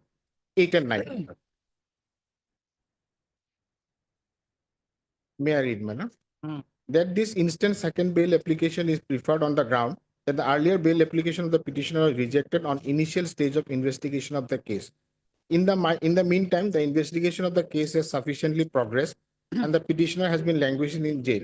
Moreover, the NDPS Act contemplates punishment on the basis of the quantity of the contraband recovered from the possession of the accused.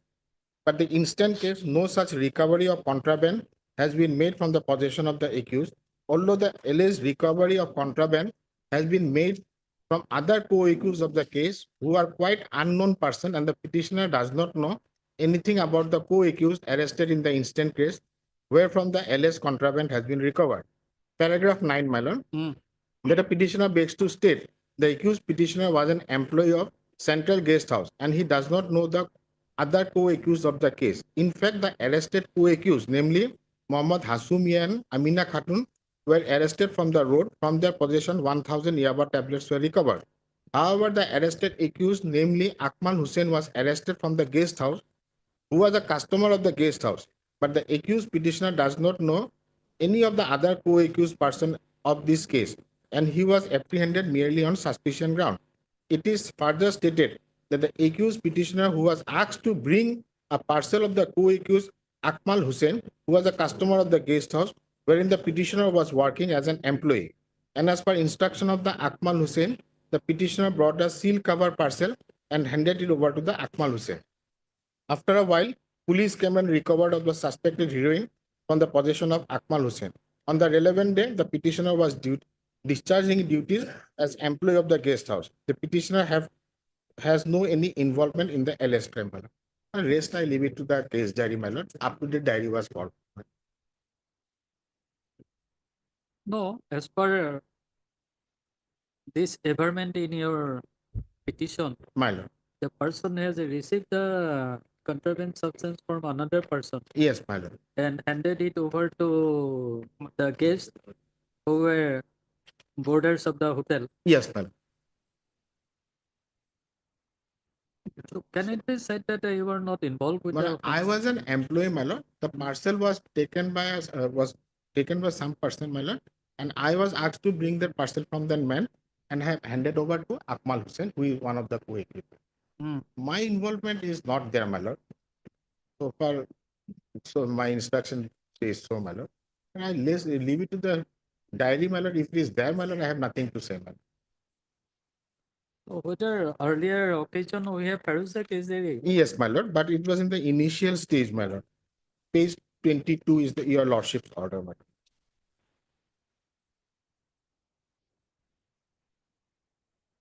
In that order, my lord, it was reflected that the contraband was seized from all the co-accused, my lord.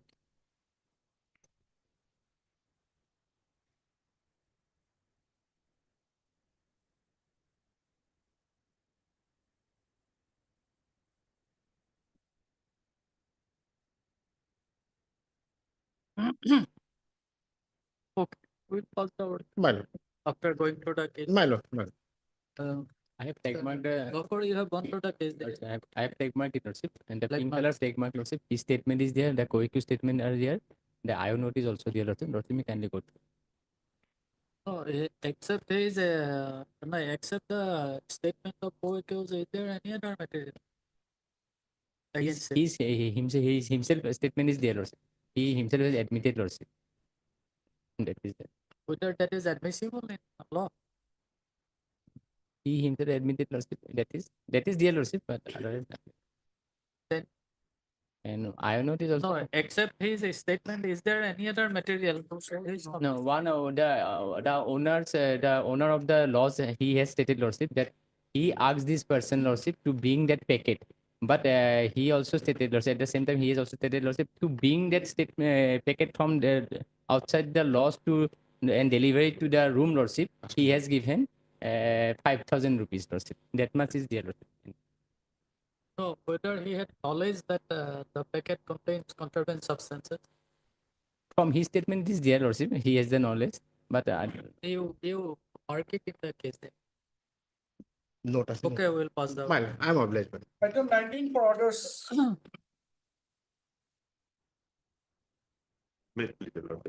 And there is a order, my lord, pleased by your lordship, order dated, my lord, 10 to 2025, my lord. And next day also coming, but not given, my lord, any response. Please, may kindly see, may I read, my lord? No, not necessary.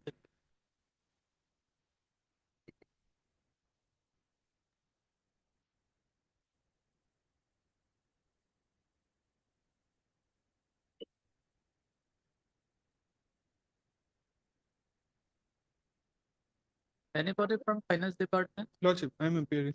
Lordship, we have received instructions. The latest instructions are here. No. No, court of people later, no?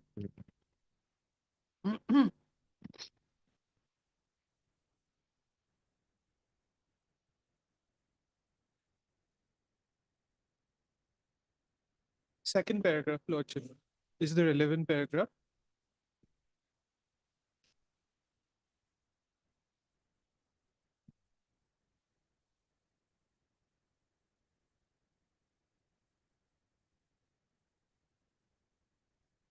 Anybody from school education?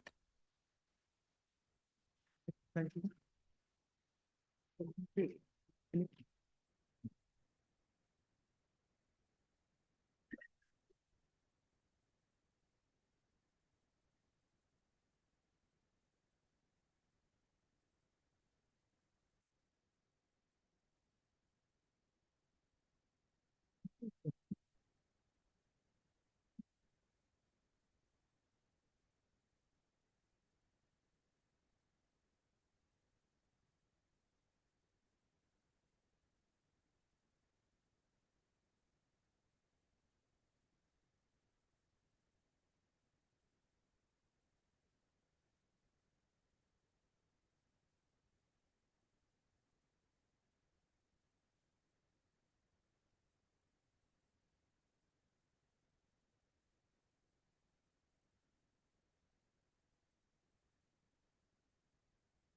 Yes, you are appearing part of school education department. Pardon?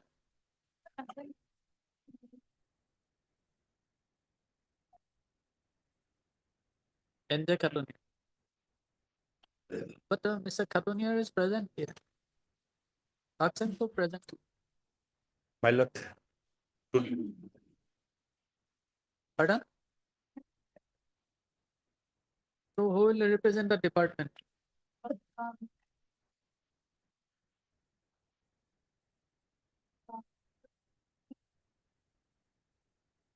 Mr. Sisti. He is present in the court. Ask him to. My lord, I pray before lordship to call the Narayan Court, my lord, respondents, my lord, to be, but before the honorable court for personally. Because of that, there is a specific order last 2-3 occasions, my lord. They submitted on 6/12/2024. And that time, before passing this order, my lord, approval order, my lord, 3 times they had called the checklist, thereafter return, again call, thereafter return, and thereafter this order has been passed. Your lordship will go through it, my lord. This order was placed before the honorable court, taking some time, and thereafter, my lord, this order has been passed. Now again, finance department says this is checklist is not properly, my lord. Because of they do not know how they can proceed with matter, my lord. Please may kindly see this. This order has been placed. Because of that, this matter placed before the division bench. Division bench dismissed their appeal and specifically ordered that doing that. That was it earlier occasion they submitted. 2-3 occasion they submitted proposal, thereafter they are rejected, again and now finance department also say. So my fear is that both the my lord respondents may come personally before the honorable court and they will reply. This is the contempt petition, my lord. And this contempt petition from 2022. That order, your lordship, go through it, my lord. Everything is there, my lord. They regularly submitted, all are, my lord, wrong. Now they passed the order. They stated that In view of the above, this department has duly examined the matter, taking note of the conclusion already arrived by the court in its judgment. So had concluded that present petitioner deputy is also entitled to claim parity of the relief that were granted to the teacher appointed person to the select list so. Their service were regularized by creation of supernumerary post as per order dated so. And it was petitioner was appointed prior against vacant post so. Therefore, the complaints of the petitioner heard in person in office chamber, underside, and conclusion arrived that Honorable High Court has been taken into consider. Accordingly, it is held that petition deputy is entitled to regularize by creation supernumerary post. Hence, department sought concurrence. Finance department creation of the supernumerary post. And my lord, that my lord order placed before the finance department, that is also not for part. And earlier occasion 2-3 times, my lord. They submitted the proposal, that is not proper. Again and again, they doing the delay the matter.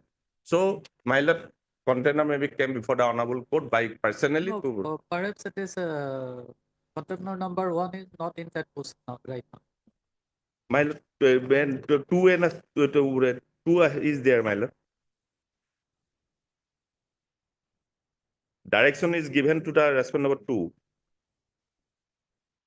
9 core. Whether Mr. Sisi is there. Then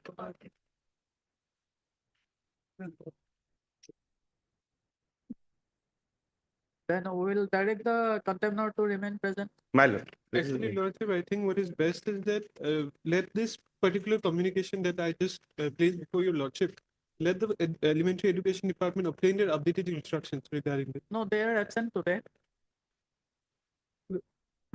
Few moments, my lord, your lordship go to down 17/12/2024, my lord. 17/12 to order dated 17/12/2024, my lord. 17/12/2020, your lordship go to it, my lord.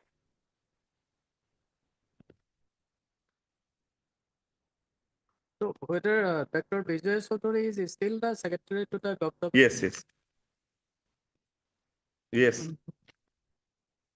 My lord, para number, my lord, 3, my lord. 3, my lord, order dated 17/12/2024, my lord.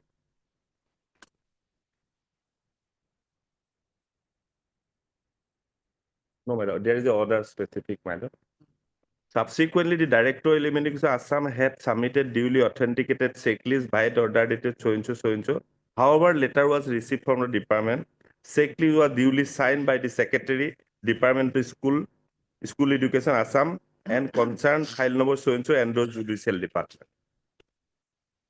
Upon receipt of the view of the Judicial Department, will take further necessary steps. Thereafter, this order has been passed, my lord. And now this list checklist was, my lord, I think they said it is not in. Pardon? 9 core is there, my lord.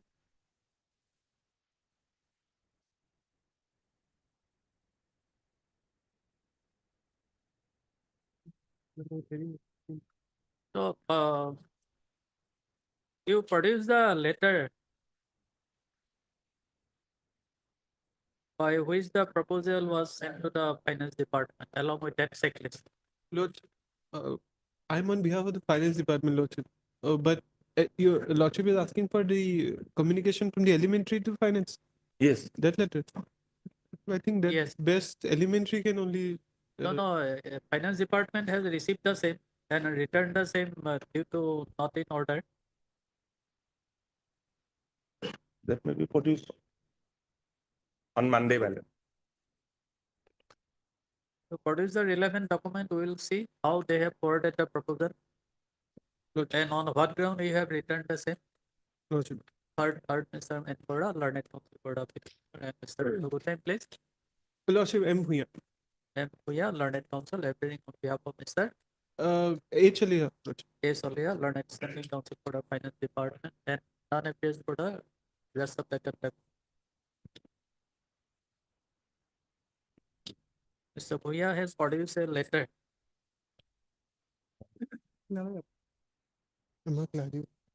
Dated 3rd of March 2025. Written by the Undersecretary to the Government of Assam Finance SIU Department to the Undersecretary to the Government of Assam. Right, to the no, to the Standing Council of the Finance Department, stating that the Finance SIU Department, after examination of the proposal, has returned the same to the Department of School Education Elementary Branch on 20th of February 2025, with advice to submit the same along with the duly authenticated checklist for creation of supernumerary posts. However, the Department of School Education Elementary Branch has not submitted the proposal till date. In view of the aforementioned contention in the letter dated 3rd of March 2025, it is provided that the Standing Council for the Finance Department shall produce before this court a copy of the letter dated 30th February 2025, by which it has advised the Department of School Education Elementary Branch to resubmit the proposal for creation of supernumerary posts along with the checklist on Monday. March 21.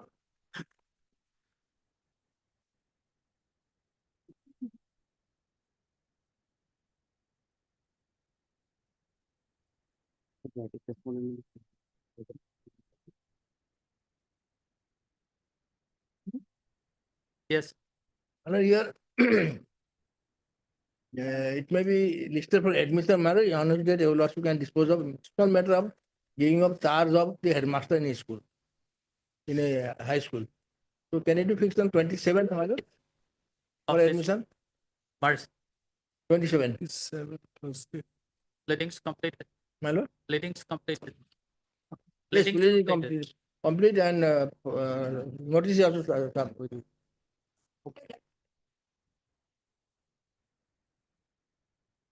You Copy have this, extra remember copy? the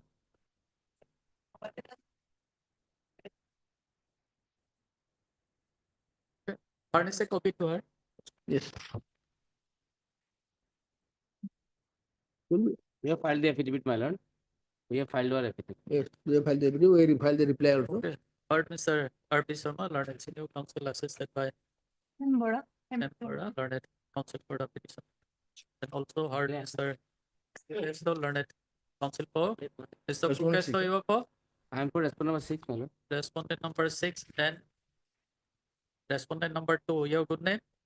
Good name. Then Tadang Pei, you are for respondent number 2 and 3. 1, 2 and 3.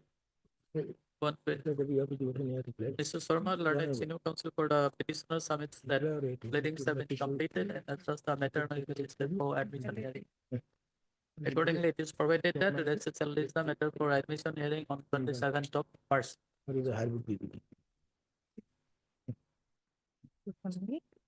Hybrid PPT, Mr. Sharma, can we fix it on 1st of April? Good enough. 1st of April. 22.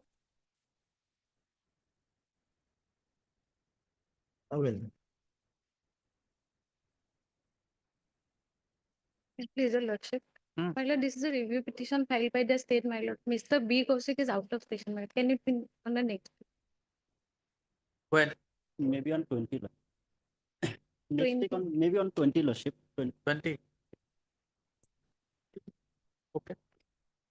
As agreed by learned advocate of both the parties, the register shall list the matter on 28th of March. Item 23.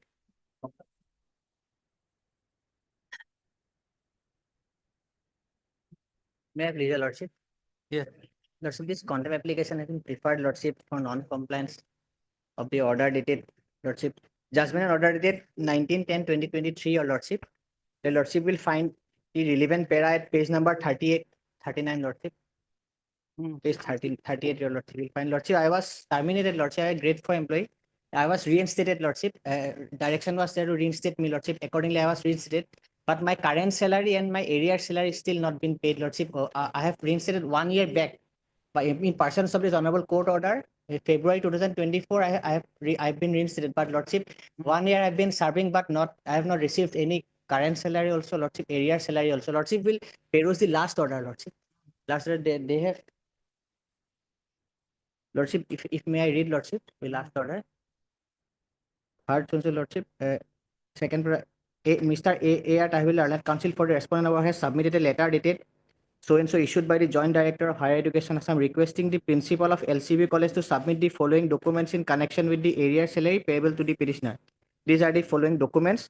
Mr. Tahwildar, Learned Counsel for the respondent number 1 has also submitted another letter dated so-and-so issued by the Deputy Director of Higher Education to the principal LCB College requesting him to submit photocopy of the service book of the petitioner. Mr. S. Mukhtar, Learned Counsel for the respondent number 2 shall obtain instructions with regard to the above 2 letters sent by the Director of Higher Education Assam to the college principal. He shall obtain instruction from the respondent number 1 as to what steps have been taken so that the GPF number is provided by the Accountant General Office to the petitioner, Lordship. This is the latest status, Lordship. I am being with the college, madam. The matter is pending only because of the GPF number, madam. We have prepared area statement, everything area based statement we have prepared, madam. Only because of GPF number, it is not being paid. But we submitted it in the month of November, madam. Immediately, AG did not say anything. Now they have on 25 to 25, they have issued another letter to resubmit the same, madam. With an enclosed annexure is given. So as per that enclosed, we have to submit. We have submitted on 28, madam. Already we have submitted, madam. Okay, 28 of 28 of February. On 25 February, they wrote, on 28 we have submitted. Lordship, in that case, Within 3 days we have submitted. to home. Submitted to AG, my lord. AG. Oh, yes, they have to give the GPF number, my lord. Without GPF number, no payment can be made, my lord. This is the only difficulty, my lord. Otherwise, everything has been ready, my lord. Whether AG is a party here. No, AG is not a party, contender, my lord. That Lordship. is also difficulty, my lord. Lordship, They are not acting quickly, my lord. the director and the I am DDO only, my lord. I am only DDO, my lord. Appointing authority is the director, my lord. But even then, I am doing whatever is possible on my part, my lord. Whatever is asked from my side, I am giving, my lord. So it will take some time. AG will take some time, my lord. So let it come after 4 weeks. In the meantime, what happens? If GPF comes, he will get the money immediately, my lord. Lordship, Only in that case, because the GPF number it is pending, my lord. in that case, your Lordship, because he's serving for more than 1 year. We appreciate, my lord. Without Difficulty, we appreciate, my lord. But without any Lordship, how all procedural problems, my lord. how he's surviving, Lordship, rate for employee. Oh, so that is easy. Everybody. Lordship, in that case, Lordship will fix after 2 weeks. Lordship may fix a date. Lordship, You up to that fix, status. but whatever comes from AG, you will appreciate, inform your lordship, my lord. No, whether the amount can be paid without. No, that cannot be, my lord. That the finance department will be able to say. So far, my knowledge goes, it cannot be, my lord. Without GPM, because he will get pension and all those things. How he has received salary earlier? Yes, he was receiving. That time GPF was not necessary, my lord. And because he was terminated long back, my lord. 2009, he is not working. No, From 2009. 2017, he was terminated, Lordship. Then we preferred the petition. It was according Whether to GPF was allotted to him. No, man, not allotted, man. He was a permanent employee. How? Permanent employee, Lordship. He was So how salary was paid earlier? That I don't know, because perhaps because of termination, it has gone, my lord, again. That I am not sure, my lord. That I cannot say, my lord, that GPF was there or not, my lord. That No. Right now, my lord. No. You cannot ignore the same. How his salary was paid earlier, prior to his termination, without GPF number. Now you are pleading for GPF number. Yes, madam. You will Then I will take instruction on that one. Yes, whether GPF number was earlier there or not, I will take instruction, madam, on that point. If you look at what's madam. No, because AG is also saying, AG also could have said, GPF number was given to him earlier. That is they are not saying, my lord. They will have the record, my lord, for every employee, my lord. No, maybe, but you have taken the stand. So you have to establish it. I will take instruction, my lord. That instruction earlier nobody asked, my lord. So I will take instruction on that point, my lord. So how you have received the salary? Yes, Lordship. That I will take instruction, my lord. Lordship, in the Lordship, right? He was Lordship. If your Lordship take up the Lordship in the petition, Lordship, he was a regular employee. Lordship, definitely there would have been the GPF number. But Lordship, I also have to take the exact instruction. I have to seek, Lordship, because without GPF number, Lordship. Yes, agreed by learned advocates of both sides. Resistance is the matter next week. On 28 March. 28 March. 20 Deep level. 20 ne 28 In the meantime, learned a standing counsel for the Respondent number two. number 2. I'm contemporary number 2, my lord. So number 2, my lord, I'm appearing. Shall obtain necessary instruction regarding the latest status of payment of salary to the petitioner. Whether GPF number was earlier there or not, my lord. That 24. May I please, Your Lordship, here, item 24 and 25, my lord. Kindly, both the matter may take together, my lord. My lord, in item 24, my lord. My lord, the learned counsel, Mr. A.R. Boya, he is not well. That's why he left from the court. Kindly adjourn this matter for today. And can For fix it. adjournment, my lord, I have no objection, but prior to that, my lord, kindly see, my lord, the order of this honorable court, my lord. Order dated, my lord, 10/1/2025, my lord. 25, I have filed my vocal number today, my lord, this morning. 25. Contempt case, my lord, I have entered appearance. No, now we are in 24. 24, my lord. Kindly see, my lord, order dated 70/2023, my lord. 70/2023. Prior to that, my lord, 10/1/2023, my lord. Prior to that, my lord, 10/1/2023, my lord. Order passed by this honorable court, my lord.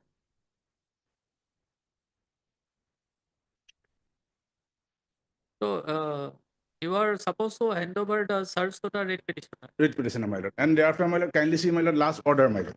Last order, my lord, that is on 17/3/2023, my lord. 7/3, my lord. Last Friday, my lord, matter was come up before this honorable court, my lord, 7/3, my lord. 7/3, my lord, of the same proceeding, my lord, 7/3, my lord. So you have no instruction in that regard. No, I have only instruction of adjourning this matter for today and can fix it for next. Let it be on Monday then. Next Monday. My But, lord, it was, my lord, Tuesday. Tuesday. Yes. on Monday, my lord, because Tuesday is, my lord, a hearing day, my lord. It will be proper, my lord, on Monday. And, my lord, it was, my lord, submitted on bar, my lord. Charge will be handed over, my lord, positively on 10, my lord. But today, my lord, 11, my lord. And both the matter, No, my lord, if the person is not available, what to do? it's, my lord,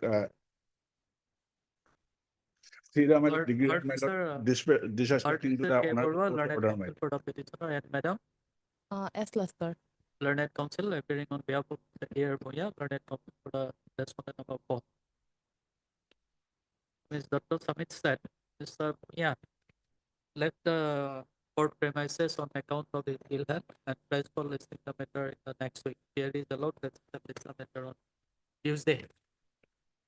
Much appreciated. And, my lord, Item 25, my lord, I have filed my vocal today, my lord. I am going to file the response, my lord. Okay. and this matter will be tag, my lord, tag with, my lord, item number 23, my lord. Okay. 24. Heard Mr. K. Borua, learned counsel for the petitioner, and Mr. Pegu, learned counsel appearing on behalf of respondent number, Sole respondent. sole respondent. Respond number one. Mr. Pegu submits that he has filed his color number today, and he will file his objection on the next date. This is the matter on when. Monday, my lord, same day, my lord. Both are, my lord, out of same order. my Uh, lord. On same date. my lord. 18. List the matter along with 18 WPC published. number. Lordship. Item 27. Matter will be take together, my lord. Obligation.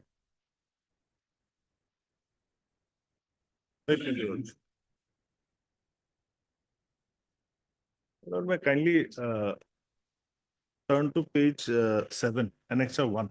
Your Lordship has passed a judgment and order in intestate case number 2/2015. And the order was of 23/9/2024. My lord, may I kindly take up the schedule mentioned in the bottom of this page. At serial number 6, LIC policy number 48265. This 48265, my lord, this 5 ought to have been 4. Small typing error, my lord. Your lordship will find this. Okay. Heard Mr. Your good name, please. I am sorry. Learned counsel for the applicant. this interrupted application is deferred by the applicant for correction of the LIC policy number in the judgment and order dated 23rd September 2024 passed by this court in intestate case number 2 of 2020.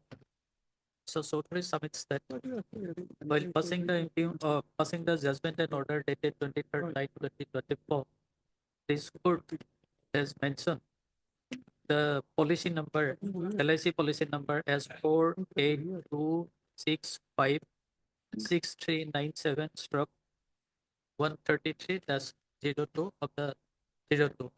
But the same would to have been LIC policy number 482646397 stroke 133 -02.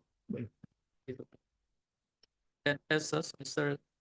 Chaudhary submits that the aforementioned correction required to be made in the judgment and order dated.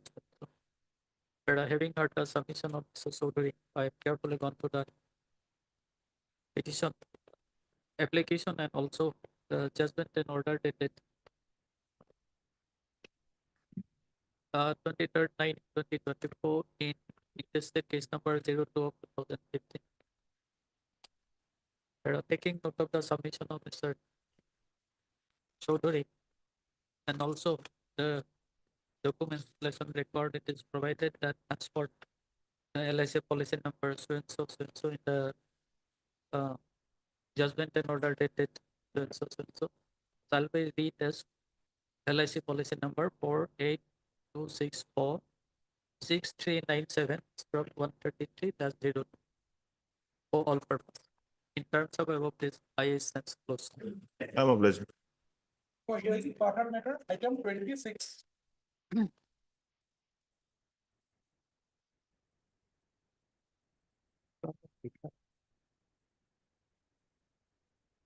Mr. Dekar, you were supposed to reply Yes, to the submission made by him. yes. I completed my part. Yes.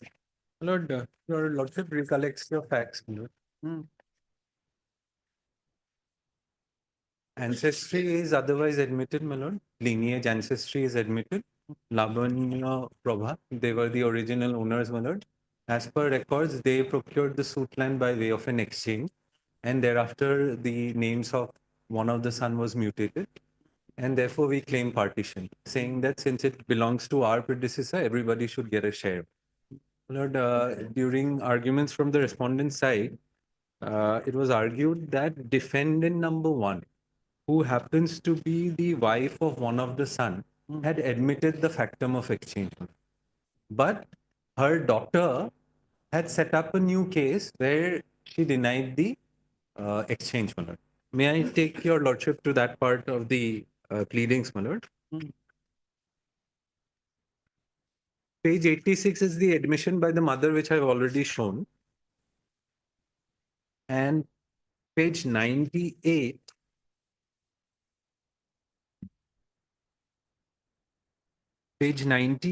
is what was relied on. That is the pleading by the daughter, the defendant number 3.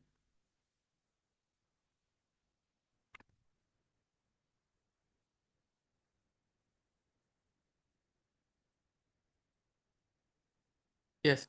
Page 98, para 37 was read out, my lord, that though names of Kumud Bondhu and Lavanyabala Dondo got their name mutated by right of exchange, but due to incompletion of the exchange as alleged by the original owner, they failed to get possession. While Mridul Kanti came to know about the fact, he came to Nagaon and took help of Nurul Hussain, the boundary man who was the most influential of that time, and with his help, with the help of Nurul Hussain, Mridul Kanti Dondo obtained possession. So the stand of the granddaughter is, my grandparents may have entered into a deed of exchange, but it is my father who obtained possession with the help of one Nurul Hussain. So this has been projected to show that there is no clear admission insofar as defendant number 3 is concerned. Now, if your lordship may turn over to page 100, that is the verification clause of this particular written statement, the Lordship finds that this is signed by one of the one so-called attorney of the defendant number 3. His name is Zakir Hussain, the attorney of defendant number 3. So this is the pleading which the respondents have relied on. Now, if your Lordship may kindly have the evidence, my lord, the C file, it is already marked. DW3, my lord.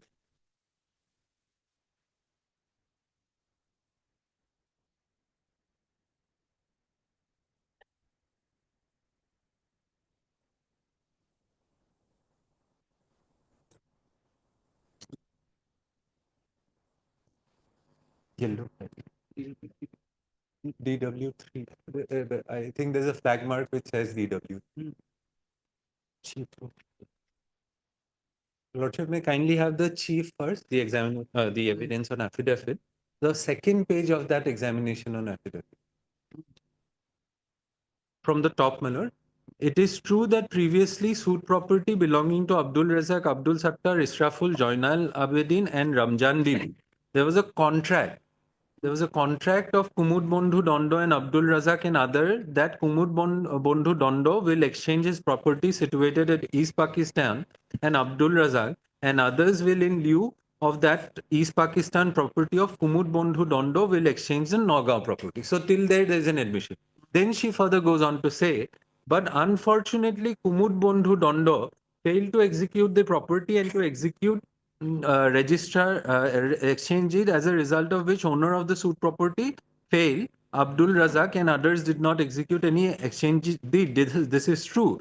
Then para 5, that Abdul Razak was deported at the time of his living at East Pakistan and others were also leave for East Pakistan. At the time of their leaving, the owner of the property entrusted one Nurul Hussain, again that story, a prominent person of the locality and neighbor resident, Kumud Bondhu Dondo, somehow managed to get his and his wife's name mutated without right title and interest. But Kumud Bondhu had no other alternation but to leave Nagaon as acquisition by way of exchange failed. So he permanently resided at Kolkata. In no time he had come to Nagaon or enjoying any right of the property. This is true. That my father, Midul Kanti Dondo, seeking his fortune, came to Nagaon on the basis of transaction which was failed. My father met Nurul Hussain and he agreed that if the possession is delivered to my father will pay the amount price to the owner. After consultation with the owner, Nurul Hussain, and then delivered possession to my father.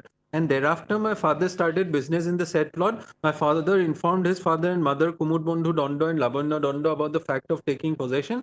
But both of them informed my father that they are not at all interested. This story was told to me by my father and also my mother, Mondira Dondo, several times. So I came to know about the facts that though Kumud and Lavanya had mutation, but they had no right title and interest. Now, whatever stand was taken in the written statement was reiterated in the evidence on affidavit. But one notable feature, she says she came to know about this entire story from her mother and father. Mother, though a defendant, did not enter the witness box. Mandira Dondo was defendant number 1. She did not enter the witness box. So this is indirect hearsay or will not comply with section 60. In any case, my lord, if your lordship then has the cross-examination.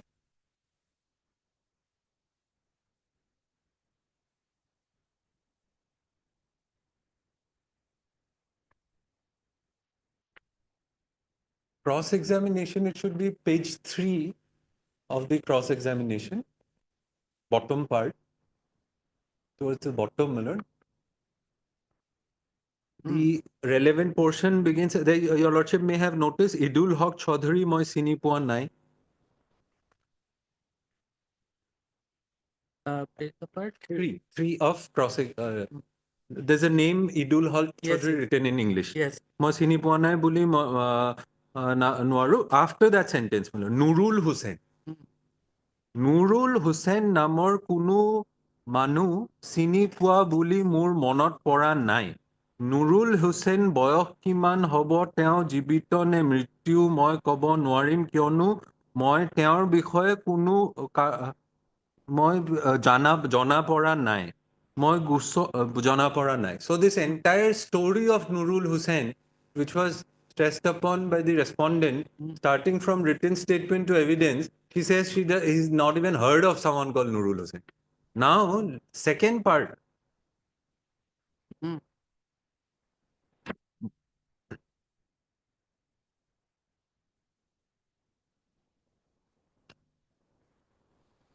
মই গোচৰ thereafter মানে মই গোচৰ চলাবলে কোনো power of attorney দিয়া নাই কিন্তু মোৰ মায়ে দিছিল so her written statement which was sworn by a constituted attorney she has refused she had disputed that she has not even given power of attorney to anyone so what value does that written statement hold the entire argument, if I've understood correctly, was that there was no clear admission from defendant number 3 because defendant number 3 narrated the incident of Nurul Hussain in her written statement. Now, two things we can gather from the cross-examination. First of all, Nurul Hussain, she doesn't even know. And secondly, she did not authorize anybody to conduct the case, meaning thereby she had disowned the written statement itself.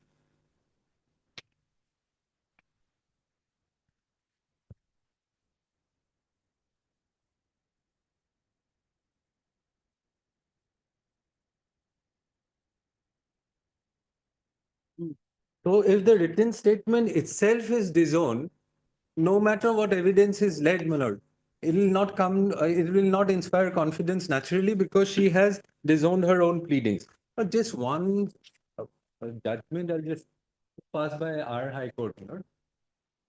This is 2016 5 GLR 408, my lord. Now here, my lord, during cross-examination, the defendant had denied the signature in the written statement. Then the court held that this would therefore not inspire confidence. Now, if your lordship has the judgment, paragraph 2, my lord, a substantial question of law was formulated.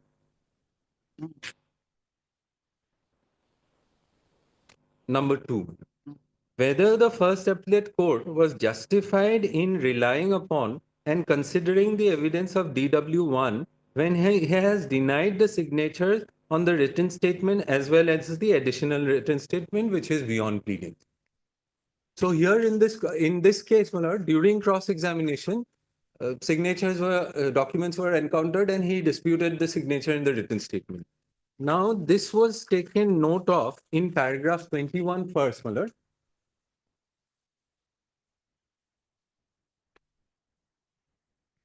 Paragraph 21, just one sentence from that paragraph, the last sentence during his cross-examination. During his cross-examination, DW1 had in fact denied his signature in the written statement as well as the written statement, which were obviously filed by him and relied by his counsel all throughout the proceedings before the trial court as well as the appellate court. Now, if your lordship may come to paragraph 24. 24, my lord. Though the defendant had denied his signature in the written statement as well as in the additional written statement, such denial appears to be complete contrary and inconsistent with the stand of the defendant in the matter, particularly considering the fact that his counsels have relied upon the said document all throughout the proceeding. From the aforesaid materials available on record, it leaves no manner of doubt that the defendant, having entered into an agreement for sale of transfer of the suit land and house in favor of the plaintiff, had resiled from the same by cancelling the power of attorney without any prior notice to the plaintiff and thereafter denied the entire transaction with the sole purpose of defeating the claim of the plaintiff. Such bald denial of the defendant, viewed in the conspectus of the facts and circumstances, does not inspire confidence of the court. And eventually, the substantial question was decided in favor of the plaintiff. At page 20, para 26, accordingly, substantial question 1 and 2 stands answered in favor of the appellant. So this contradiction itself would be sufficient to discard that pleading in toto. That pleading in page 98, that evidence has DW3 eventually holds no meaning today.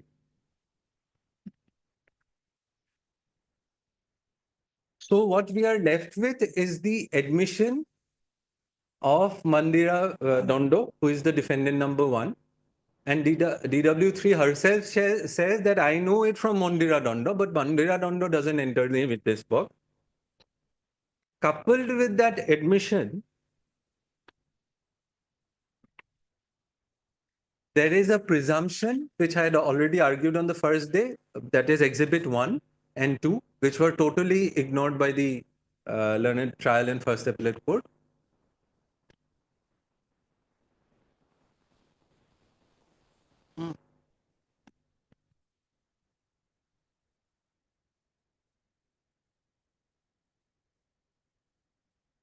Okay. Exhibit 1 and 2, my lord. It was said that Labanya and Kumudiwala had gone by way of exchange. From that mutation entry, they obtained mutation saying that as inheritance we get it. So, first of all, there's a presumption of these revenue records. And secondly, there's a rule of estoppel which will naturally operate against them, because if you yourself have applied for mutation as legal heir of Kumudibala and Labanya, then to say that they actually were not owners, the rule of estoppel would naturally operate against them.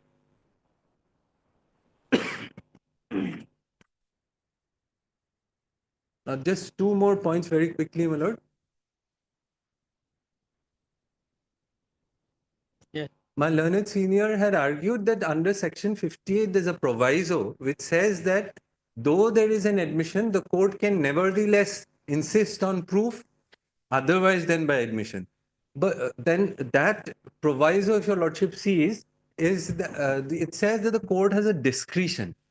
Now, here is a case, my lord, where the courts did not apply that discretion. In fact, the findings were perverse because this admission was not even taken note of. Trial court judgment. No, discretion is there, but court may apply it, may not apply. May apply, may not You apply. cannot, argue that you cannot plead that it should be applied in your favor. Yeah, I'm not saying that, my lord. What I'm trying to drive home is this, my lord. Had the court said that I have taken note of the admission, but I'm nevertheless, I want independent proof. That the court did not say. Court said I cannot find an admission here, because that is why the question of law that it is perverse on account of not considering the stand of Mandira Dondo and the Jamabandis, my lord. Now, lastly, my lord, one argument was made by my friend Mr. Bonig that there is a sale in his favor. There is a sale deed in his favor, and I have not sought cancellation of the sale deed. Now, to this, my lord, the simple answer would be, my lord, this is ultimately a suit for partition. 18 lechas was sold to him, my lord. Now, if the share of the respondent is more than 18 lechas, which it apparently is because it involves 3 bighas and odd, that sale is always protected. Only thing is, the Wendy's portion would be subject to partition. Because he has only purchased 18 lechas. I need not really cancel that sale deed because his 18 lechas can anyways be saved. Because if the respondents have that much of land, under section 44, they can sell 18. If they have 1 kotha, naturally they can sell 18 lechas and 2 lechas will remain. And that is why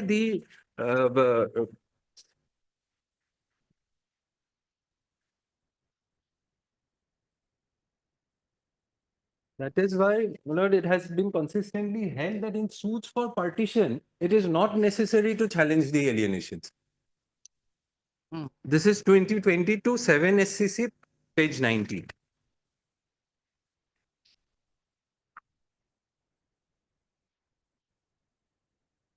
Because how much share will fall into whose share will be determined during final decree proceedings. So paragraph 15, if your lordship takes.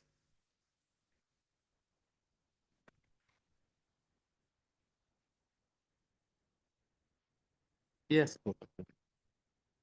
Paragraph 15. It is not always necessary for a plaintiff in a suit for partition to seek cancellation of the alienations. There are several reasons behind this principle.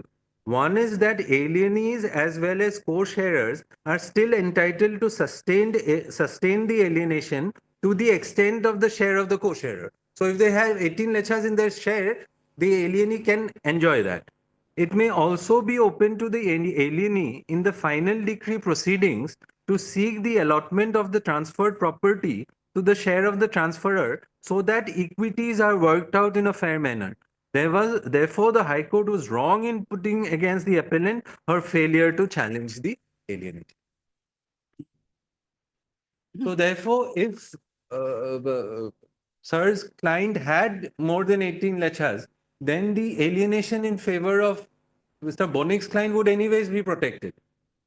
And if it is less than 18 lechas, then if it is 15 lechas, then he'll retain 15 lechas. If it is more, he'll retain the whole of. And all of this can be worked out in the final decree proceeding. And hence the principle that in a suit for partition, the alienations need not always be challenged.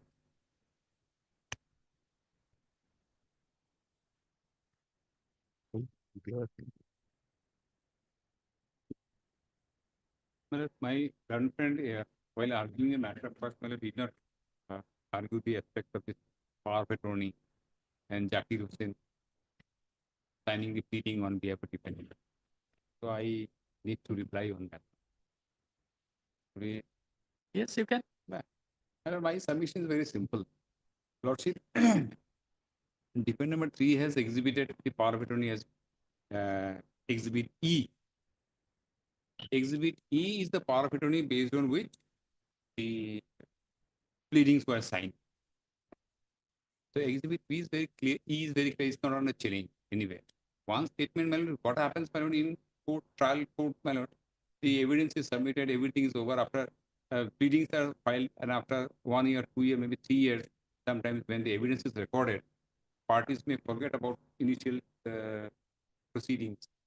So that is how he may have said something, but in fact, he mentioned Exhibit E is there, he is not on a challenge anywhere. Exhibit E is the power of attorney based on which the pleadings were signed on behalf of defendant partition. Exhibit E is very much there. And as regards exchange matter, I have made my submissions. I will not repeat anything. Plaintiff is to succeed on the basis of the case it establishes. Plaintiff is asking for a decree before the court. Plaintiff is to show that he has got title, and his predecessor through whom he has acquired title, they had title. Here is the case, they are claiming their title on the basis of exchange. Exchange is not something, even if exchange is assuming that there is an admission of exchange. Now, based on that, question is whether any judgment can be passed. Before passing any judgment on declaration of title, my lord, mere exchange without a document, a registered document in terms of the Transfer of Property Act, possibly cannot be granted. That is my statement. So this admission is neither clear nor specific. My submission. I made my submission. I will not repeat. So according to you, no substantial question of law is involved in this.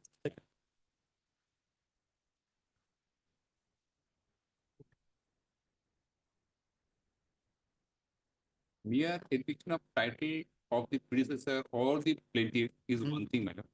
And admission of an exchange, which alone is not sufficient because exchange has to be a registered document. In the absence of any registered document, admission that yes, there was an exchange will not entitle the plaintiff to it. That is.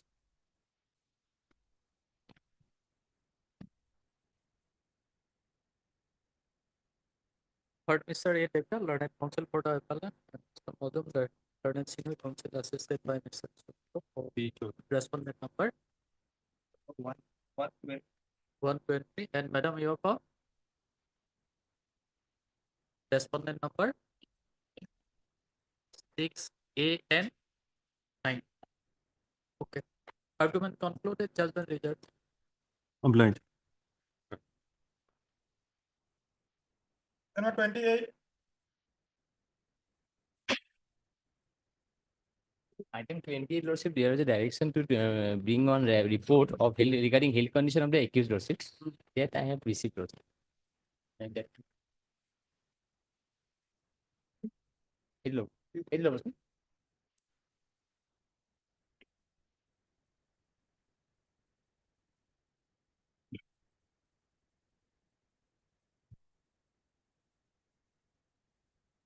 What is the status? He has some diseases or their lordship. And the medicine specialists are advised to. Next page.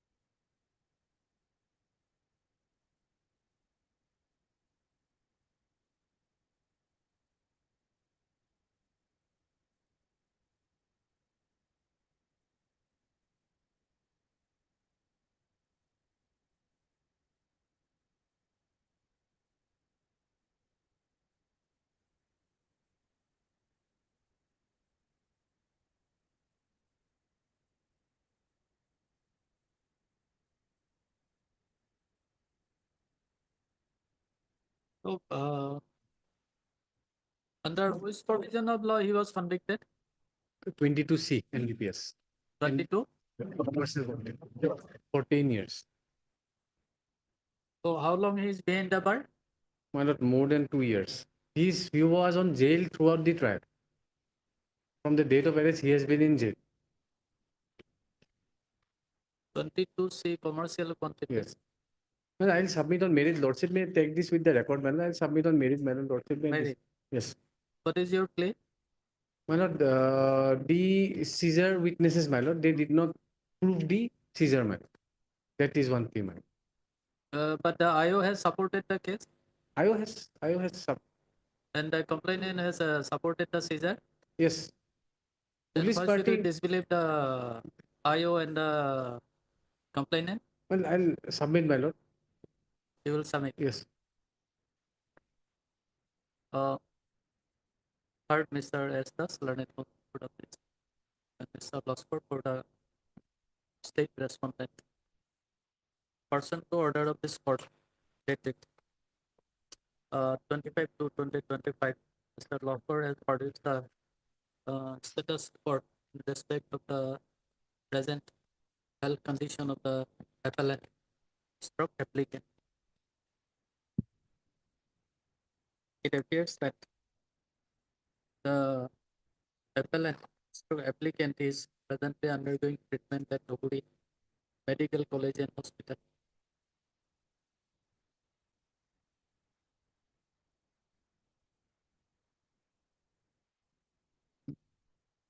Then he is suffering from TB.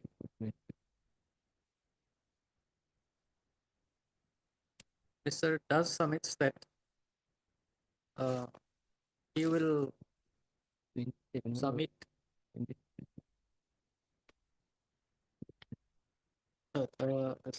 insists that the appeal may be heard and he will submit on merit of the case. Accordingly, it is provided that residential list is high along with criminal appeal number 69 of 2024 for final disclosure on 27 March. how many cases have been fixed on.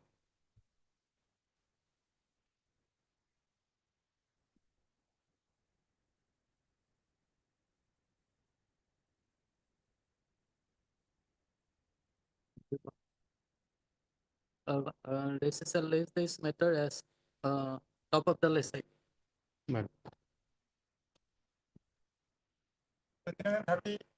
Highly obliged.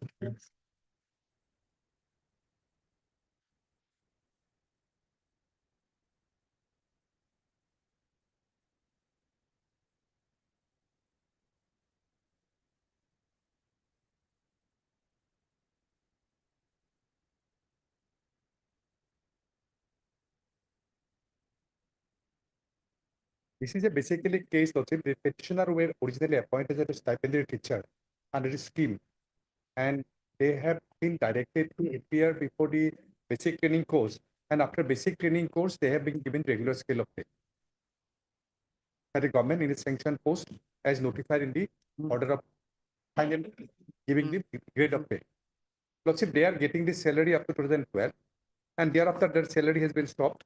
And this petitioner has approached this honorable court by filing WPC case number 5031 of 2024. And this court by order dated 2/4 directed authorities to pay the current salary as well as regular say. And thereafter, Lordship, they have paid the salary up to 2017, 16. After 16, they have been paid stop salary only on the ground as alleged by the petitioner. Petitioners were enlisted with the excess teacher of Shivsagar district. There are some excess teachers against the sanction post, and petitioner name has been included in the excess teachers, and petitioner salary has been stopped, and they have decided to pay the salary on regular basis on interval. As decided by the deputy commissioner and the inspector of schools, they decided that during interval, someone will get the salary and thereafter someone will get the salary. That has been decided by the decision in the office of chamber of the deputy commissioner. Petitioner challenged this order that petitioner should not be given on rotation basis. Petitioner are regularly appointed person after completion of basic training, so they should be given the regular scale of pay. But by this time, some of the petitioner has retired from service. Now government has thereafter decided to make a scrutiny committee, and the scrutiny committee has verified the documents regarding appointment regulation of the post, and they have filed an affidavit that government has decided that these petitioners were irregularly appointed by the inspector of school, then inspector of schools. So they decided by a cabinet memorandum that those have got salary up to 2007, they will be given the regular scale of pay by creating supernumerary posts, and those have did not completed the basic training during this period, they will be considered a tutor. These are the cabinet decision by the state of Assam. We are not on that, Lordship. Lordship, kindly see our initial appointment. But Mr. Goswami, today none of the represent or council for the responding authorities are present. Only thing is, Lordship, I'm in the petitioner is in distress because some of the petitioner is retired from service. Already retired. Retired from service, and already there is an order from this honorable court to give them pension. Pension was also not given to them till date on the basis of cabinet. They have not been terminated from service, but government has taken a policy decision contrary to the documents annexed with the petition. So they are in distress. So Lordship may fix this matter. Lordship, it is not possible also. The government advocate is not there. So Lordship may fix this matter for early hearing, Lordship. Any date, Lordship, convenient. For early date, Lordship. 1st of April. I'm also in difficulty because petitioner in heavy pressure on me. Okay. Third, Mr. Goswami, Learned Counsel for the petitioner, none appears for the expect respondents. Raise the matter on 1st of April. 1st of April. As top of the list item. 31 and 32. Obliged, Lordship. Highly obliged. If these both the cases are conducted by senior counsel Mr. Z. Kamar, as he's fasting, my lord, he have went home, my lord. No, before And he was there, my Ramadan lord. month, he was absent, and now Ramadan month he is fasting. My lord, that the matter will be fixed after April, my lord. April. April, my lord. After Bihu, my lord.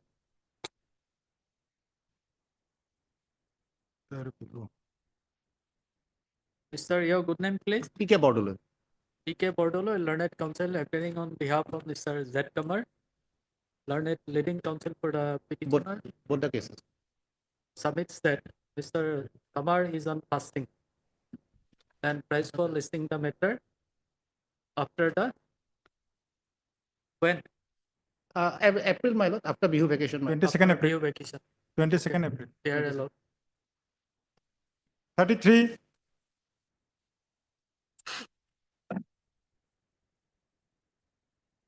May please, your lordship. In this matter, my lord, Mr. A.R. Bhuya will appear, but suddenly, Mr. A.R. Bhuya suddenly fell ill, my lord, and he left the court for premises. My lord, I pray for listing of this matter on next Tuesday, my lord. Okay. Yes, agreed by learned advocates of both the parties, recitals the matter on Next Tuesday, 18 my lord. 25th. 25th. 25th. My lord, interim is there. That may be Interim order passed earlier shall continue. continue.